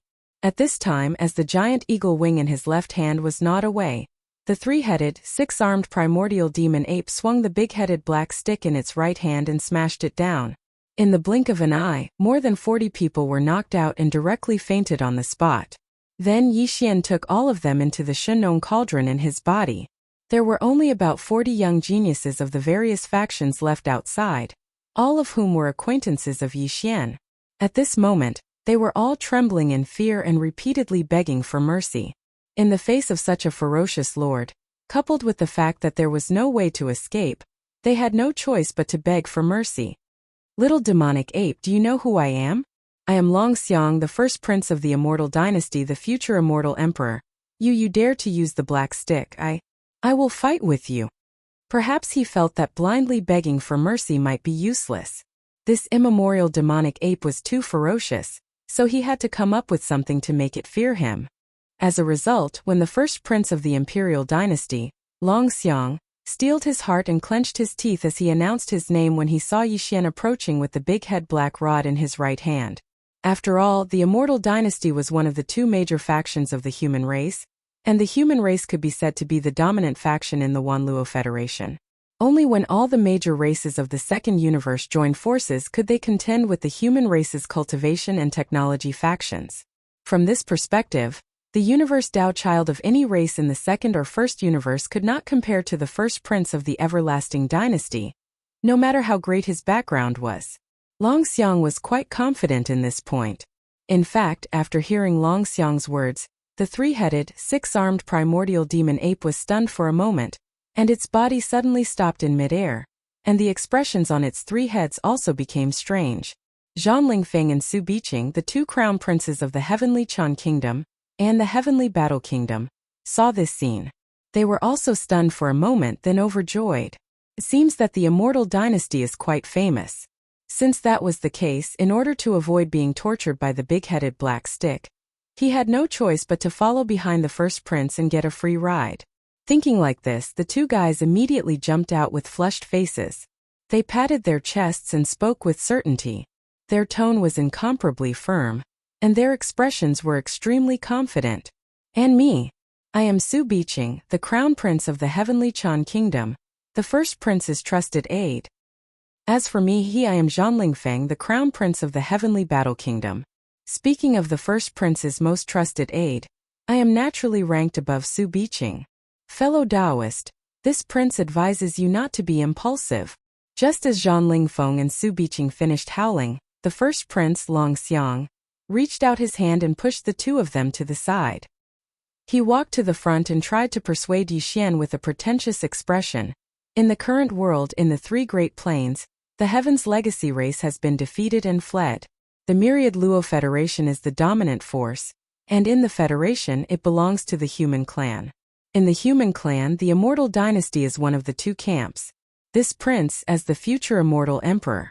Bang! Bang! Bang! Without waiting for him to finish speaking, the little primordial demon ape had already lifted the big-headed black club behind it. With a swing of its right hand, it pointed at Long Xiang, Zhan Lingfeng, and Su Biqing's heads one by one. Pooh! The three of them spat out blood on the spot, and 70 to 80% of their bones were broken. This was the result of Yixian controlling his strength. Otherwise, with one hit from the black stick, they would have exploded into a bloody mist and died completely. Even so, under Yixian's mercy, the three of them were still heavily injured on the spot. Although they didn't faint, their eyes were confused and they couldn't find a focus at all. This was because their minds were rumbling, and their eyes were filled with signs of gold bursting out. They were stunned by a single hit from the stick. With a wave of his hand, Yixian put away Long Xiang and the others, and then turned to look at Gong Wuxin and the others, including the little princess of the colored python clan, Medusa, who was also one of them. Now there were only a little over 40 people left outside who had not been hit by his black stick.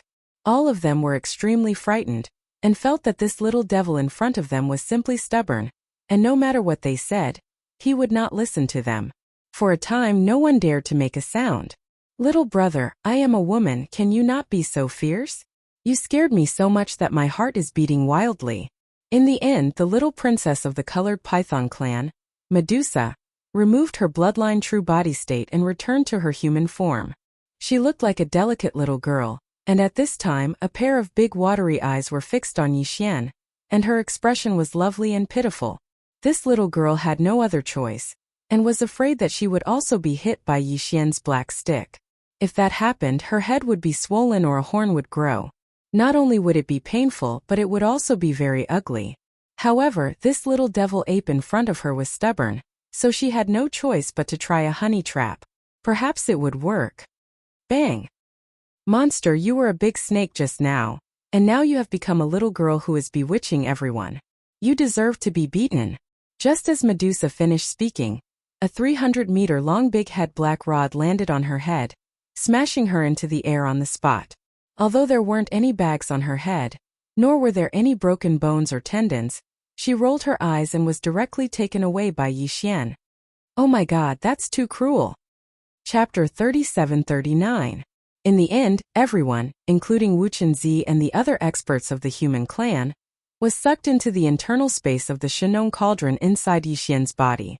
However, Gong Wuxin was deliberately left behind, as he still needed to maintain the huge silver ball in the void above the edge of the hinterland. Without this crystal ball, the experts of the major forces watching the battle in the buffer zone of the central region would not be able to see what was happening inside. They would not be able to see with their own eyes how their Tao disciples and younger generation of heaven's prides were suppressed. It would not be good if they were to act shamelessly afterwards. Of course, Yixian did not let the hundreds of heaven's prides appear directly outside the space inside the Shenong cauldron. Instead, he threw them into the hinterland of a mountain. In this way, these people would not know where they were, so they would not expose the shocking secret that the primordial little demon ape was young Master Linghu. After all, except for a few people, Yixian would release the rest later to extort ransom from the major forces. He was about to use the 13th level liquid in his hands, and he urgently needed the 14th and 15th level liquids. Yixian had the 9-colored meat paste, all evil liquid, and the rare grade medium hellish ant liquid. After adding them, there was basically no chance of failure in refining. However, there were still some missing materials required for the 14th and 15th level liquids, which were extremely rare heavenly treasures and earthly treasures. This time it was rare that almost all the major forces of the 3 major planes had gathered, so it was just right to solve this problem. Obediently maintain that silver ball above your head for this ape. Don't think about running away, or this ape will beat you to death with a stick. At this moment, Gong Wuxin was standing on a small planet near the edge of the hinterland, with his head tucked in. Yixian shouted at him, scaring Gong Wuxin so much that he hurriedly put on a smiling face and repeatedly said yes. At this moment he suddenly thought of young Master Linghu. This master in front of him had the same temperament as that master.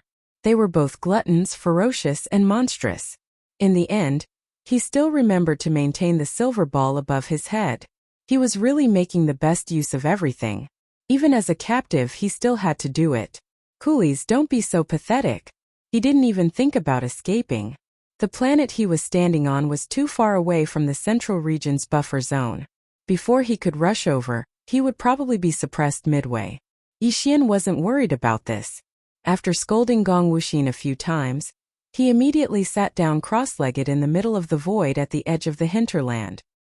He took out the tube of level 13 liquid that he had already prepared and drank it in one gulp. After that, Yixian hesitated slightly before he withdrew another drop of evil origin elixir. It floated before him, and he opened his mouth and swallowed it. At this moment, the primordial porcupine and primordial hairy tortoise shuddered at the same time. Although the drop of all evil origin elixir that Yixian had taken out had only stayed in the outside world for a very short period of time, it was almost negligible. However, as region lords, their divine senses were extremely formidable, so the primeval porcupine and primeval turtle were still able to sense it. The aura of that drop of liquid was clearly exactly similar to the aura of the nether furnace, and it was even purer. They had a feeling that it was definitely a precious treasure related to the nether furnace. But why has it appeared in the little ape's possession? He seems to be very familiar with it because he opened his mouth and swallowed it in a natural and smooth manner. He didn't hesitate or worry at all. Obviously, it wasn't the first time he'd consumed it. As these thoughts flashed through their minds, the primeval porcupine and primeval turtle exchanged glances, and then they revealed expressions of deep contemplation as they fell into deep contemplation. Fortunately, there was a boundary between the central region's buffer zone and the central area, so the divine senses of experts couldn't directly pass through the boundary and sense everything that was happening in the central area. Otherwise, Yixian would have probably experienced danger at that instant just now. The primeval porcupine and primeval turtle were able to acutely sense the aura of the all-evil origin elixir, so Jiao Kong and the other 3 region lords were obviously able to sense it as well. Although they hadn't seen the all-evil origin elixir before, they could basically deduce from its aura that all 4 region lords would probably go crazy and rush in to rob Yixian on the spot. It wasn't completely impossible. After all, the ultimate reason Jiao Kong and the other region lords had come to the star region where the all-evil origin elixir was because they hoped that the ancestors behind the various races of the second universe would reward them with a drop or 2 of all-evil origin elixir after they obtained the fortunes in the central area. Even the ancestors of the various clans were only given 1 or 2 drops each. How could they not go crazy when they were suddenly presented with such a thing? Yixian still didn't know that his actions just now were extremely dangerous. Fortunately, everything had gone smoothly and no unexpected changes had occurred. At this moment, after swallowing the drop of all evil origin elixir, he had already closed his eyes and sat down cross-legged, beginning to refine it in the air. He was going all out to break through to the 13th great realm, Genesis. The excruciating pain of having every inch of his flesh and blood being crushed and then reassembled quickly came. As Yixian sat cross-legged in the air, his three true bodies all revealed expressions of pain. This was the effect of the grade 13 elixir. It was truly breaking through the shackles of his original body's potential. This wasn't the first time Yixian had experienced this feeling, but what he felt each time was close to the limit of pain. After all, although his cultivation had increased, the amount of gene cultivation fluid he used would also increase. The medicinal effects would also increase time and time again. Otherwise, he wouldn't be able to achieve the desired effect. He wouldn't be able to break through the shackles of his physical body's potential and tear apart the shackles that shackled his cultivation. Moreover, this time, Yixian had swallowed a drop of all evil origin elixir after swallowing a tube of grade 13 elixir. The latter also targeted the physical body and was a supreme treasure, so it strengthened the effects of the grade 13 elixir even more. With the two effects stacked together, the pain Yixian felt this time was particularly intense. However, he clenched his teeth and endured it in the end. The entire process didn't last very long. After all, he had already laid down his foundation beforehand.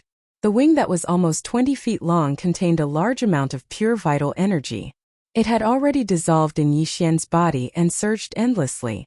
Now that the effects of the grade 13 elixir had spread, coupled with the assistance of the all-evil origin elixir, the clanking of the chains in Yixian's body grew louder and louder. In the end, with a great clang, the shackles that shackled his physical body were finally completely torn apart, no longer binding him. At this moment, the rate at which the energy in Yixian's body surged suddenly increased. If it was a surging river before, it was now a roaring surging river. It was completely different from before. In the next instant, the little primordial devil ape sitting cross-legged in the void opened its eyes. A gleam of light flashed through the eyes of all three true bodies. Chapter 3740. Ding! Congratulations to host, your physical body's blood chi realm has increased. Current realm. First level Genesis realm. The moment Yixian opened his eyes, a familiar system notification sounded in his mind. He clenched his fists and stood up in the void. His physical body's blood chi realm had finally broken through and entered the 13th realm, the first level Genesis realm. Then what about this three-headed, six-armed demonic ape true form? Previously, when his physical body's blood chi realm was at the peak of the 9th level void realm, Yixian's cultivation base was at the peak of the 9th level cosmic realm in his three-headed, six-armed demonic ape true form. Of the three true forms, the physical body was Yixian's original body, while the skeletal body and black mist body each increased his strength by an entire realm. Now that his body of flesh and blood had successfully broken through and advanced to the first level of the Genesis realm, if nothing unexpected happened, then the current Yixian in the state of the three-headed six-armed demon ape's true body should also have increased his cultivation and stepped into the universe realm in one fell swoop.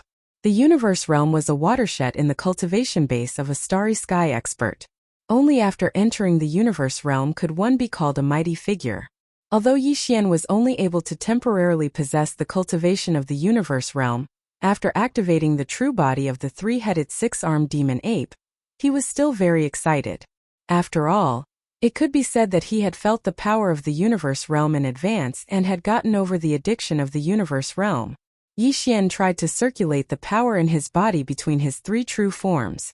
That feeling of smoothness made him very happy. Compared to before, he was indeed much stronger. However, he didn't directly reveal the aura of the universe realm. Instead, he maintained the appearance of the peak of the 9th level cosmic realm. Because if nothing unexpected happened, the next round of battle should be coming soon. The bet was 3 months and only 12 days had passed. After successfully breaking through, Yixian's mind was immediately focused on another matter. That was to deal with 100 or so juniors of the various powers that he had captured, and use them to extort from the various powers in the buffer zone of the central region, in order to gather all the materials needed to refine level 14 and level 15 liquids in one go. heavenly materials and earthly treasures. However, Yixian did not intend to get rid of the 3 captured heaven and earth path chosen from the top 10 clans of the second universe, namely Lang Gongqiang, Jin Haoxiao, and Ji Jingfeng. On one hand, it was because this kind of Tao disciple was not to be underestimated. In the future, it was very likely that they would grow to the point where they could pose a threat to Yixian. On the other hand, it was because in Yixian's eyes, this kind of universe realm Tao disciple was still very useful to him. However, this matter required him to personally enter the inner space of the farmer god cauldron and discuss it with Ji Jinghong and the other young patriarchs who had long since submitted to him, so he could only put it aside for the time being. After all, he was still in the middle of the 3-month bet and was the center of attention. He really couldn't bring out the farmer god cauldron and enter personally. After thinking through everything clearly, Yixian turned his head and looked at the silver crystal ball in the void above his head. First, he revealed a harmless smile, then raised his hand and waved gently, which was considered a greeting. Then he opened his mouth and went straight to the point. Everyone, this ape has already finished harvesting the first batch of dishes you sent over. I've tasted a dish of braised chicken wings and it tastes pretty good. Is there anything else? Pooh. Pooh pew pew. As soon as he finished speaking, the sound of people coughing up blood could be heard from the buffer zone of the central region outside. Almost all the higher-ups of the major forces were furious, and their faces turned green. In the blink of an eye they turned green and finally they began to turn black. In short, they were colorful and wonderful. In particular, the higher-ups of the Golden Eagle clan were all furious. The Star Lord and Domain Lord of the clan almost could not hold back and wanted to directly rush in and slap this hateful little devil ape cub to death. Roar! This is too infuriating. He actually cut off one of the chicken wings of our heaven and earth path chosen, roasted it, and ridiculed it as braised chicken wings. This is too much. On the side, the Star Lord and Domain Lord of the Space Rat clan were also exposed. Squeak! He must be killed. He is simply lawless. Even our heaven and earth path chosen was beheaded with one slash. While talking, the Domain Lord of the 2 clans immediately rushed out of the fortress flagship of the fleet of their clans, wanting to rush to the edge of the hinterland ahead to kill the little primordial devil ape. Seeing this scene, the Domain Lords of the Blood WRM clan and the Yingji clan Jiao Kong became anxious on the spot. They hurriedly rushed out and stopped the 2 furious super experts in the void in time. They bitterly persuaded and patiently tried to tempt them. 2 fellow cultivators, don't be impulsive.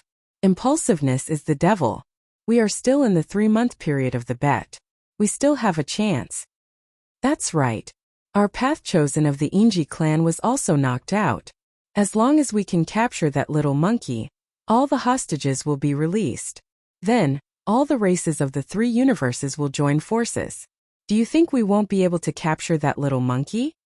The heaven and earth path chosen of the other clans are about to arrive. The previous 3 path chosen couldn't do it. Next time 5 or 6 path chosen will do it together. Anyway, he said it himself. Besides, this kid's concealment secret technique has been exposed. At that time we'll send a Golden Eagle clan descendant. This generation of heaven's chosen will just go over. This plan is wonderful. This way we are confident. The Golden Eagle clan's Inyang Hawkeye has the effect of breaking through illusions. Didn't the little monkey rely on the concealment secret technique to knock out the stick? Breaking his concealment technique with his cosmic light realm cultivation, 5 or 6 path chosen are enough to suppress him. As for the space path chosen of the Spatial Rat clan, alas what a pity. But he's already fallen, so it's useless to be rash. Once we win this bet and enter the depths of the core area, we'll be able to obtain compensation in the end. Fellow Taoist, my condolences. The crux of the matter is that there's an over 90% chance that a primeval devil ape at the World Lord realm resides in the depths of the core area ahead. Otherwise, how could that little monkey make those 2 region lords fawn over him like that? Even though we already have 4 region lords now, we don't have the slightest confidence in our ability to go against a world lord. If we want to obtain the fortune in the depths of the core area, then the only way is to capture that little monkey and make that world lord realm old devil ape hold back. Presently, they took the initiative to make the bet. Moreover, it's a one-on-one battle and it's even 3 months of time. The old devil ape is too arrogant and intends to use the Tao chosen of all the top-rate powers of our 3 dimensions to temper its child. But this is our opportunity as well. It's our one and only opportunity to capture that little devil ape openly. Once we break the bet now, then we'll lose this opportunity. At that time, with that old devil ape at the World Lord realm guarding the front, not to mention 4 region lords, we wouldn't dare rashly take the risk even if another 4 region lords came. Chapter 3741. What? Could it be that this was the only dish? Nothing else? That's too boring, isn't it? I haven't had enough fun yet. I haven't even warmed up. And your people have already been wiped out. Besides, only 12 days have passed of the 3-month bet. Are you going to end it so hastily? What bullsh T3 universe planes? They're just a bunch of chickens and pottery dogs. They're too weak. How about this? In order to let this ape play to its heart's content, this ape can release the hundreds of people that were captured just now. You guys organize and train them well. Then, gather another army and continue to play with this ape. How about that? But I can't work for nothing. I can release the people, but I have to pay a ransom. Yes, a ransom. I'll give you 3 days to collect the ransom. If you don't redeem them in 3 days, I'll dispose of them and roast them one by one. I'll let the indigenous ferocious beast brothers in the depths of the hinterland have a good meal. As for the ransom, I don't want any cultivation. I don't need those things. I only want all kinds of heaven and earth treasures. You must collect the following items before you can redeem these captives. You can't do anything less. The deal is off. We'll eat in 3 days. At the end of his speech, Yi Xian reported all the materials he still lacked to refine the level 14 and level 15 liquid. They included the 10,000 years lunar spirit erosion fluid, the phoenix blood 9 heavens sand, the serene green blood pearl, the soul accumulating grass, the 10,000 years bag bamboo, and many other extremely rare top-tier heavenly materials and earthly treasures. The leaders of the major forces outside the buffer zone were all dumbfounded and had cold sweat popping out of their foreheads. The level 14 and level 15 liquid was no ordinary item. Until now, in the immortal dynasty of the human race's science and technology camp, the major forces and families that researched the gene liquid could only refine the level 8 and level 9 liquid. Only the Tuoba family could refine the level 10 liquid. This was the result of Yi Xian throwing a level 10 liquid formula to the Tuoba family as the young master of Linghu family when they were consuming their family's resources. This showed the preciousness of the level 14 and level 15 liquid. The level 14 elixir wasn't a big deal. After all, consuming a single vial would only result in the creation of a level 14 cosmic light tier elite. However, the level 15 elixir was incredible. Once a cosmic light tier elite took a vial and successfully broke through, a universe tier elite of the 15th level would instantly appear. That was an almighty figure of the universe. Just 1 or 2 vials of level 15 liquid could be created from a cosmic light tier elite. It was clear how frightening its medicinal effects were. From this, it could be seen how precious the various heavenly and earthly treasures required to concoct a gene fluid of this level were. Even though Yi Xian had robbed, extorted so many times that it could be said that he had done all sorts of bad things, and his targets were all the top powers and clans of the 3 Great Plains.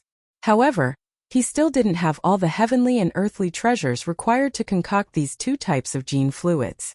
The 10,000 years lunar spirit eroding liquid phoenix blood 9 heavens sand, serene jade blood pearl, soul winding silk grass, 10,000 years pouch bamboo, and other treasures of heaven and earth that he asked for were all the rarest and most precious treasures. Even if a top force or clan had them, they would store them in their family's treasure vault. They would not use them easily. Because of this, Yi Xian's price directly scared the upper echelons of the major forces. After being stunned for a moment, they all flew into a rage and roared, "Bandit! Bandit! He actually wants the 10,000 years pouch bamboo. Is this little monkey crazy? He's been led astray. They've all been led astray. They've all been led astray by that damn young master Linghu." Since that little bastard Linghu Chong did the same thing in the Medicine King Cauldron, first the Netherworld young master followed suit, and now the indigenous ferocious beast little demon king in the first universe's source of all evil Starfield is doing the same thing. They've all been led astray. But, although it's infuriating, can we really not redeem them? We don't care about your clans, but the one captured by our dynasty is the first prince of the direct bloodline. No matter what, we must redeem him. Let's do it.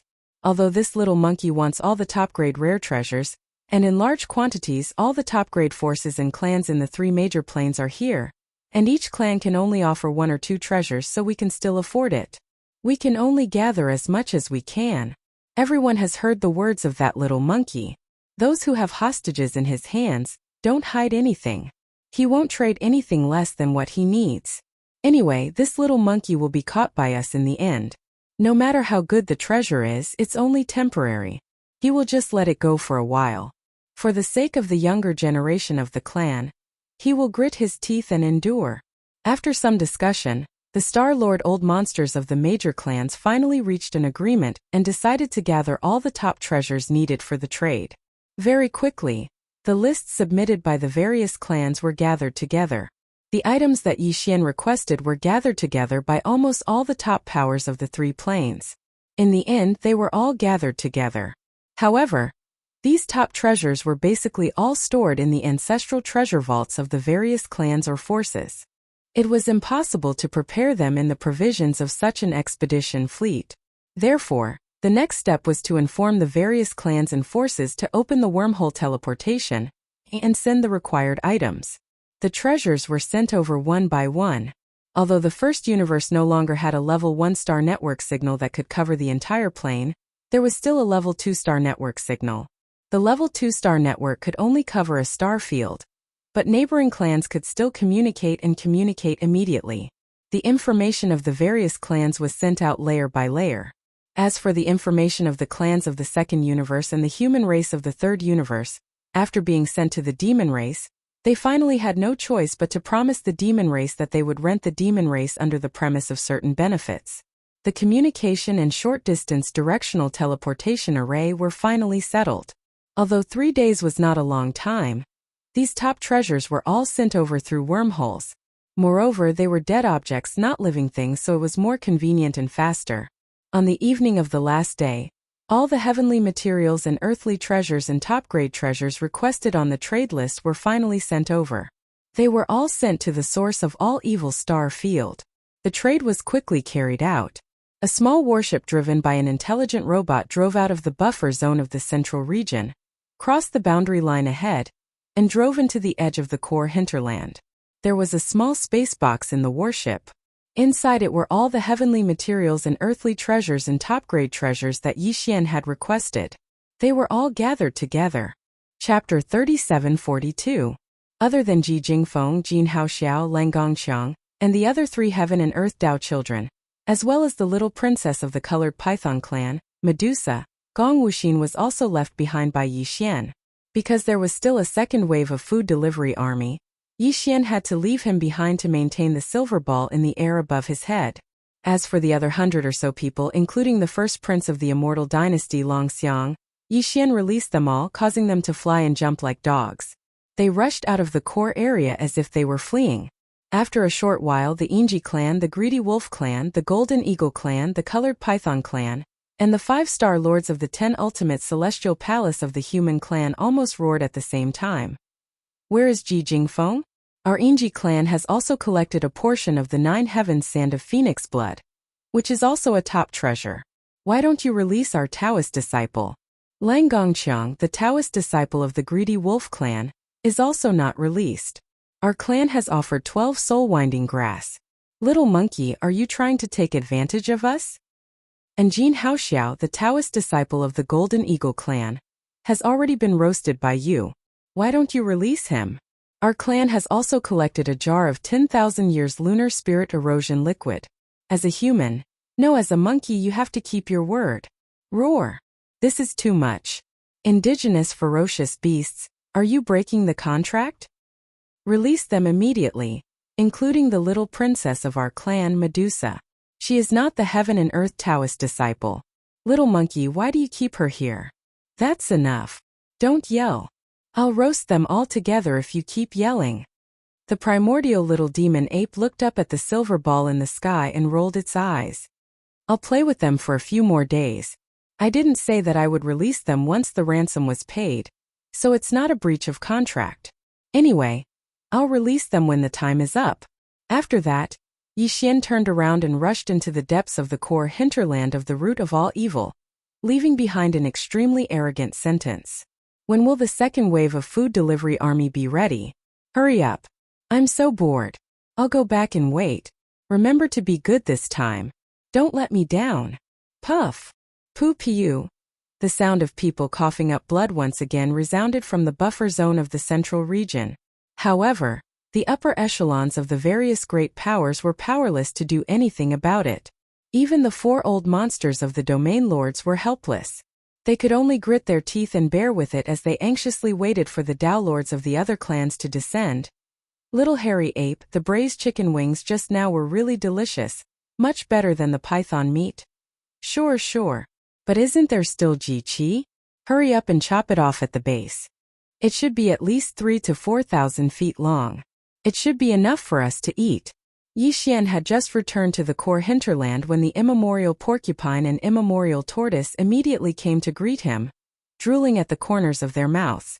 When they saw him, they immediately asked him to roast some chicken wings. Furthermore, it wasn't just the tip of the wing that was cut off. He had directly cut off the base of the wing.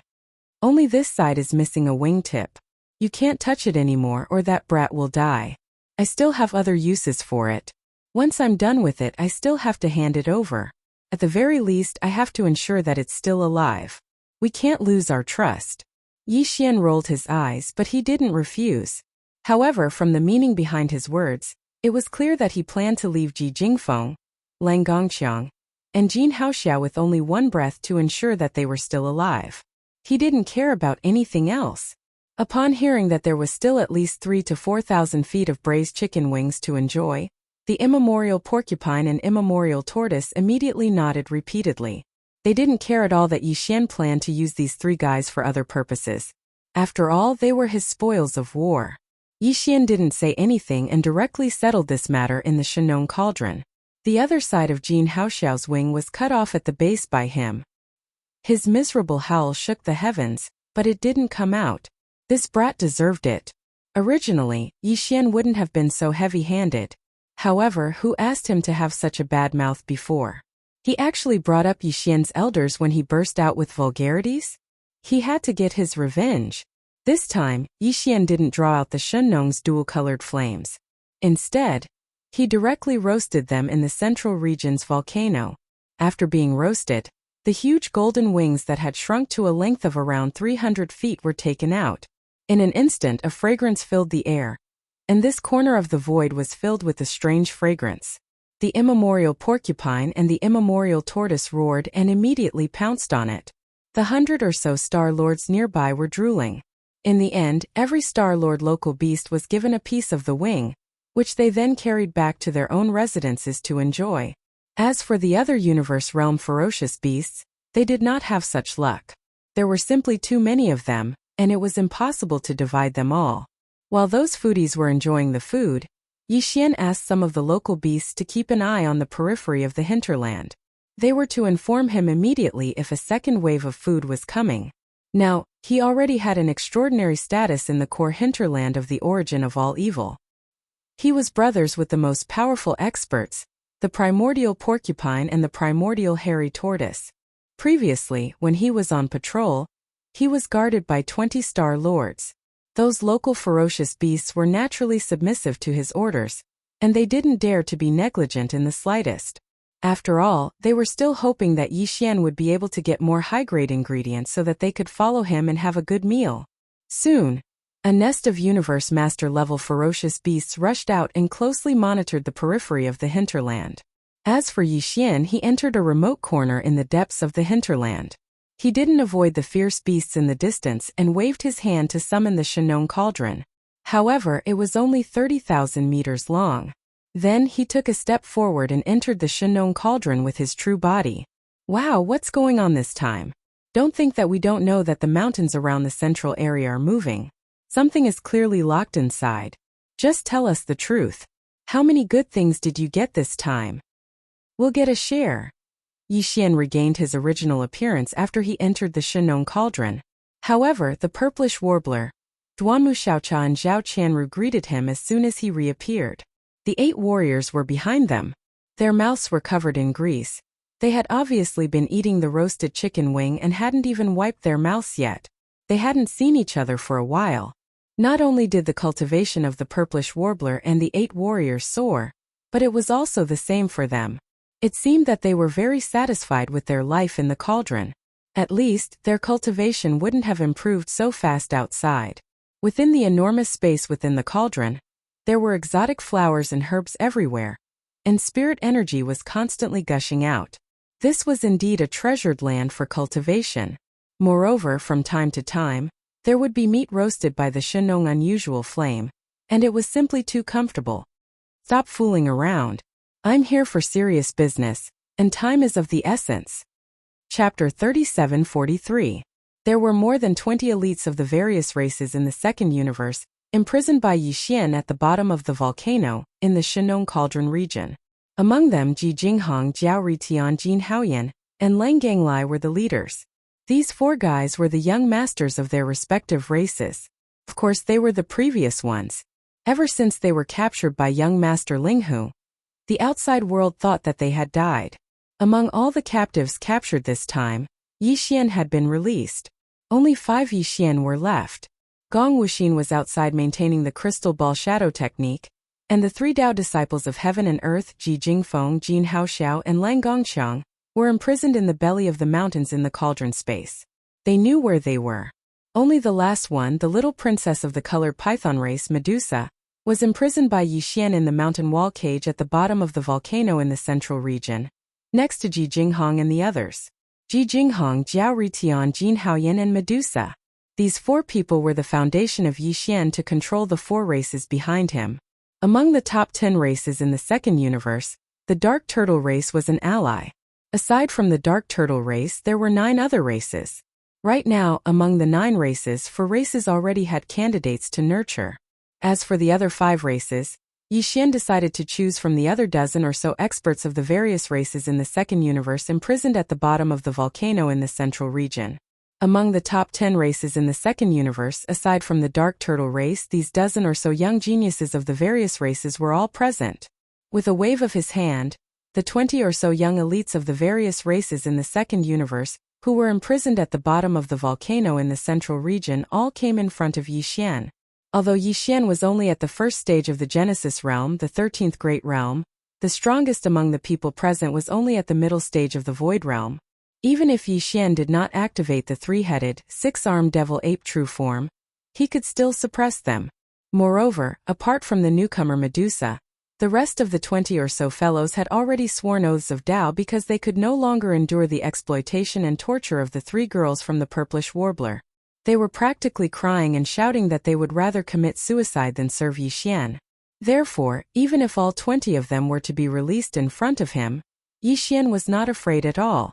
He was not worried that there would be a riot. Long Xian, it's you? At this time, Yixian had revealed his original appearance. In addition, although the little princess of the colored python clan, Medusa, had not been imprisoned for a long time and was imprisoned in the mountain wall cage, so her movements were restricted. However, there was no problem in communicating verbally. She had already understood everything through Ji Jinghong and the others. The situation. Therefore, as soon as she appeared, she screamed when she saw Yixian. Her face was full of shock. Young Master Linghu is you, Young Master Yuming is you, Baofeng Sha is you, and the invincible war god who is still tormenting the human world of cultivation is most likely your clone, as well as Tai Tai, ancient little devil ape. Heavens, there are 7 peerless monsters in the world, and you alone have taken 6 of them. Is there anyone as crazy as you? Do you still want us to live? You're not telling the whole story. Yixian shook his right index finger and said with a faint smile, I can add that the demon brother of the demon race, Mo Jiefeng, is actually me. That is to say, the 7 great monstrous geniuses in the world that are rumored by the outside world are actually all this prince alone. Plop. Plop. Hearing this, not only Medusa, but even Ji Jinghong, Jiao Ritian, and the others were so scared that they sat down on the ground. The purplish warbler, Duanmu Xiaocha, and Zhao Qianru were also stunned. They looked at Yixian with their mouths wide open. As for the 8 great Vajras, needless to say, They were looking at Yixian with stars in their eyes. They were full of worship. Heavens, the 7 peerless monsters of the current era? Aren't there 5 of them? How long have we been in this Shenong cauldron? Your Highness, you actually caused such a commotion. There are 7 peerless monsters of the current era, and they are all you alone. I don't want to live. It's not that I don't want to live, but I have accepted my fate. The 7 peerless monsters of the current era are all him alone. What does this mean? This era belongs to him. Forget it. We were still unwilling to accept the oath of allegiance that we swore before, but now it seems that this oath is also the will of the heavens. This era belongs to him, so we can only follow him. We're destined to rise in the future. Prince Xian, take us with you. The 3 universes will belong to us in the future. At first, Ji Jinghong and the other 20 peerless geniuses of the various races in the second universe were only amazed and shocked. But later on, when they realized that Yixian was a peerless monster, they all accepted their fate and turned from size to excitement. Although this era belonged to the younger generation, it was still young. The competition between the younger generation was also extremely fierce. As for Prince Xian, he had already used facts to prove his monstrous strength. Instead of fighting alone and competing in this era, it was better to band together and follow behind this monstrous prince to conquer the world. When these words came out of Ji Jinghong and the others' mouths, the eyes of the 3 purplish warbler women sparkled. The 8 great guardian deities were even more excited. They had long been on the same side as Yixian. Now that they saw that Ji Jinghong and the others, who were originally enemies, had the same realization, how could they not be excited? In fact, even the little princess of the colored python race, Medusa, who had just been captured by Yixian, was looking at Yixian intently. Her eyes were full of splendor. Although she was the little princess of the colored python race, she would at most become the leader of the colored python race in the future. But even so, she would still be controlled by the race's hidden bloodline, which was the bloodline of a Taoist. The Taoists of each race were responsible for the bloodline of their race. Basically, they were above the bloodline of the leader, who handled the daily affairs of the race. However, the beautiful Taoist of the colored python race had always been at odds with Medusa. From Medusa's point of view, this was clearly an excellent opportunity for her to break free of her fate and control the entire colored python race in the future. She would no longer be controlled by the beautiful Taoist. In fact, if she grasped this opportunity and formed an alliance with Prince Xian and the others in the future, the current 3 dimensions of the universe would basically be controlled by this team. She was tempted. I called you here this time because I have a gift for you. Yixian's gaze swept past Medusa. He was certain, but his expression did not change. Then he looked at Ji Jinghong, Jin Haoyan and Lang Ganglai. He said, right now I have 3 universe Taoists from the top 10 races in the second universe. They are Ji Jingfeng from the Yingji race, Jin Haoyan from the Golden Eagle race, and Jin Haoyan from the Golden Eagle race. Jin Haoxiao from the Golden Eagle race, and Lang Gongqiang from the Greedy Wolf race. Chapter 3744. Seize his Taoist foundation and become stronger? I think that's a good idea. Ji Jingfeng is different from me. We've been fighting since we were young, and I've always been the one being bullied. Hearing Yixian's words, Ji Jinghong was the first to respond. He was so surprised that he was about to cry. As the previous young clan leader of the Yingji clan, he was no stranger to Ji Jingfeng. They had been fighting in secret for a long time. However, Ji Jingfeng was the heaven and earth Taoist who was responsible for the bloodline inheritance of the Yingji clan. Ji Jinghong was destined to lose to him. Even if he became the future clan leader, it would be useless. He was bullied. Now that he heard that he could seize Ji Jingfeng's Taoist foundation and become stronger, it was a great joy. My situation is about the same. The Taoists in the clan who are responsible for the inheritance of the bloodline are basically the moon surrounded by stars. I've also suffered a lot from Jin Haoxiao, and I hate him to the core. Beside him, the previous young clan leader of the Golden Eagle clan, Jin Haoyan, said calmly. However, he looked at Yixian with gratitude. Just as he finished speaking, Lang Ganglai also began to gnash his teeth. Same for me. I still remember the last time Lang Gongqiang provoked me for no reason. He beat me up and broke one of my ribs. This was a happy ending. Since Ji Jingfeng and the other two Heaven and Earth Taoists were not on good terms with Ji Jinghong's group, it was naturally for the best. Yixian was very satisfied. He turned to Medusa and asked, "How about you? How's your relationship with the Colored Python clan's Taoist?" "She's called Pretty Lady, but in fact she's as vicious as a snake. One of my childhood friends was tortured to death by her." Medusa raised her hand and tucked a strand of hair behind her ear. Then, without waiting for Yixian to come back to his senses, she made a Taoist oath on the spot. Finally, she extended her hand to Yixian. "If she comes, remember to help me capture her. I want to join." "Welcome." Yixian grinned. This girl was indeed different. She was sharp and decisive. She was the best choice to control the Colored Python tribe. "As for you." Yixian let go of Medusa's right hand and turned to look at the other dozen or so young geniuses of the various races in the second universe who had already sworn a Tao oath. He continued, "If a Tao disciple from your race comes, I will definitely capture him, seize his Tao foundation and achieve you. Then I will find an opportunity to let you. We will use a legitimate excuse to leave the Shenong cauldron and return to the clan. Everything in the future will depend on yourselves." He didn't mention anything like the restriction of a Tao oath, nor did he say anything like a warning. These people before him were all smart people, so they naturally knew what to do. In the blink of an eye, 10 days had passed. Almost a month had passed since the date of the bet. During these 10 days, a few more old monsters from other clans had arrived, and they had brought along the hidden Tao children of their respective clans. There was a total of 6 region lords from the various clans that had arrived this time. Coupled with the 4 from before, there was a total of 10 region lords in the buffer zone of the root of all evil region. But even so, they still didn't dare to act rashly. After all, although the 10 region lords were in a terrifying camp, they still had a chance of fighting against an early-stage sector lord. However, if the ancient devil ape in the depths of the core hinterland was at the middle stage of the sector lord realm, then even if the 10 region lords attacked together, they wouldn't have any chance. If it was at the late stage of the sector lord realm, it would be easy to suppress it. What's more, the 6 old monsters who had just arrived had each brought a universe Taoist with them, making a total of 6 universe Taoists. In addition, they now had a countermeasure to break the concealment secret of the primordial little demon ape. In the eyes of the 10 region lords, this bet was already a sure win. As long as they captured the little ancient devil ape, the situation would be different. Therefore, they didn't act rashly. Instead, they waited quietly for the 6 Tao disciples of the various clans to adjust their states and prepare for another battle. With this battle, they would decide the universe in one fell swoop.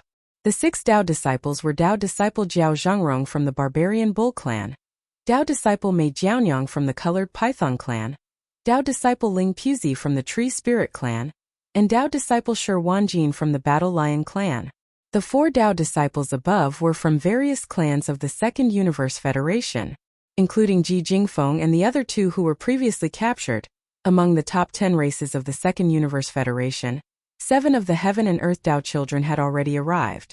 Excluding the Dark Turtle clan, the 2 Tao disciples who hadn't arrived were the Blood Dragon clan and Green Rock clan, which were ranked first and second in the top 10 clans. The other 2 Tao disciples who had arrived were from 2 clans of the First Universe. They were Yi Jioming from the Hell Ant clan and Meng Mashan from the Giant Ferocious clan. As soon as the 6 Tao disciples arrived, they immediately rubbed their palms together. They couldn't wait to enter the edge of the land in front of them and capture the little ancient devil ape.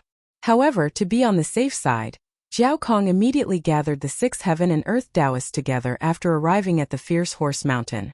Then, he showed them the video of Ji Jingfeng and the others being captured in the previous battle. In the end, he said solemnly, "That little monkey has some kind of strange concealment secret method. Even the powerful figures of the universe can't capture any of its aura." In the beginning, Lang Gongqiang and Ji Jingfeng suffered a great loss and were captured. In the second battle, the various clans won't send any other young geniuses with you. Apart from Gong Wuxin, who is still at the edge of the hinterland, only one Golden Eagle clan descendant with a cosmic realm cultivation will enter with the 6 of you. When the time comes, this descendant of the Golden Eagle clan will be responsible for using his clan's Yin Yang Eagle eyes to help you locate that little monkey at any time. So, try to protect him as much as possible. Otherwise, if something happens to him to lose both of your eyes, you will be in a passive situation. In addition, that little monkey has mastered another strange divine ability. Look at the scene before Shu Wushuang's death. His long-handled saber was clearly about to strike down, but at the last moment, he strangely withdrew and cut off his own head. From this, it can be seen how terrifying this divine ability is. You must be careful. Remember, there are only 6 of you in this battle. Any loss of any one of you is unbearable. The loss will affect the overall situation. Towards Zhao Kong's words, Zhao Zhenrong and the other 6 heaven and earth Dao children seemed to disagree, but after all, it was an old monster from the Domain Lord realm, and there were several other old monsters from the various clans listening on the side, so they all had expressions of deep agreement. They didn't dare to be careless and immediately nodded. Then, the group of 7 charged out of the Blood Devouring clan's flagship fortress. They activated their bloodline and manifested their bloodline true forms. All of them were 3,000 meters tall, and rushed toward the battlefield at the edge of the hinterland in front of them. Chapter 37:45. Yi Xian did not want to be involved in such a sinister thing as stealing one's Dao foundation. Basically, all the major tribes had inherited this secret technique. Ji Jinghong, Jin Haoyan, and Lang Ganglai were the young masters of the 3 tribes, so they naturally knew this secret technique. Yi Xian sealed the cultivation of Ji Jingfeng, Jin Haoxiao, and Lang Gongqiang, and handed them over to Ji Jinghong, Jin Haoxiao, and Lang Gongqiang. After that, he left the Shenong cauldron and kept it in his undying world. Just as he finished doing all of this, a heaven and earth level ferocious beast arrived and reported to Yi Xian about the situation at the edge of the hinterland. There were already 7 juniors from various races that had entered the gambling grounds. Among them, 6 were heaven and earth supreme experts, and 1 was a golden eagle race expert of the cosmic light realm. 6 Taoists of heaven and earth? What a big move this time! Yi Xian's eyes flashed. At this time, he had activated his 3-headed, 6-armed demonic ape true form again, but his cultivation was still at the peak of the cosmic realm. There is actually a cosmic realm junior from the Golden Eagle tribe. It seems that it was not a coincidence that we were exposed before. The Golden Eagle tribe must have used some kind of eye technique to see through the concealment effect of the perfect oscillation. Eye technique? Interesting. Unfortunately, all this is destined to be in vain. As he muttered to himself, Yi Xian's figure sped through the air. He quickly stepped into the battlefield at the edge of the hinterland. Gong Wuxin was still obediently staying on the abandoned planet, maintaining the normal operation of the silver ball of reflection in the void above. In the void in front of him there were 7 figures. Behind them was a 1,000-feet-long golden eagle. In front of it there were 6 other figures in a row. Except for Shi Wanjin of the Battle Lion tribe, who still maintained his human form, the other 5 figures were all thousands of feet long. They were a wild bull, a colorful python, a tree monster with countless vines and tentacles all over its body, and the Battle Lion tribe's Dao disciple Shi Wanjin, who maintained his human form. In addition, there was a pitch-black hell ant and an extremely strong giant ferocious. Seeing the 3-headed, 6-armed immemorial demon ape, the 1,000-feet-long golden eagle immediately became nervous. However, the other party did not conceal himself, so he did not need to activate the bloodline ability of the Yin-Yang Hawkeye. The 6 Universe Dao disciples in front of him immediately roared and taunted him. 3 heads and 6 arms? This appearance is quite intimidating, but it's a pity that his cultivation is too weak. Otherwise, why would he only dare to sneak attack? Attack? If we were to fight head-on, I would be able to suppress him in a short time. Monkey, I'll give you a chance to surrender. Get over here immediately and surrender yourself. That way, you won't have to suffer so much pain. The Golden Eagle tribe's Golden Eagle was the demon ape demon. The Dao tribe's Daozes is a Dao disciple. You want to be the oneses? Thus? Cut the crap. I, the Daoist child, will be fighting in the first battle. You can all rest. First transformations, the first transformation, transformation. Roar. An earth-shattering lion's roar resounded through the heavens and earth. Just as Shi Wanjin finished speaking, the phantom of a 100-meter-tall lion appeared behind him. Its angry mane was stained with blood. and its furious eyes were filled with killing intent. It caused the surrounding space to tremble slightly. Then the bloody phantom of a 100 feet long wild lion entered Shi Wanjin's body. His body suddenly expanded, and in the blink of an eye, his bloodline true body was revealed. This was a 100 feet long bloody wild lion. Its eyes were as big as a mountain, and they were burning fiercely. It stared at the immemorial demon ape in front of it, and had already locked on to his aura. The reason why Shi Wanjin did not directly reveal his bloodline true body was that once the 9 transformation of the wild lion was used, the battle blood in his body would instantly boil. It would not be activated until he saw his opponent. However, the second transformation was obviously far from enough. Second transformation of the blood wild lion. Before Yixian could recover from his shock, the second violent lion's roar sounded out. Behind Shi Wanjin, another 3,000-meter-long blood-colored lion phantom appeared. It instantly entered his body, causing his body to expand once again. In the blink of an eye, he revealed his true body of a 3,000-meter-long berserk lion. The bloodline progenitor of the battle lion race in the second universe was a bloodthirsty lion from the primordial era. His 9 changes of the mad lion was extremely powerful, and he had even shone brightly in the primordial era. Legend had it that every time the 9 transformations of the bloodthirsty mad lion erupted with a new transformation, their bloodline true body would grow 10 times stronger.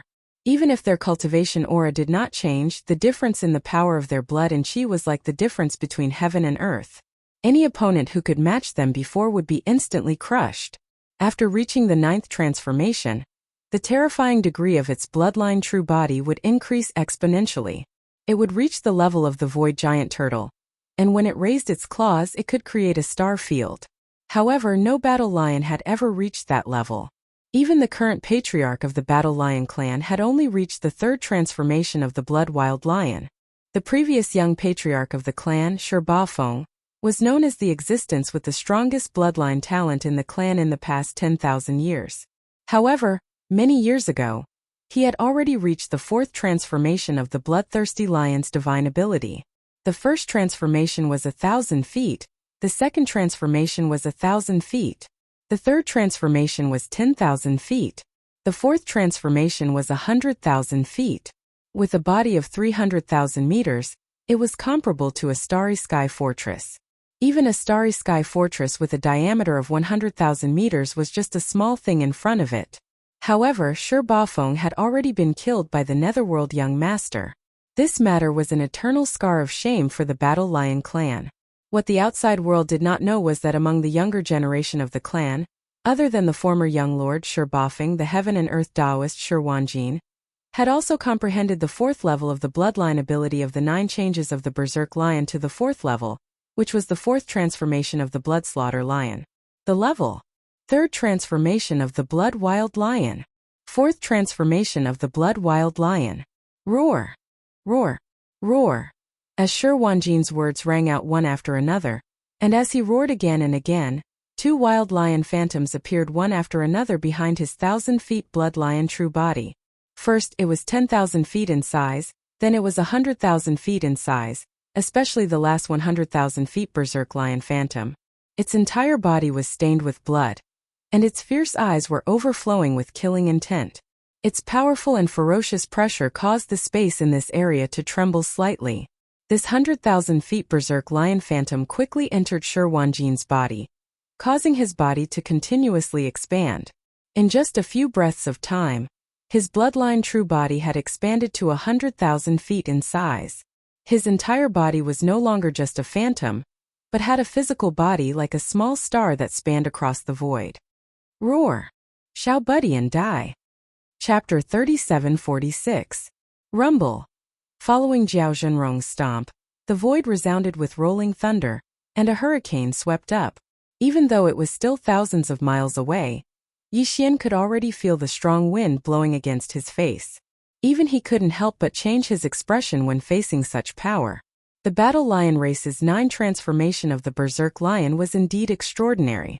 It was only the 4th transformation, but it allowed a universe realm expert to possess a bloodline true body that was 100,000 feet tall. It was so huge that it was like a star. With such a huge figure, just the pure strength of the physical body was already extremely terrifying. In fact, among the 6 great universe Dao children who came this time, the Dao child of the Berserk lion race, Shi Wanjin, was the strongest.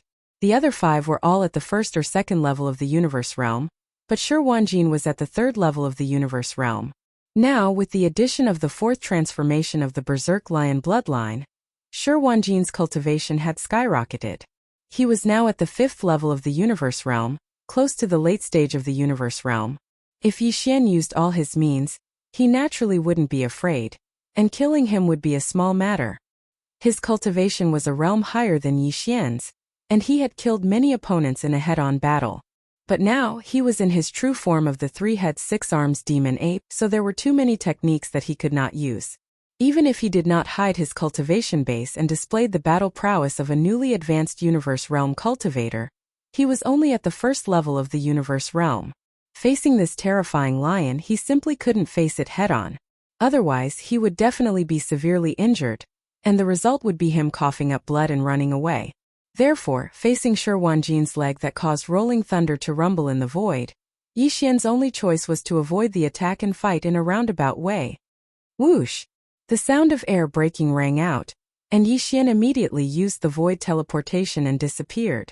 Almost at the same time, Zhao Zhenrong sneered. This move again. Jin Zhongping, drag him out immediately. In the distance, the Golden Eagle tribe's cosmic light realm prodigy, Jin Zhongping, immediately activated his bloodline ability, Yin Yang Hawkeye. 2 rays of golden light flashed in his huge hawkeye eyes as he turned his head and scanned the surrounding void. At this moment, Yixian was in the void 5 million kilometers to the right. When he performed the teleportation, he had activated the perfect oscillation of his mental power secret art. His figure and aura were completely concealed. With a wave of his hand, he summoned the electronic doppelganger that he had just refined not long ago. It also maintained a concealed state and flew into the distance without looking back. This electronic doppelganger was formed after Yixian's electronic consciousness entered the body of Di's doppelganger and refined it. Previously, it was only at the 13th Great Realm, Genesis Realm 9th perfection. But now, after Yixian's original body had broken through, this electronic doppelganger's cultivation had also reached the cosmic realm. Level 1. Although there was still a certain gap between it and the cosmic realm 9th perfection that Yixian's original body in the form of the 3-headed 6-armed demon ape, they were still in the same great realm. In addition, this electronic doppelganger had already changed its appearance. It also had 3 heads and 6 arms. Although it was not the true form of the demon ape and only had an illusory appearance, it should not be a problem to deceive Jin Zhongping for a short period of time. At this moment, the electronic doppelganger in the form of the 3-headed 6-armed demon ape turned around and flew into the void ahead. It was precisely the area that Jin Zhongping's gaze was about to reach. Yixian's original body instantly retreated. He specifically chose the blind spots that Jin Zhongping's gaze swept and quickly approached the roaring Zhao Zhenrong. I found him. He's in the void 5 million kilometers to the right. He's running away quickly. Soon Jin Zhongping exclaimed in surprise. He must be afraid. Brother Wanjin's 4th transformation of the Berserk Lion is indeed amazing. Not only did the little monkey hide his figure, but he also hid his cultivation to the cosmic realm 1st level. He's afraid of being discovered and wants to run away. Roar! Screech! As soon as Jin Zhongping's words fell, the gigantic lion Wanjin immediately roared and chased in that direction. The other heaven and earth Taoists also did the same. Their bodies spread out to the left and right, surrounding the direction of the void. This was the rhythm of wanting to surround the target and block his escape route. Bang! A whoa! Almost in the next instant, a huge bang came from the left side of the border, followed by an extremely shrill scream, which made one's heart tremble. Everyone was stunned and subconsciously turned their heads to look. They happened to see a 3-headed, 6-armed figure appear in the void thousands of kilometers to the left. In the right hand of his flesh and blood body, he was holding a huge black stick that was 100 feet long. He was lifting it from the back of Zhao Zhenrong's head. The loud bang just now was the sound of the big-headed black stick, smashing into the back of Zhao Zhenrong's head. As for the mournful howl that followed closely behind, it came from Zhao Zhenrong's mouth. With a heavy blow, A suspicious bulge could be seen with the naked eye in the middle of the two huge horns on his head. In the blink of an eye it was like a huge mountain, and the two huge bulls on his left and right sides were like huge hills. The horns were all level. Originally, there were two horns on his head, but in the blink of an eye, a third horn grew out from the middle of his head. Indeed, he lived up to his name, Lofty Horn. With such a heavy blow, Zhao Zhenrong's eyes rolled back and he fainted on the spot. He could be considered unlucky. He was already targeted by Yi Xian, but Yi Xian's electronic avatar was exposed, causing everyone to scatter. When they were about to surround him, Zhao Zhenrong happened to be at the edge of the left side of the encirclement, making it extremely easy to attack. Under such circumstances, Yi Xian naturally wouldn't be polite anymore. The opportunity couldn't be missed, and it wouldn't come again. He quietly rushed behind him and instantly dealt with an opponent with a big stick. Swish! With a wave of his hand, the big-headed black stick and the unconscious Zhao Zhenrong disappeared at the same time. They were taken into the internal space of the Shenong cauldron in Yi Xian's body. His figure also disappeared at this moment, and he immediately used void teleportation. Even if Jin Zhongping activated the Yin-Yang Hawkeye bloodline ability and scanned over, he would definitely not be able to see his traces. In the next moment, roars and roars sounded again and again. What happened? Why did this little monkey appear at the edge of Zuoji? Isn't it millions of miles away on the right? Jin Zhongping, explain it properly. Don't tell me that you suddenly went blind just now. Roar! Is too infuriating. He actually watched as Zhao Zhenrong was knocked unconscious by a stick and dragged away in front of everyone. What is this? Do you think we are nothing? Chapter 37:47. This is illogical. Facing the questioning and reprimanding of Shi Wanjin and the other four, Jin Zhongping stuttered.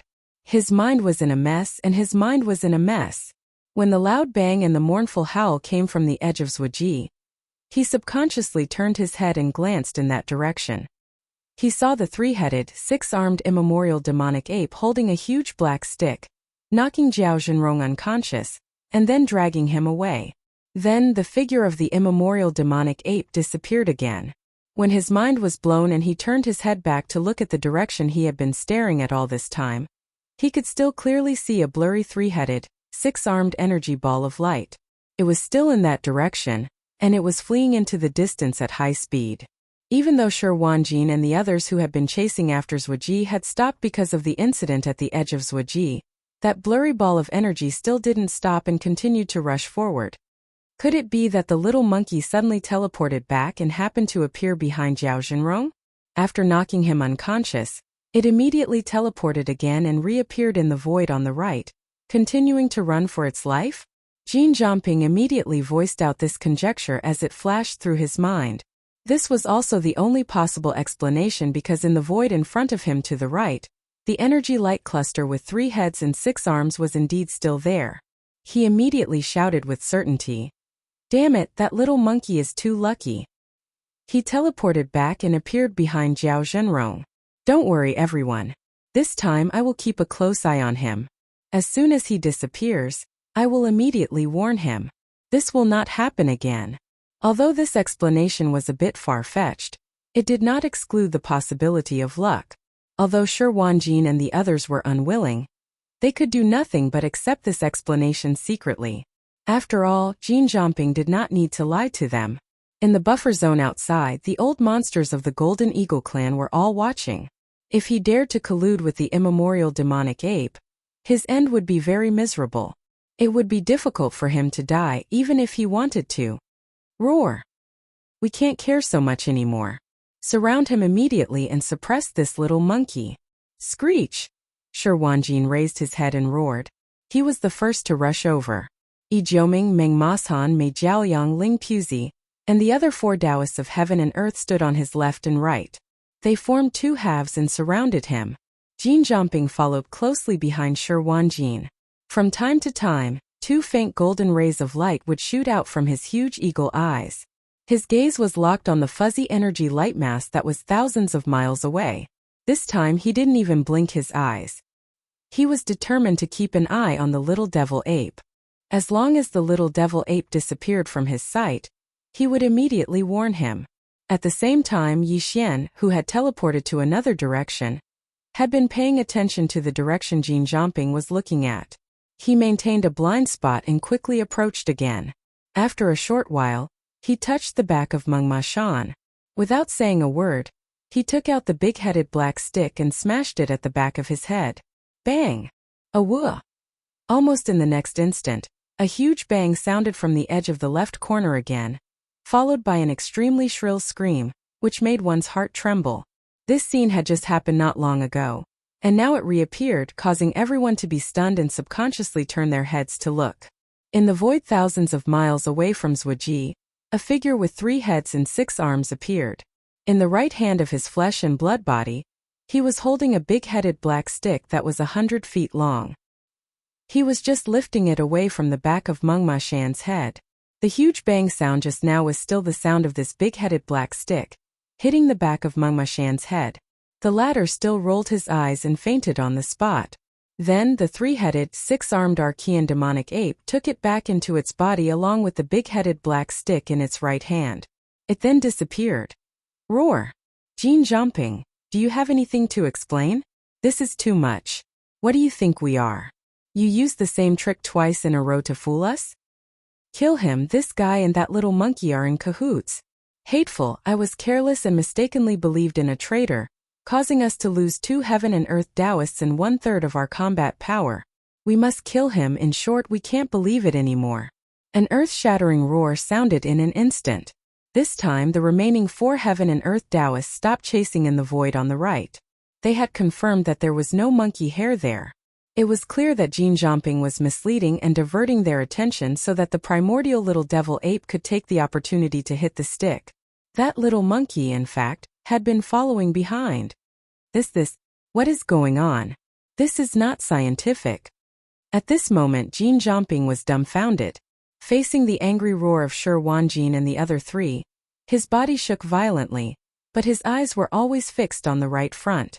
This time, even if there was a huge bang and a mournful scream in the direction of Zhuji Jin Zhangping's line of sight, he did not withdraw his gaze. Until now, the blurry figure with 3 heads and 6 arms in the void on the right front was still firmly locked by him, and had not disappeared even for a moment. This also ruled out the possibility of teleporting back and hitting the stick. But Fierce Horse Mountain had clearly disappeared, and the earth-shattering bang and mournful scream just now did not seem to be fake. Fierce Horse Mountain did not need to make such a joke. With this doubt, Jin Zhangping finally turned his head subconsciously. This time he began to scan the void in all directions with the bloodline ability of Yin-Yang Hawkeye. Soon a blurry figure with 3 heads and 6 arms appeared thousands of miles behind him. Jin Zhangping's body shook violently, and he suddenly turned his head and looked to the right front. Soon, a similar blurry figure with 3 heads and 6 arms appeared in his line of sight. At this moment he understood everything. His eyes lit up and he immediately screamed, "2! Mother ***, there are actually 2 of them. We've all been tricked. They're acting shamelessly. They actually used this kind of trick." One of the immemorial devil apes attracted my attention and confused me, while the other one was behind me. This is too shameless. This is cheating. They lost the bet. This is blatant cheating. Hearing this, Shi Wanjin and the other 3 were stunned again, and their faces were full of suspicion. Now they did not dare to completely believe Jin Zhangping's words. "Only now did you realize? You are as stupid as pigs. Ba, you are as stupid as pigs. That is an insult to pigs.